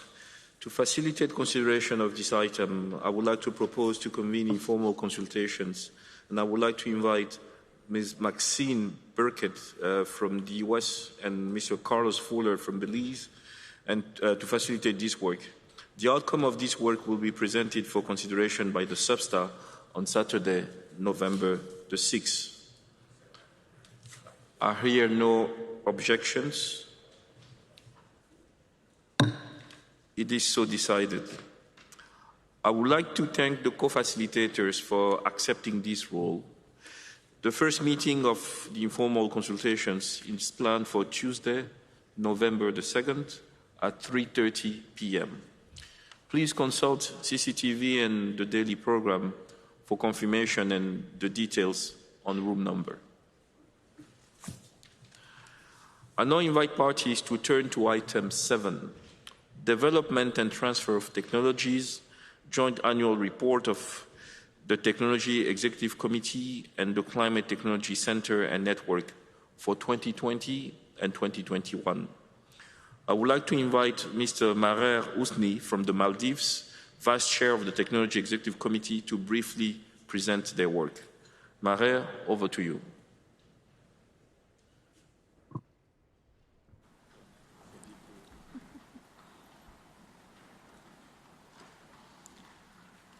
Thank you, Chair. Distinguished delegates, ladies and gentlemen. On behalf of the Technology Executive Committee, I'm pleased to report you on the achievements of the TEC in 2020 and 2021. Despite the challenges faced by the pandemic, the TEC fully implemented its role in work program for the last 2 years, holding meetings and events in a virtual format. Allow me to highlight on some key achievements that we have made over the last 2 years. First, the Technology Executive Committee, along with its sister body CTCN, began their first ever joint activities on topics of technology and NDCs and technology and gender. We have just published our first joint publication on stimulating technology uptake to support countries in implementing their NDCs. The TEC has made significant progress in mainstreaming gender into its work. Today, I can report that in 2021, for the first time in the history, the TEC achieved a gender balance in its events this year, with more women participating than men. This sets a benchmark for TEC's future work and also for other constituted bodies. Thirdly, the TEC has held events and released publications on a range of 5 topics across key themes of the technology framework, resulting in key messages and recommendations for parties for citizens here at COP. These include technology needs assessments, technologies for averting, minimizing, and addressing loss and damages in coastal zones, international collaboration of RD&D, innovative approaches to stimulate uptake of existing technologies and endogenous capacities and technologies. Fourthly, the TEC has engaged with existing partners and has developed new collaborations, including recently with the IUCN, the Nairobi Work Program of Experts on Oceans, and FEBA and Technology Days series of events which continues here in Glasgow. Mr. Chair, distinguished delegate, allow me to express my sincere gratitude to all the members of the TEC, our observers, resource persons, and the Secretariat for their valuable contribution in advancing the work of the TEC in unprecedented situation. Mr. Chair, distinguished delegates, I would also like to invite delegates for a technology mechanism side events that is to be held on Thursday, 4th of November at 18:30. I thank you. Thank you, Mary, for the report. I would like also to invite Mr. Omedi Jura from Kenya, the Vice Chair of the Advisory Body of the CTCN, to briefly present their work. Omedi, you have the floor. Thank you, Chair, and good afternoon, distinguished delegates and colleagues. On behalf of the United Nations Climate Technology Center and Network, serving as the Vice Chair of its Advisory Board, I take this opportunity to give you a brief update of the progress of the CTCN. Since COP25, the CTCN received 92 requests for technical assistance to accelerate the transfer of climate technologies, bringing the total number of requests received by the CTCN to date to 361. From 107 developing countries, 26% of eligible requests came from least developed countries, LDCs, and 11% from small island developing states. Roughly 47 of requests address mitigation objectives, 30% are both adaptation and mitigation related, and 23 are on adaptation. The CTCN has facilitated a wide range of innovations and successful collaborations, including providing training to national designated entities, NDEs, on blockchain technologies, continuing our important work on gender and technology with the UNFCCC, women and gender constituency, and fostering endogenous technology development through the Youth Climate Innovation Labs.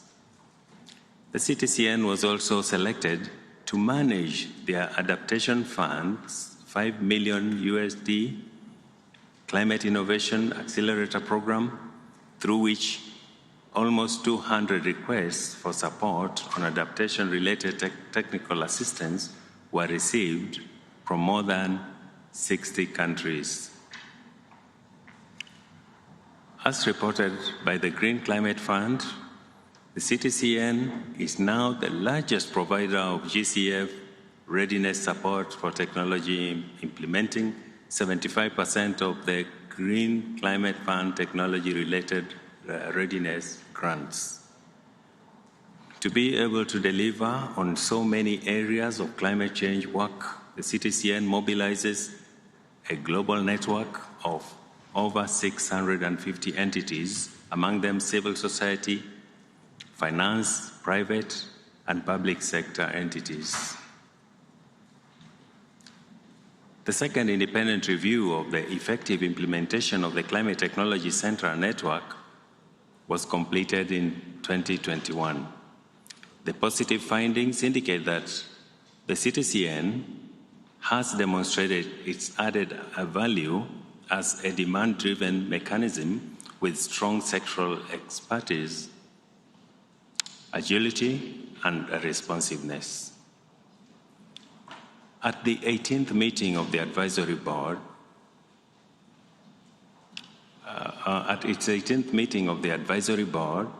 highlighted the urgent need for increased and sustainable financial resources for the CTCN and recommended enhanced linkages between the technology mechanism and the financial mechanism. To ensure that the CTCN can meet the growing demand for climate-related technology assistance from developing countries, the CTCN is organizing a high-level donor roundtable during this COP26 session on November 8th, with the support of the Chilean and UK COP presidencies and the government of Denmark. The technology work of the CTCN is important now as ever and should be optimally enhanced to continue to assist countries in meeting their enhanced ambitions toward climate commitments. The CTCN and the technology mechanism as a whole has organized a number of side events, as said by my colleague from the tech, in this session, to which you are invited. Kindly visit our website, ctc-n.org, for more information. I thank you all. Thank you, Omedi.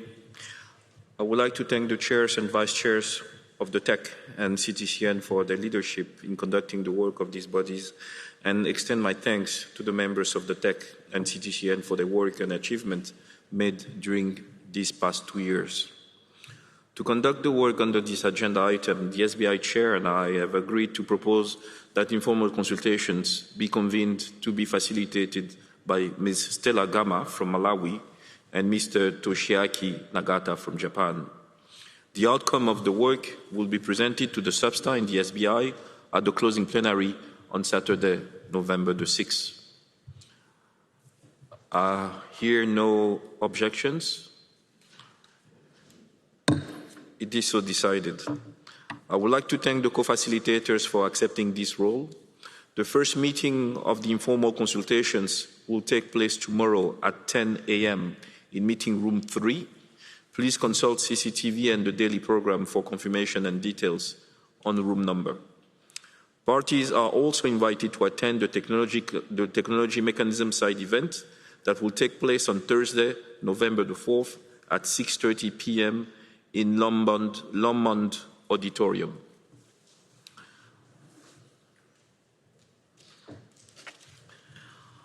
I now invite parties to turn to item 8, Coronivia Joint Work on Agriculture.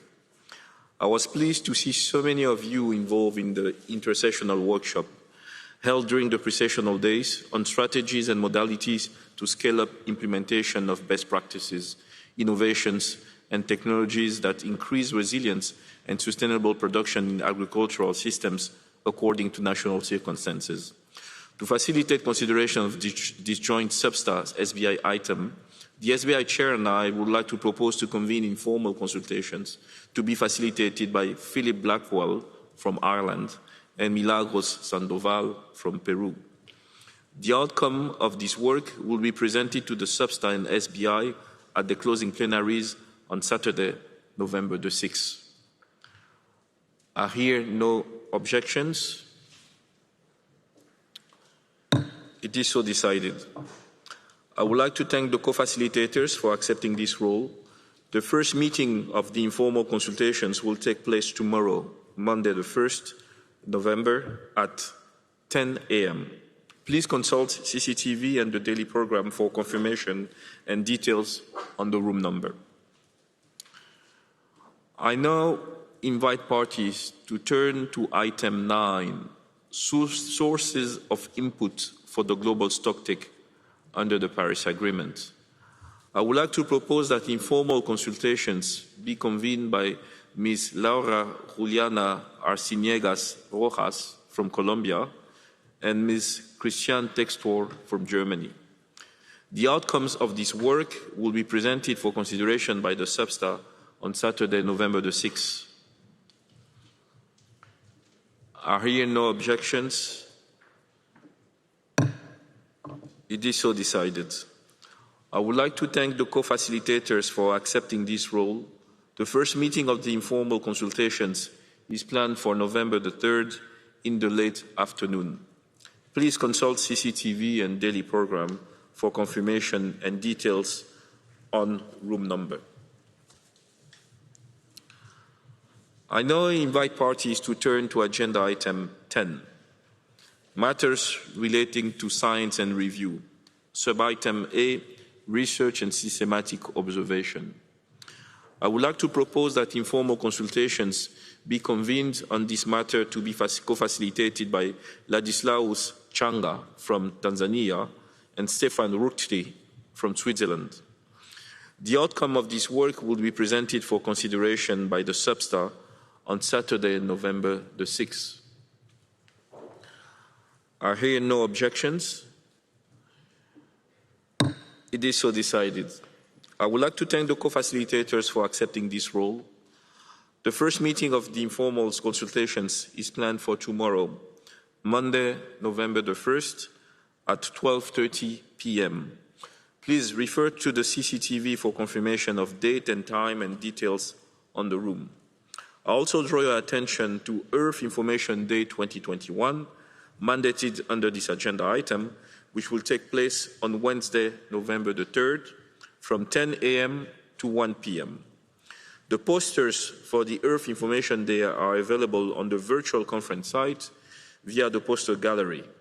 A virtual question and answer session with experts will be held on Wednesday at lunchtime from 1:15 p.m. to 2:45 p.m. I now invite parties to turn to sub-item 10B, second periodic review of the long-term global goal under the Convention and of all overall progress towards achieving it. In line with the modalities for the second periodic review, the work on this item is conducted in a joint contact group of SUBSTA and SBI and is supported by a structured expert dialogue. The second meeting of the structured expert dialogue will take place during this session, facilitated by the structured expert dialogue co-facilitators, Tara Shine and Jiang Gao. As for the joint SUBSTA-SBI contact group, the SBI chair and I would like to propose that this contact group be established to be co-chaired by Una Mae Gordon from Jamaica and Frank McGovern from Ireland. The outcome of the work will be presented for consideration by the SUBSTA on Saturday, November the 6th. I hear no objections. It is so decided. I would like to thank the co-chairs for accepting this role. The first meeting of the contact group is planned for Wednesday, November the 3rd at 3:30 p.m. Please check the CCTV for confirmation and the room number. As mentioned, the second meeting of the Structured Expert Dialogue, mandated under this agenda item, will take place during this session. It will be held in two parts. Tomorrow, Monday, November 1st, and Tuesday, November the 2nd. On both days from 3 p.m. to 6 p.m. Please consult CCTV and daily program for confirmation and details on the room number. The posters for the Structured Expert Dialogue are available on the virtual conference site via the poster gallery, and the virtual Q&A session with experts is planned for Monday and Tuesday between 1:15 and 2:45 p.m.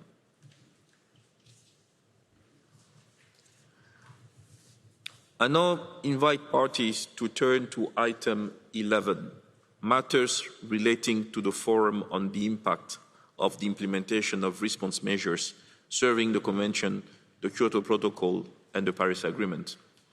I would now like to invite Ms. Anela Anger-Kravi, Chair of the Katowice Committee of Experts on the Impact of the Implementation of Response Measures, to provide a brief update of the KCI's work. Anela, over to you.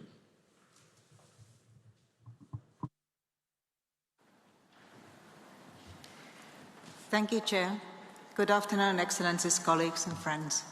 Chair, on behalf of my co-chair, Peter Govindasamy, and I would like to report that since 2020, Katowice Committee on Impacts of the Implementation of Response Measures met virtually 3 times and in person once to deliver on its work plan activities, which were agreed as part of the work plan of the Response Measures Forum and its KCI at Cop25 in Madrid. While it was challenging for the KCI to start implementing the work plan in virtual mode, I'm pleased to inform you that in this short span of time, the KCI has completed 3 work plan activities and delivered 2 technical papers accompanied with a database containing detailed information about a number of tools and methods available to use for modelling and assessing the impact of implementation of response measures. These products aim to build capacity of parties by facilitating development and use of tools for the assessment and analysis of impacts of climate change policies and measures, and enhancing understanding of just transition and economic diversification processes. I would particularly like to thank the experts, practitioners and observer organisations who have contributed to the work of the KCI and delivery of those outcomes. We have forwarded our annual report for the years 2020 and 2021 and meeting reports to the Forum, containing our progress on the work plan, possible recommendations and key messages as an outcome of the activities conducted by the KCI. Lastly, I would also like to report that in its effort to integrate gender consideration into its work, the KCI has considered relevant approaches and elected its co-chairs as gender focal points. Will ensure that gender aspect is taken into account in KCI's work. Thank you, Chair, for providing this opportunity. Thank you, Anela, and allow me to congratulate KCI on its achievements made in the past 2 years. To facilitate consideration of this item under the SUBSTA and SBI, the SBI Chair and I would like to propose to establish a joint contact group as mandated to be co-chaired by Matthias Flumri from Sweden and André Marcoux from Papua New Guinea. The outcome of the work will be presented for consideration by the SUBSTA and the SBI at the closing plenary meetings on Saturday, November the 6th. I hear no objections. It is so decided. I would like to thank the co-chairs for accepting this role. The first meeting of the contact group is planned for Tuesday, November the 2nd at 6 p.m. Please check the CCTV for confirmation and for details on the room.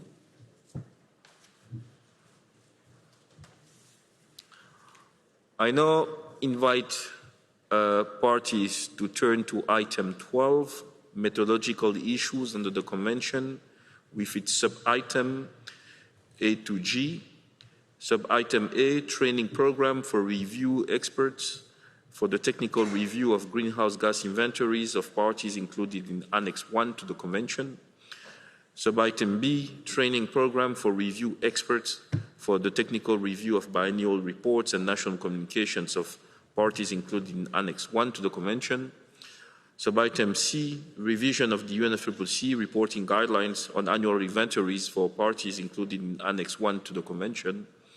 Sub-item D, guidelines for the technical review of information reported under the Convention related to greenhouse gas inventories, biannual reports, and national communications by parties included in Annex 1 to the Convention.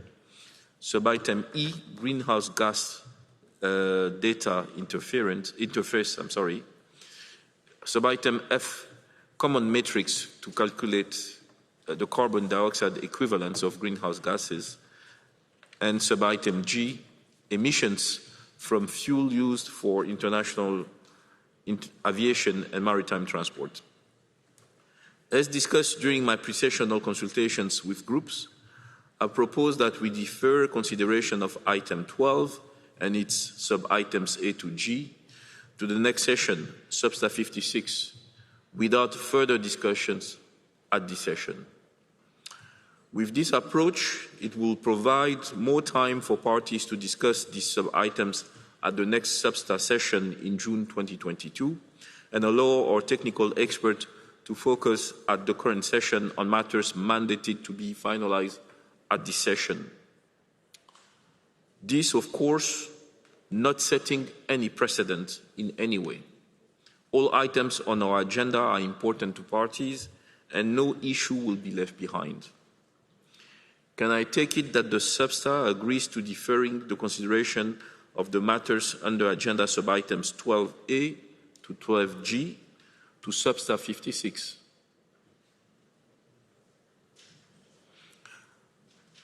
I hear no objection.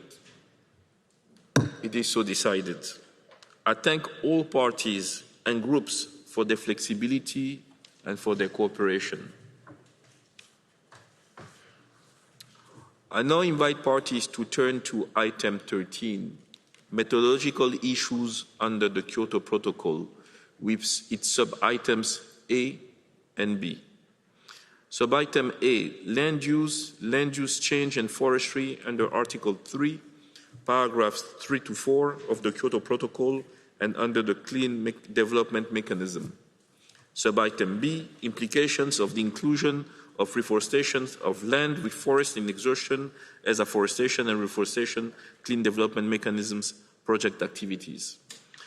As discussed during my pre-sessional consultations with groups, I propose that we defer consideration of item 13 with its sub-items A and B to the next session, Substa 56, without further discussions at this session. I hear no objections. It is so decided. And once again, I thank all parties and groups for their flexibility and cooperation.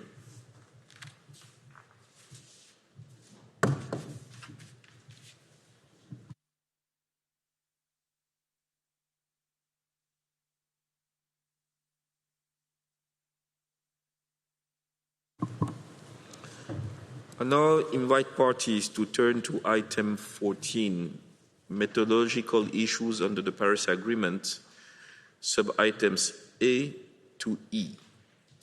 Sub-item A, common reporting tables for the electronic reporting of the information in the National Inventory reports of anthropogenic emissions by sources and removals by sinks of greenhouse gases. Sub-item B, common tabular format for the electronic reporting of the information necessary to track progress made in implementing and achieving nationally determined contributions under Article 4 of the Paris Agreement.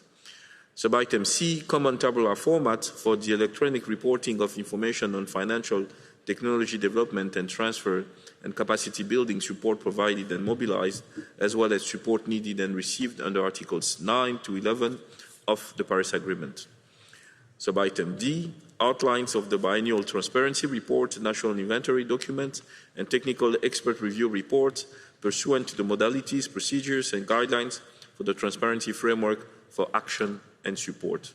Sub-item E, training program for technical experts participating in the technical expert review. I would like to propose that we handle all sub-items together. Substa has begun its consideration of these sub-items at Substa 50 in 2019, and progress has been made since then. It is important that parties make good progress at this session so that Substa will complete its work and be able to recommend its outcome for consideration and adoption by CMA3 here in Glasgow. I propose to continue with the same modalities of work on this item as we did for Substa 50 and 51. I propose to establish a single contact group to cover all 5 sub-items, 14A to E, and invite Xiang Gao from China and Ellen Plume from New Zealand to assist me in managing the overall work under the item during this session and in co-chairing this contact group. As laid out in my scenario note, I encourage the co-chairs to organize work within the contact group by setting up informal consultations on each sub-item. Further details will be provided at the first meeting of the contact group and on the Substa webpage, but the intention is for the co-chairs to facilitate work on sub-items 14A, B, and D themselves, and to invite Sedi Nafo from Mali and Karima Ustadi from Italy to co-facilitate informal consultations on sub-item 14C, and Jae Jong from the Republic of Korea and Ari Verls from the Netherlands to co-facilitate informal consultations on sub-item 14E. The outcome of the work will be presented for consideration by the Substa on Saturday, 6 November. I hear no objections. It is so decided. I would like to thank the co-chairs and the co-facilitators for accepting this role. The first meeting of the contact group on all issues under item 14 will take place today from 5:15 to 6:15 p.m. in meeting rooms 5 and 7. Please refer to the CCTV for confirmation.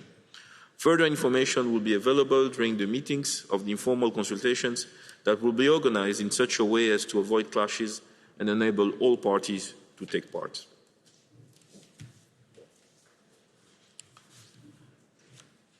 I now invite parties to turn to item 15, matters relating to Article 6 of the Paris Agreement, with sub-items A, guidance on cooperative approaches referred to in Article 6, paragraph 2 of the Paris Agreement, sub-item B, rules, modalities and procedures for the mechanism established by Article 6, paragraph 4 of the Paris Agreement, and sub-item C, work program under the framework for non-market approaches referred to in Article 6, paragraph 8 of the Paris Agreement.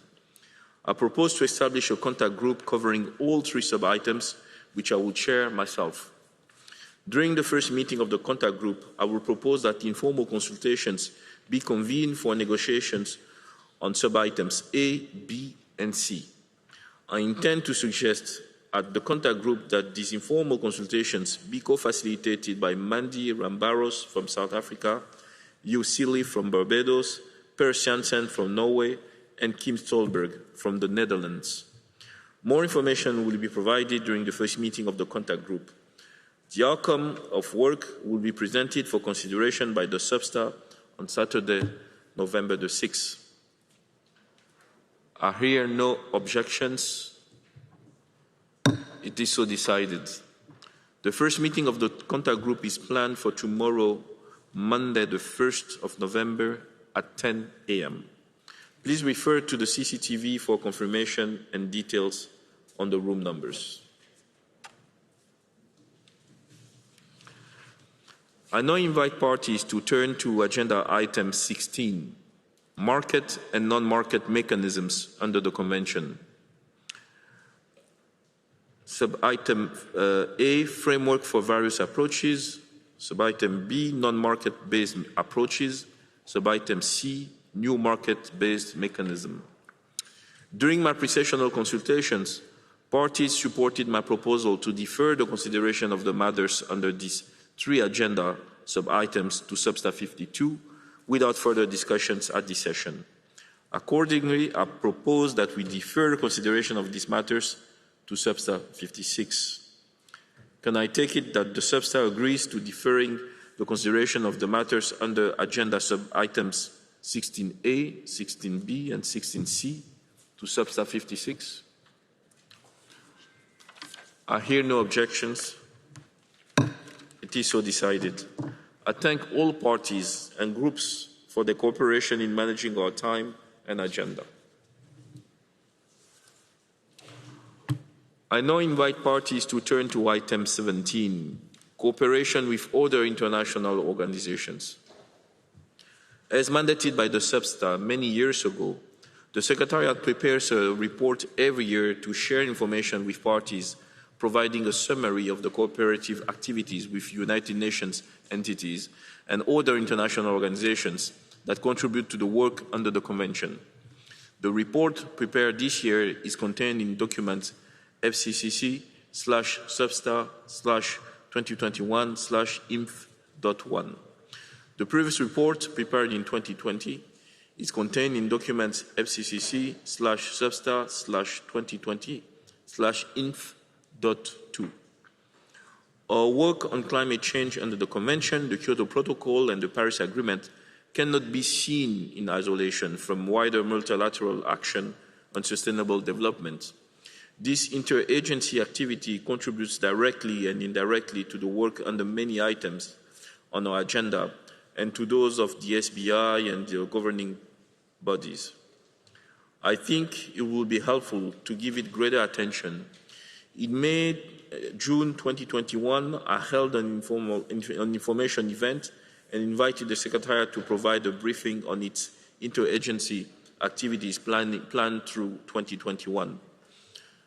I propose to consult with interested parties to prepare draft conclusions on this matter.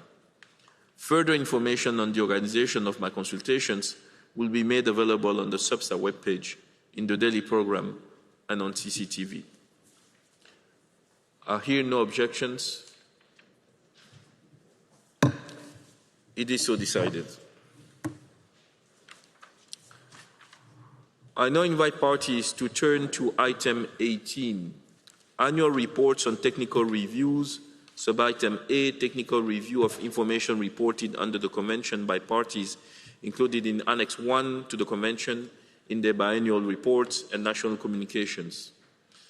In accordance with Decision 13/CP20, Annex paragraphs 40 and 44, the Secretariat prepares annual reports containing information on the composition of expert review teams, the conclusions of the latest meeting of lead reviewers of biannual reports and national communications, and the latest information on the technical review of information reported under the Convention related to biannual reports and national communications by Annex 1 parties. The report prepared in 2020 is contained in document FCCC/Substa/2020/INF.5. The report prepared this year is contained in document FCCC/Substa/2021/INF.3. I invite the Substa to take note of the reports contained in document FCCC/Substa/2020/INF.5 and document FCCC/Substa/2021/INF.3. In the report on the session, it will be reflected that the Substa took note of this information.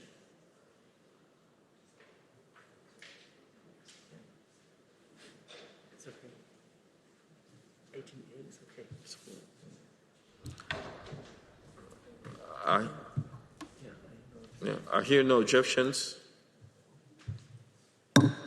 It is so decided.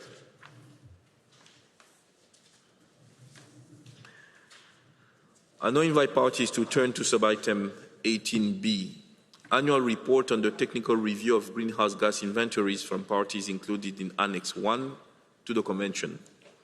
The Secretariat prepares annual reports containing the latest information on the technical review of greenhouse gas inventories submitted by Annex 1 parties, including information on the composition of expert review teams and the selection of experts and lead reviewers for those teams, and suggestions on how to improve the quality, efficiency, and consistency of the review.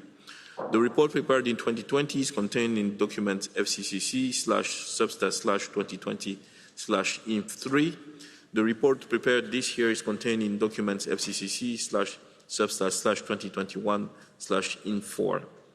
I invite the substat to take note of the reports contained in document FCCC/substat/2020/INF3 and FCCC/substat/2021/INF4. In the report on the session, it will be reflected that the substat took note of this information.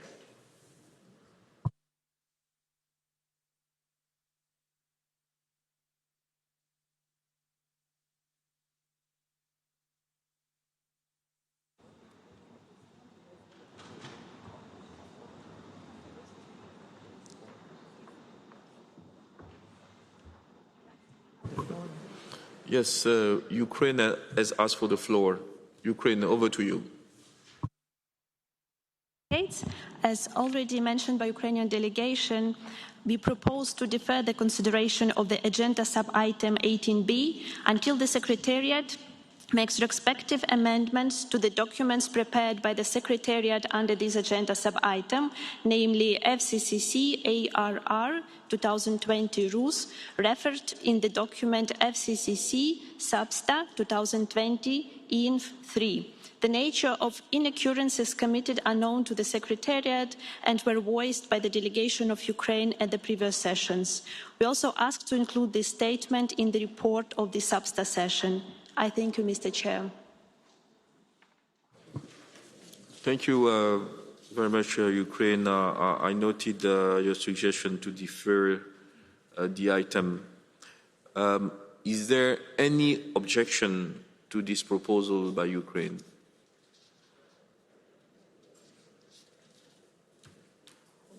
I see no request for the floor, so the deferral is decided.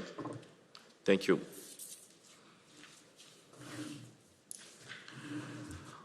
I now invite parties to turn to sub-item C, technical review of greenhouse gas inventories and other information reported by parties included in Annex 1 as defined in Article 1, Paragraph 7 of the Kyoto Protocol. The Secretariat prepares annual reports containing the latest information on the technical review of greenhouse gas inventories and other information reported by Annex 1 parties as defined in Article 1, Paragraph 7 of the Kyoto Protocol. The report prepared in 2020 is contained in document FCCC/substat/2020/INF4. The report prepared this year is contained in document FCCC/substat/2021/INF5. I invite the substat to take note of the reports contained in documents FCCC/substat/2020/INF4 and FCCC/substat/2021/INF5. In the report on the session, it will be reflected that the substat took note of this information.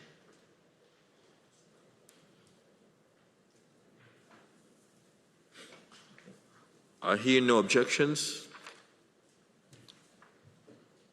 It is so decided.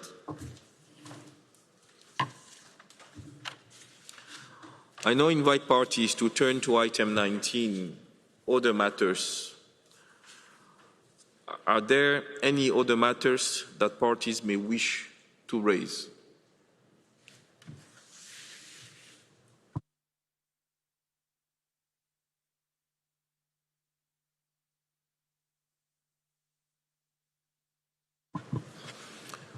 I see no request for the floor. Thank you.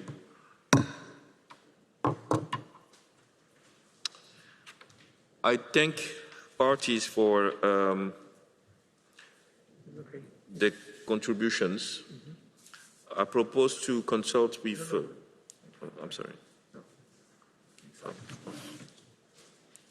I'm sorry. I would now like to invite intergovernmental organizations to provide oral reports which will be limited to 2 minutes. At first, I would like to invite the Intergovernmental Panel on Climate Change, Mr. Abdallah Moqsit, Secretary of the IPCC, to provide a statement. Abdallah, please, you have the floor.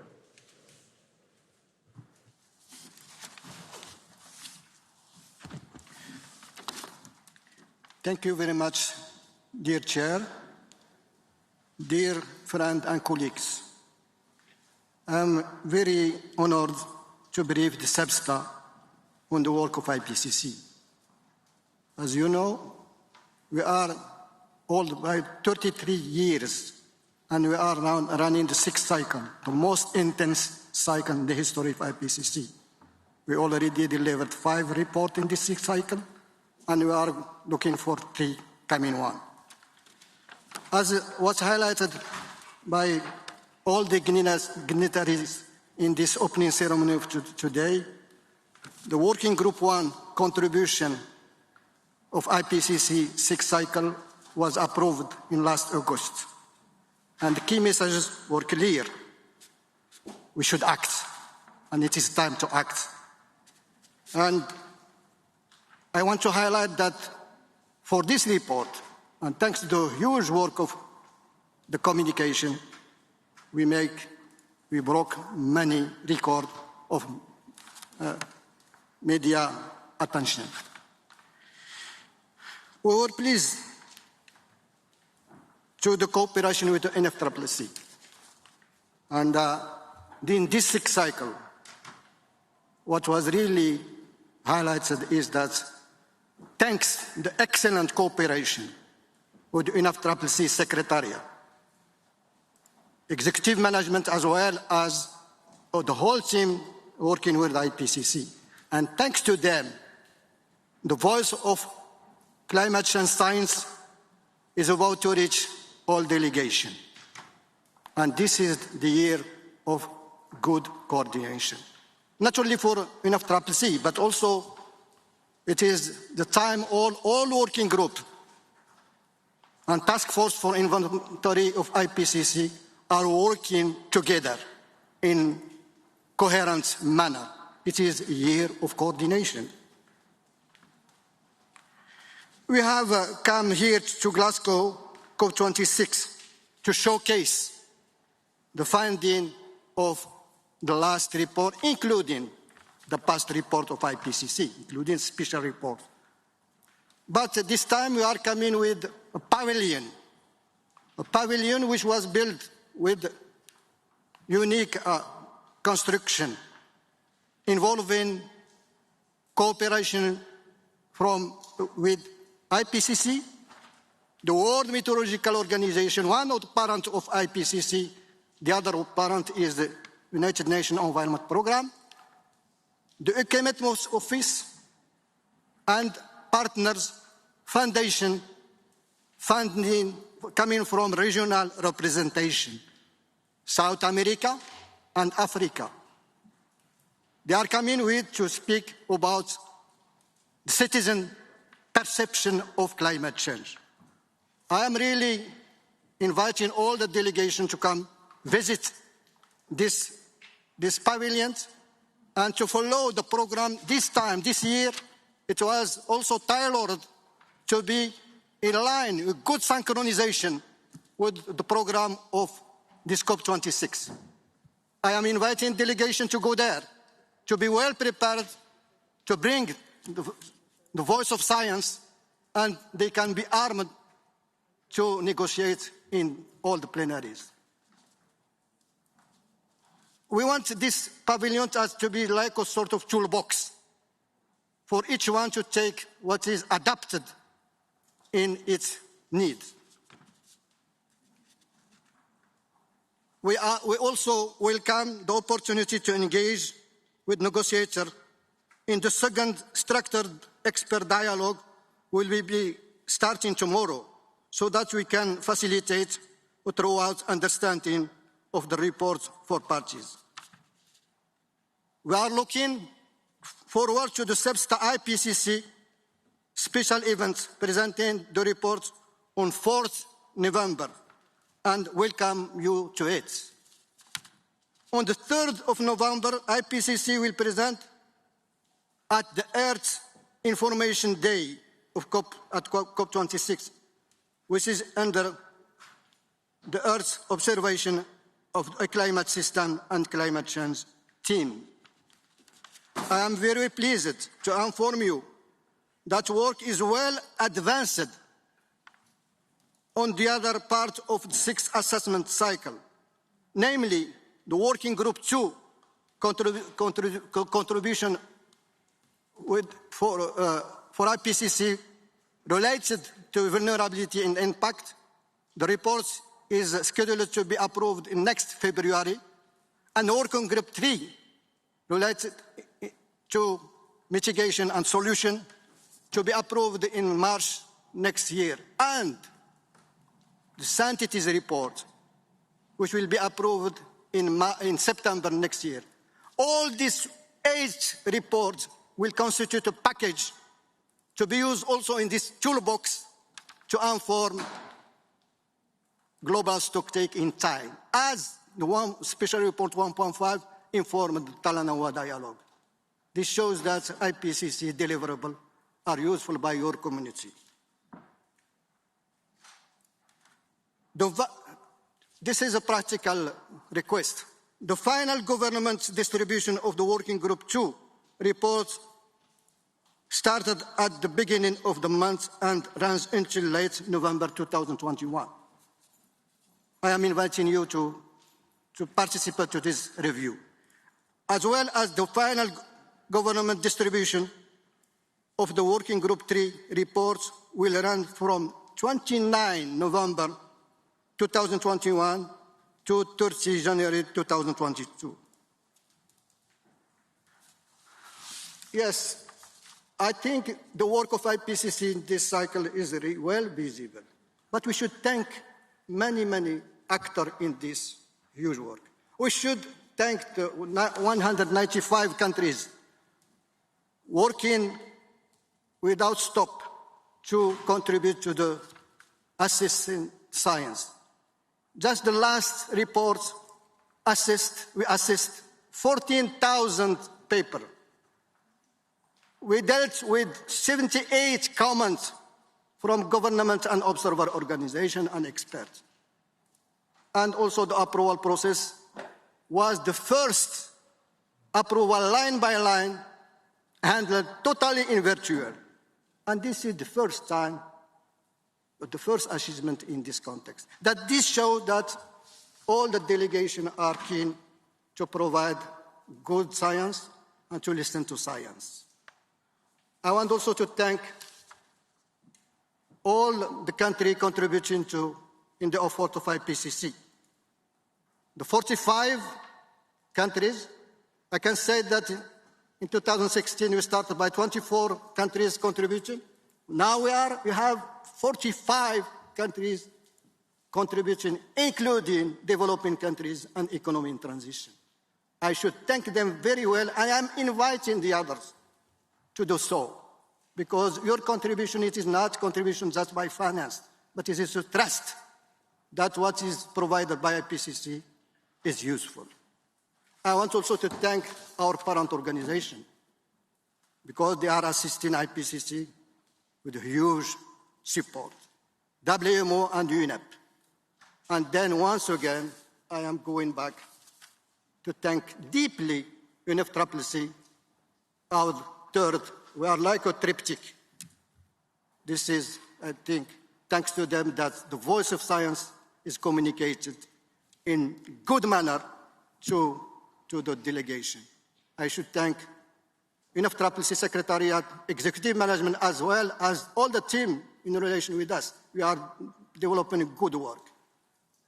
And lastly, I should thank you, all of you, attending this plenary. and I took long because I want to breathe without a mask. Thank you very much. Thank you very much, Abdallah. So now you're going to put the mask back, I guess. Thank you. I will plead with the other intergovernmental organizations to be brief and stay within the 2 minutes. And if you have a longer statement to make, then please submit it to us and we'll put it on the website. Before we go to the World Meteorological Organization, let me go to Solomon Islands, who's asking for the floor. Over to you, Dr. Fry. Thank you, Chair.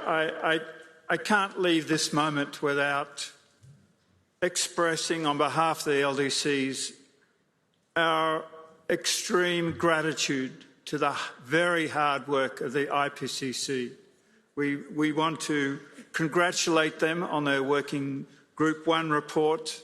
We know how hard it is to produce those reports. It is certainly a wake-up call, and we know that the science cannot be denied. Thank you. Thank you very much, Solomon Islands, for underscoring the importance of the work of the IPCC. SUBSTA, as you know, as its name says, it's about scientific and technological advice. So we are also particularly sensitive to reports of the IPCC, and we look forward to the reports to come. Let me now go to Max Delay from the World Meteorological Organization to make his statement. Over to you, Mr. Delay. Thank you, Chair. WMO continues working to contribute scientific information to the negotiation process. The World Meteorological Congress has approved a new WMO unified data policy, which commits WMO member countries to the free and unrestricted exchange of Earth systems data. WMO members also committed to the Global Basic Observing Network, supported by a systematic observation financing facility. The WMO-led 2021 United in Science report informs that atmospheric GHG concentrations have reached new record highs this year, and that fossil fuel emissions in many sectors are back at the same or even higher levels than before the COVID-19 pandemic. The WMO Provisional Report on the State of the Global Climate, released today, documents an average global temperature in 2021 to date of 1.09 degrees above pre-industrial levels. There's a 40% chance that the average global temperature in one of the next 5 years will be at least 1.5 degrees warmer than pre-industrial levels. State of Climate Services report for water, released last month, reveals that 60% of countries lack the capacities to fully respond to the growing demand for information needed to support water-related adaptation. Consequently, WMO members have agreed on a water declaration, and a water and climate coalition has been launched to better support the sector. On Wednesday, WMO and the Green Climate Fund will release methods and tools for developing climate science information to support adaptation investments and planning. These knowledge products will be supported by technical advisory services to parties.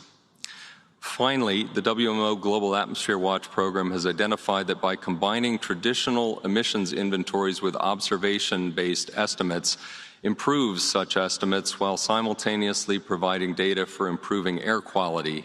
This integrated approach will simultaneously advance implementation of the SDGs and parties' NDCs to the Paris Agreement. Thank you. Thank you very much, Mr. Dilley. I now would like to invite Mr. Andrew Racastro from the USA on behalf of the Committee on Earth Observation Satellites, CEOs, and the Coordination Group of Meteorological Satellites, CGMS, on the coordinated response to UNFCCC needs for global observations. Please, you have the floor.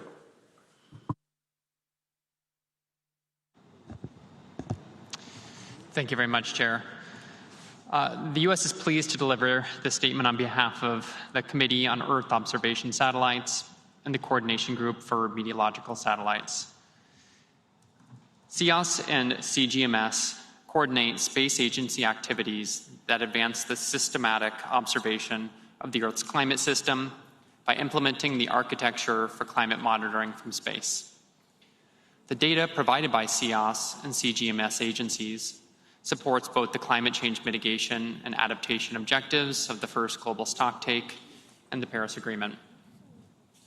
CEOS and CGMS defined a space-based constellation architecture for monitoring atmospheric CO2 and methane concentrations, as well as their natural anthropogenic fluxes. This provides a reference for agencies planning space-based CO2 and methane missions, as well as for the international coordination on the acquisition, analysis, and distribution of their measurements. Further, CEOS and CGMS developed a roadmap to implement a GHG monitoring system that supports the Enhanced Transparency Framework, Global Stocktake, and NDC activities. The first prototype system has been developed and leverages space-based assets to inform the first stocktake with a use case on top-down CO2 and CH4 inventories. A follow-on pre-operational system integrates satellite data into a sustainable atmospheric CO2 and CH4 monitoring system to support future stocktakes in 2028 and beyond.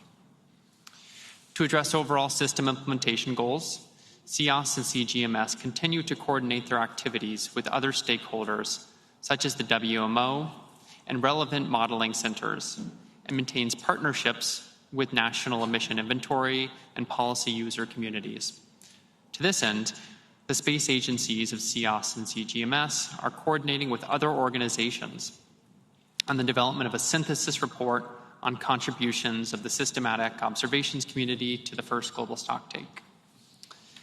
Agencies continue to coordinate space-based monitoring of Earth's forested areas to support the Global Forest Observations Initiative and the global observation of forest cover and land dynamics. CEOS agencies are also developing a roadmap for providing satellite products that support AFOLU land modeling needs and emissions reporting by the parties to the UNFCCC. This includes the use of multiple new satellite missions to derive above-ground biomass for the stocktakes, among other uses. Finally, CEOS recently developed a strategy to support the global stocktake of the Paris Agreement, encompassing all of the above described measures in support of mitigation and adaptation goals. I'll post a longer statement on the website. Thank you very much.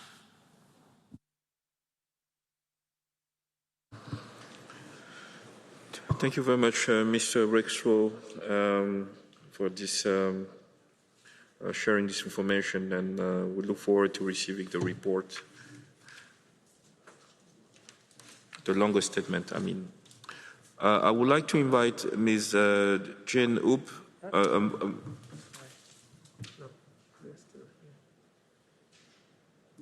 Okay, sorry, I got my list a little bit mixed up. I now would like to invite Mr. Anthony Ray from the Global Climate Observing Systems, GCOS, to take the floor. Anthony Ray, please, over to you. Thank you, Mr. Chair and distinguished delegates. Thank you for this opportunity to report on the Global Climate Observing System, GCOS, a program co-sponsored by the World Meteorological Organization, Intergovernmental Oceanographic Commission, International Science Council and the United Nations Environment Programme. GCOS has just published its 5th review of the State of Climate Observations, the Global Climate Observing System 2021, the GCOS Status Report, and submitted it to the UNFCCC for your consideration. The executive summary of the report is available in all the UN languages. The report identifies the improvements in our observational capabilities since the previous status report was published in 2015 and highlights outstanding issues and gaps. The findings are presented for each essential climate variable, ECV, and each specific action identified in the last GCOS implementation plan. Satellite observations have improved, allowing near global coverage of many variables and with many operators providing open access to the data. There have also been many improvements to surface-based observations of individual ECVs across the atmospheric, ocean and terrestrial domains, with new technologies and approaches being developed, especially in the oceans. Archiving and online access to the observations and derived information has improved. Overall, there are four main areas still needing improvements: ensuring the sustainability of observations, addressing gaps in the system, and ensuring permanent, free and unrestricted access to the observations, increasing support for policies driven by the UNFCCC Paris Agreement. We will present this report tomorrow in the IPCC WMO UKMO Science Pavilion, tomorrow at 11 a.m. and also during Earth Information Day. There'll be several related presentations during the COP. GCOS status reports are followed by an implementation plan that outlines the improvements that are needed to the global system. Work is already underway to produce the next GCOS implementation plan in 2022, responding to the findings of the 2021 status report, and we encourage all to take part in the public review of this document in early 2022. Some other notable developments include, together with WMO, GCOS is working on establishing a GCOS surface reference network to improve the accuracy and quality of global observations networks. WMO has agreed the implementation of the Global Basic Observing Network as noted, and its funding mechanism, the Systematic Observations Financing Facility, that, while focused on weather prediction, will significantly improve observations of several essential climate variables and lead to improvements in climate analysis and prediction. The WMO Unified Data Policy agreed at its Extraordinary Congress also strengthens the free and unrestricted exchange of historical essential climate variables between its members. Under the umbrella of the Global Ocean Observing System, plans have been developed and are starting to be implemented to extend observations to the deep oceans, essential to fully monitoring the global carbon cycle and energy balance. GCOS is now actively considering how the Global Climate Observing System can support adaptation at the national and local levels. Many ECVs can, with small refinements, being used as indicators to support adaptation planning or to monitoring adaptation implementation. Unfortunately, due to the COVID epidemic, we've been unable to continue with GCOS regional workshops as in previous years, but we plan to restart this program as restrictions ease and are considering a number of new ways to improve national engagement in GCOS. Thank you for your attention. Thank you, Mr. Ray, on your message stating the work of the GCOS. I will now like to invite Mr. Vladimir Ryabinin from the Intergovernmental Oceanographic Commission, UNESCO IOC, to make a statement. Unfortunately, Mr. Ryabinin was not able to join us in person for this session and has therefore provided a pre-recorded message. Let us now listen to his message. Ladies and gentlemen, all courtesies observed. Warm greetings to SABSTA from the Intergovernmental Oceanographic Commission of UNESCO, the home of ocean science in the United Nations system. I think it was an essential step for Convention on Climate to establish under SABSTA an ocean and climate dialogue.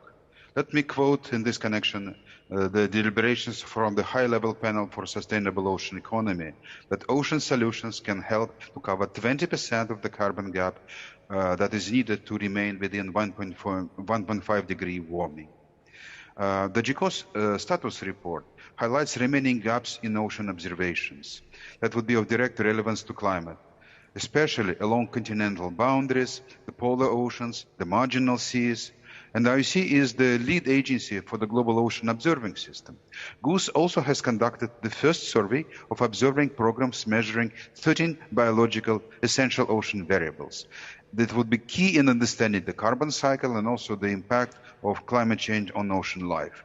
The coverage of biological AOVs is actually uneven and very sporadic, and currently we have only 7% of the ocean surface covered by those observations. These results are alarming. They show a lack of information when it is needed the most, particularly in high biodiversity areas that are also most intense, experience most intense human pressure. And this is critical for ocean, climate, human nexus. How to change the situation? I would like to draw your attention to the United Nations Decade of Ocean Science for Sustainable Development that IUC is leading on behalf of the United Nations system. The mission of that decade is transformative ocean science solutions for sustainable development, connecting people in the ocean. So please do engage in the decade, and the current call for decade actions is actually including ocean climate nexus as a priority. So COP26 is seen as the last best chance for the planet, and let's us include in consideration all the planet, including 70% of its surface, 90% of its habitable space, the ocean, and six climate solutions that are also ocean solutions. I thank you very much for attention and wish you very good work. I thank Mr. Riabinin for providing his statement. I would now like to invite Mr. Michael Sparrow from the World Climate Research Programme to make his statement. Unfortunately, Mr. Sparrow has not been able to attend this session in person.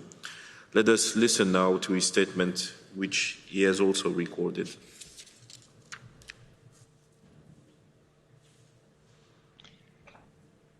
Anthropogenic climate change brings many significant challenges and risks that affect almost all aspects of life on Earth.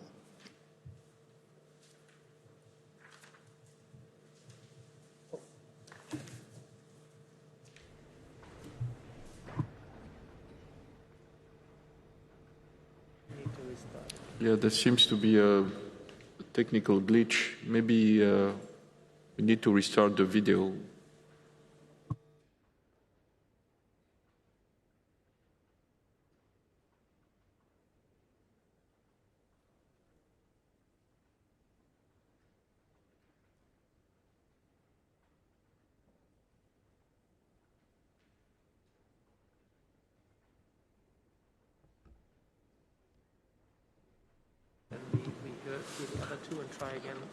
So I suggest we move to the next speaker, and then we'll try to come back to this video later. I would like to invite Ms. Jane Hoop, envoy of the ICAO Secretary General to the UNFCCC COP meeting of the International Civil Aviation Organization, to make a statement. Unfortunately, Jane Hoop was not able to attend in person, but has given a recorded statement. Let us listen to her report. Thank you, Mr. Chair. Since the last assembly in 2019, ICAO and its member states have been making substantial progress in achieving the collective global aspirational goals for the international aviation sector of achieving 2% annual fuel efficiency improvement and carbon neutral growth from 2020 onwards. 121 member states have already developed and submitted to ICAO their state action plans on how to reduce CO2 emissions from international aviation, including in-sector mitigation measures such as aircraft technologies, operational improvements, and the use of sustainable aviation fuels. To complement the CO2 reduction measures, and as a means to ensure the achievement of the carbon neutral goal, a global market-based measure, the ICAO Carbon Offsetting and Reduction Scheme for International Aviation, CORSIA, was established, and its global implementation is on track. Important CORSIA implementation milestones include the establishment of a robust CO2 monitoring, reporting, and verification MRV system, which ensures that collected CO2 data are verified and reported annually by all airline operators covered through the ICAO CORSIA Central Registry. ICAO has also developed globally harmonized sustainability criteria, life cycle CO2 values, and certification schemes to incentivize the use of CORSIA-eligible fuels. Furthermore, in light of the agreed emissions unit criteria, ICAO has identified a set of CORSIA-eligible emissions units that can be used by operators to meet their CO2 offsetting requirements under CORSIA for the pilot phase. In this regard, ICAO will continue to monitor further developments related to Article 6 of the Paris Agreement, in particular, any implications for the implementation of CORSIA and its eligible emissions units. While a concrete mechanism is already put in place to achieve the existing climate goals, ICAO is also working on the feasibility of a long-term global aspirational goal, LTAG, for international aviation. Part of this work is the stock-taking process, and the latest ICAO stock-taking event was held in September 2021. Good progress has been achieved in the development of the long-term goal options due to intensive and rigorous efforts of states, industry, civil society, and other stakeholders participating in the ICAO LTAG process. Recently, the global air transport industry has adopted a long-term climate goal of net zero carbon emissions by 2050.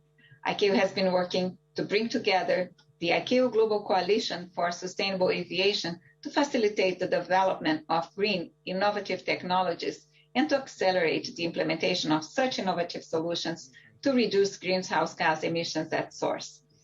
While CO2 emissions from international aviation are addressed through ICAO and not covered by the nationally determined contributions, NDCs, under the Paris Agreement, an ambitious outcome at the Cop26 may further encourage ICAO and its member states to take an ambitious decision for international aviation at the ICAO Assembly next year, complementing the achievement of the Paris Agreement objectives. Thank you, Mr. Chair. Well, I thank Jane for a message. Before we go to the next speaker, let me give the floor to China. China, over to you. Thank you, Chair. And sorry for interrupt the process. I just want your clarification because China wants to take a short intervention according to agenda item 12G and also the submission from ICAO. So I just wondering when I could take the floor and if it's possible, could I take it right now? Thank you.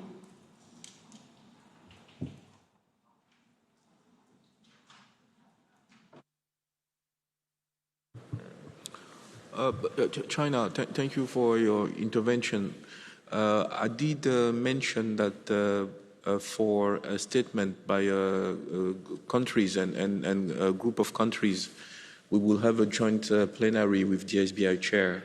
So I'm not sure whether the intervention is very specific to this plenary or we could have it during the joint plenary. Thank you. Over to you. It is open. Oh, thank you. So, well, I just, since this is a very specific intervention, if you allow me, I would insist to take the opportunity. If I also know that there's a strict limitation of time. If you insist I post it online, I could also do that. It's fully depends. It's in your hand. Thank you. I mean, this is a party-driven process. I will hate to deny the floor to a party. So if it is a long statement, then it should be sent so that it can be posted. But if it is a short statement, then I'm willing to give you the floor. It's a very short one. Thank you. Okay, please, then go ahead. Okay, thank you.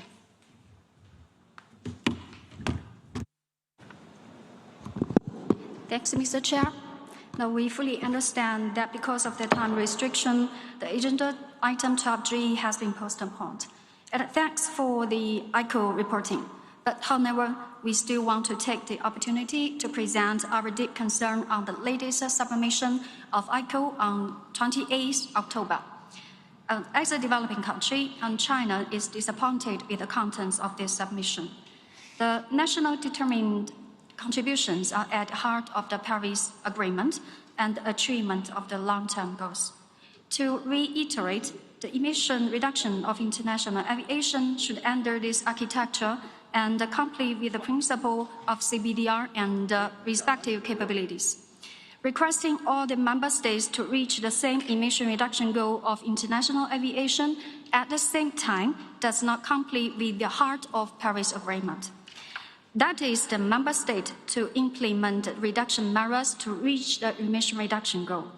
ICO should recognize the different nation circumstances, different developing stage of the member states when proposing any goal and implementing the scheme. Developing countries enjoy the freedom to determine the emission reduction goal of our international aviation sector under our respective NDC. Furthermore, the submission of ICO does not completely and precisely reflect what has happened in ICO. First, currently, there is not a consensus on the reduction goal of global international aviation. The slogan of only several developed countries and international organizations cannot represent all the member states, especially the developing countries. Secondly, the offsetting responsibility assignment method of the COSIA does not comply with the guiding principles for the design and implementation of market-based measures for the international aviation, which has already been listed in the annex of Assembly resolution since 2016. Now, it leads to the international aviation sector of developing countries to undertake much more heavy burden than the developed countries. It is unfair. And it is not a proper way that ICO ignored the revised suggestions proposed by the developing countries' experts. And the criteria of COSIA eligible fuels has already gone far out of the scope of Chicago Convention. We should remember that the report of sustainable transport published by the second Global Sustainable Transport Conference has proposed that finding a path towards carbon neutrality that is consistent with the aspiration for goals and improved living standards of the countries whose emissions are rising rapidly because of increased modernization and economic growth is essential for these countries as well. China has improved and invested tremendously in the green and the sustainable development of the aviation sector, and has got remarkable outcomes and contribution to the sustainable development of the global international aviation sector. We will continuously support and contribute to the sustainable developing path of the global international aviation under the Paris Agreement. Here, China emphasizes again and correct the mistake of ICO that emission reduction of all the fuels are covered by the national determined contributions under the Paris Agreement, and that the emission reduction of international aviation should comply with the principle of CBDR and RC. Thanks, Chair. Thank you very much, China, for your statement.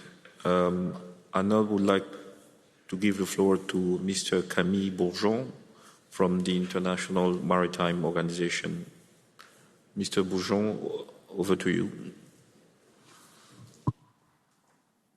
Good afternoon, Mr. Chair and distinguished delegates.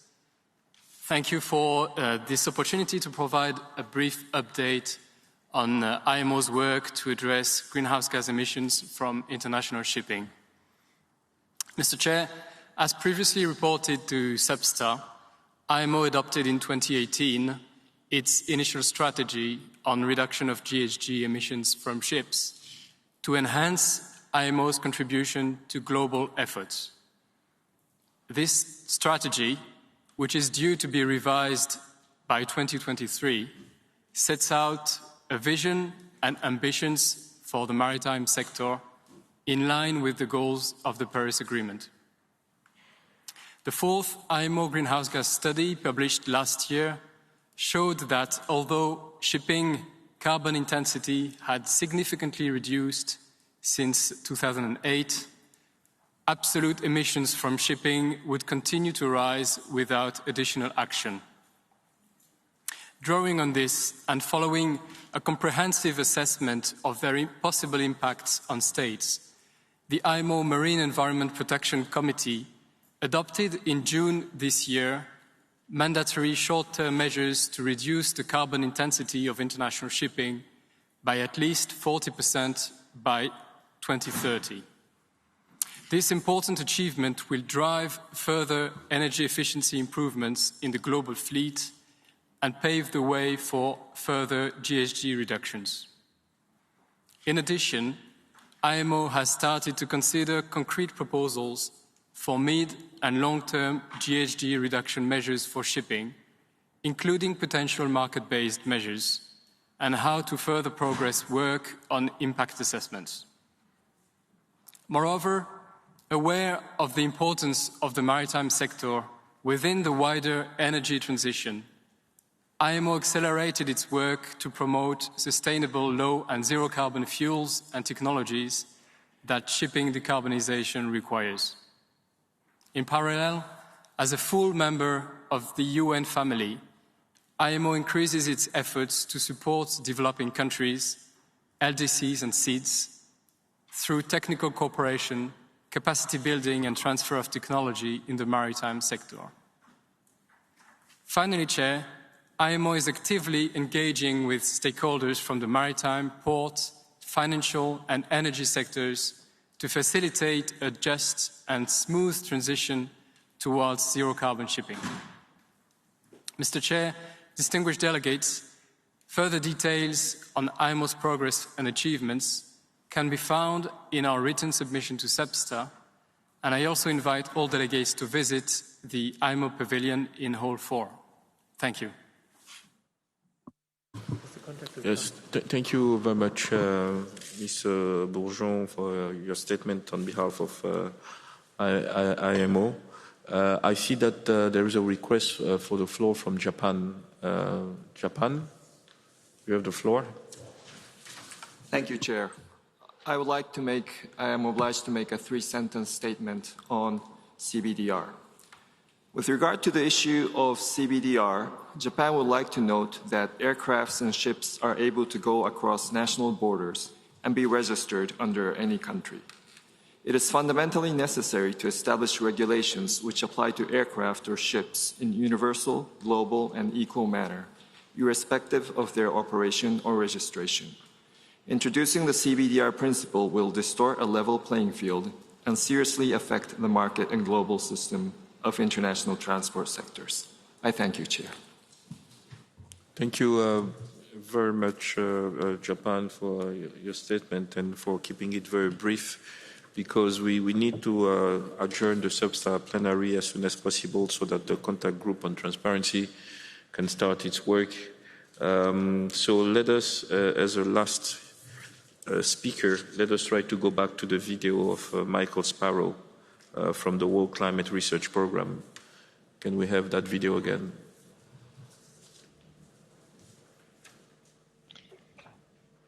Anthropogenic climate change brings many significant challenges and risks that affect almost all aspects of life on Earth.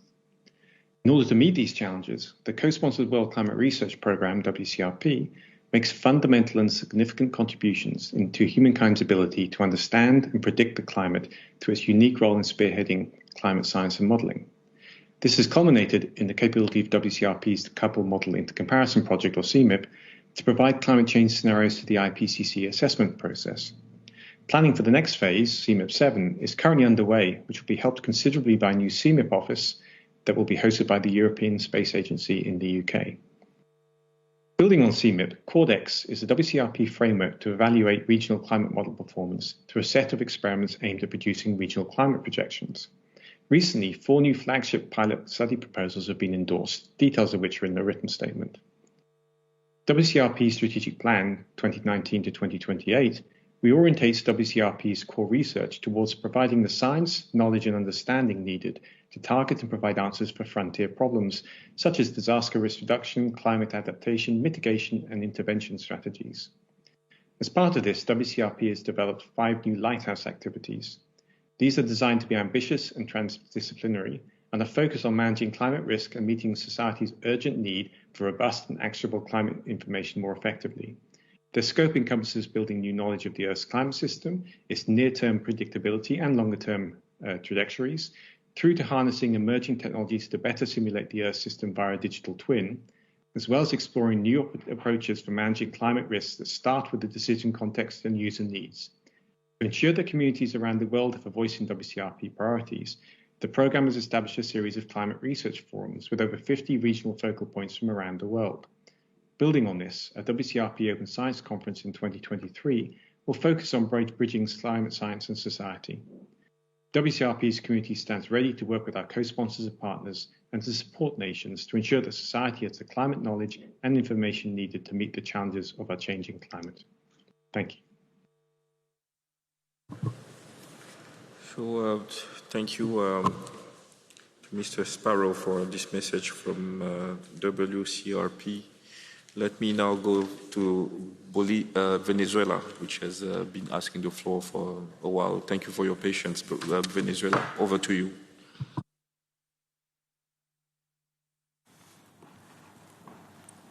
Thank you, Mr. Chair. My intervention was in the point regarding bunker fuels, and I'm going to make it in Spanish. En relación a las actividades que son adelantadas por la Organización Marítima Internacional y la Organización de Aviación Civil Internacional, Venezuela considera que la diferenciación en las acciones y en las medidas en ambos sectores es fundamental, acorde al principio de responsabilidades comunes pero diferenciadas. Ambos sectores son claves para la comercialización de productos de los países, y las medidas y acciones que se alcancen no pueden ni deben configurarse en una medida de discriminación al comercio internacional. El uso del combustible seguirá siendo clave para ambos medios de transporte internacional. Cualquier medida debe cuidar el balance del mercado energético mundial y de estabilidad de los precios. Debe haber simultaneidad en las medidas que se adopten tanto en el transporte aéreo como en el marítimo. El avance de un sector no puede ir en perjuicio de otro. Las medidas coercitivas unilaterales aplicadas al sector del transporte internacional transgreden toda norma jurídica existente y deben ser rechazadas, porque imposibilitan a una nación transportar sus recursos y afectan al comercio internacional.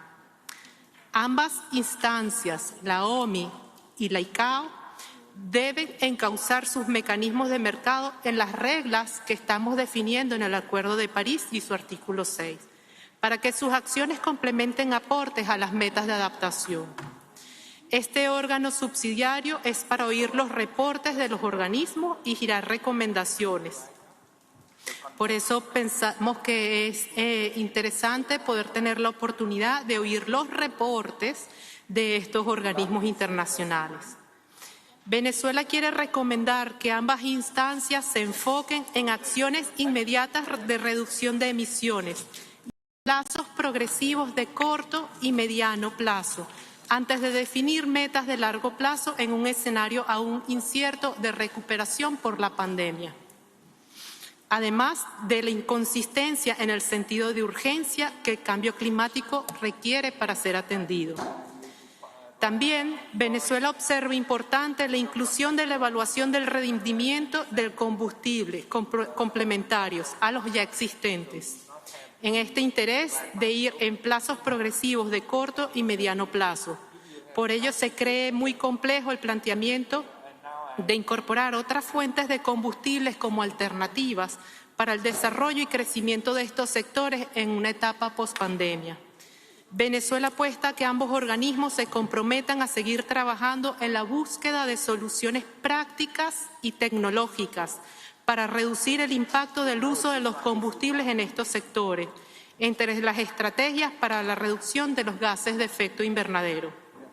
Con esto le agradezco la oportunidad, señor presidente.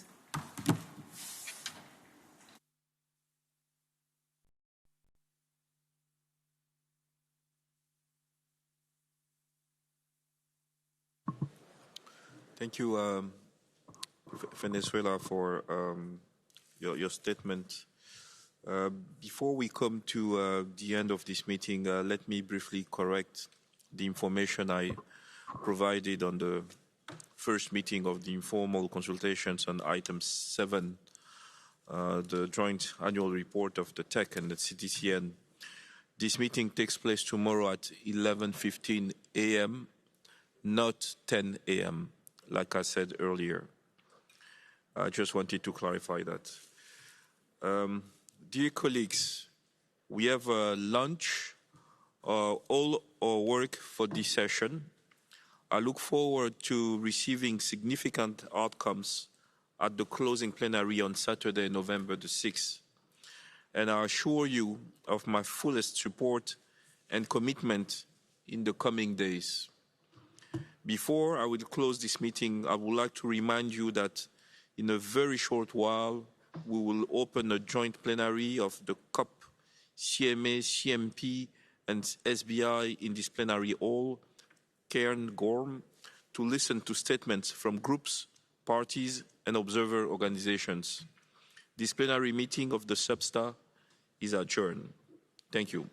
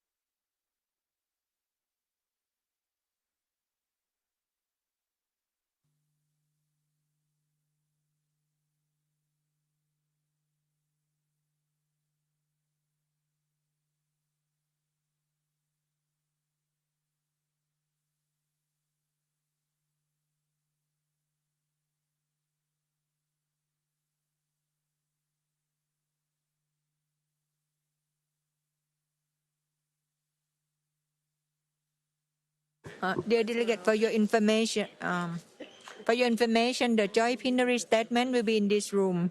Thank you.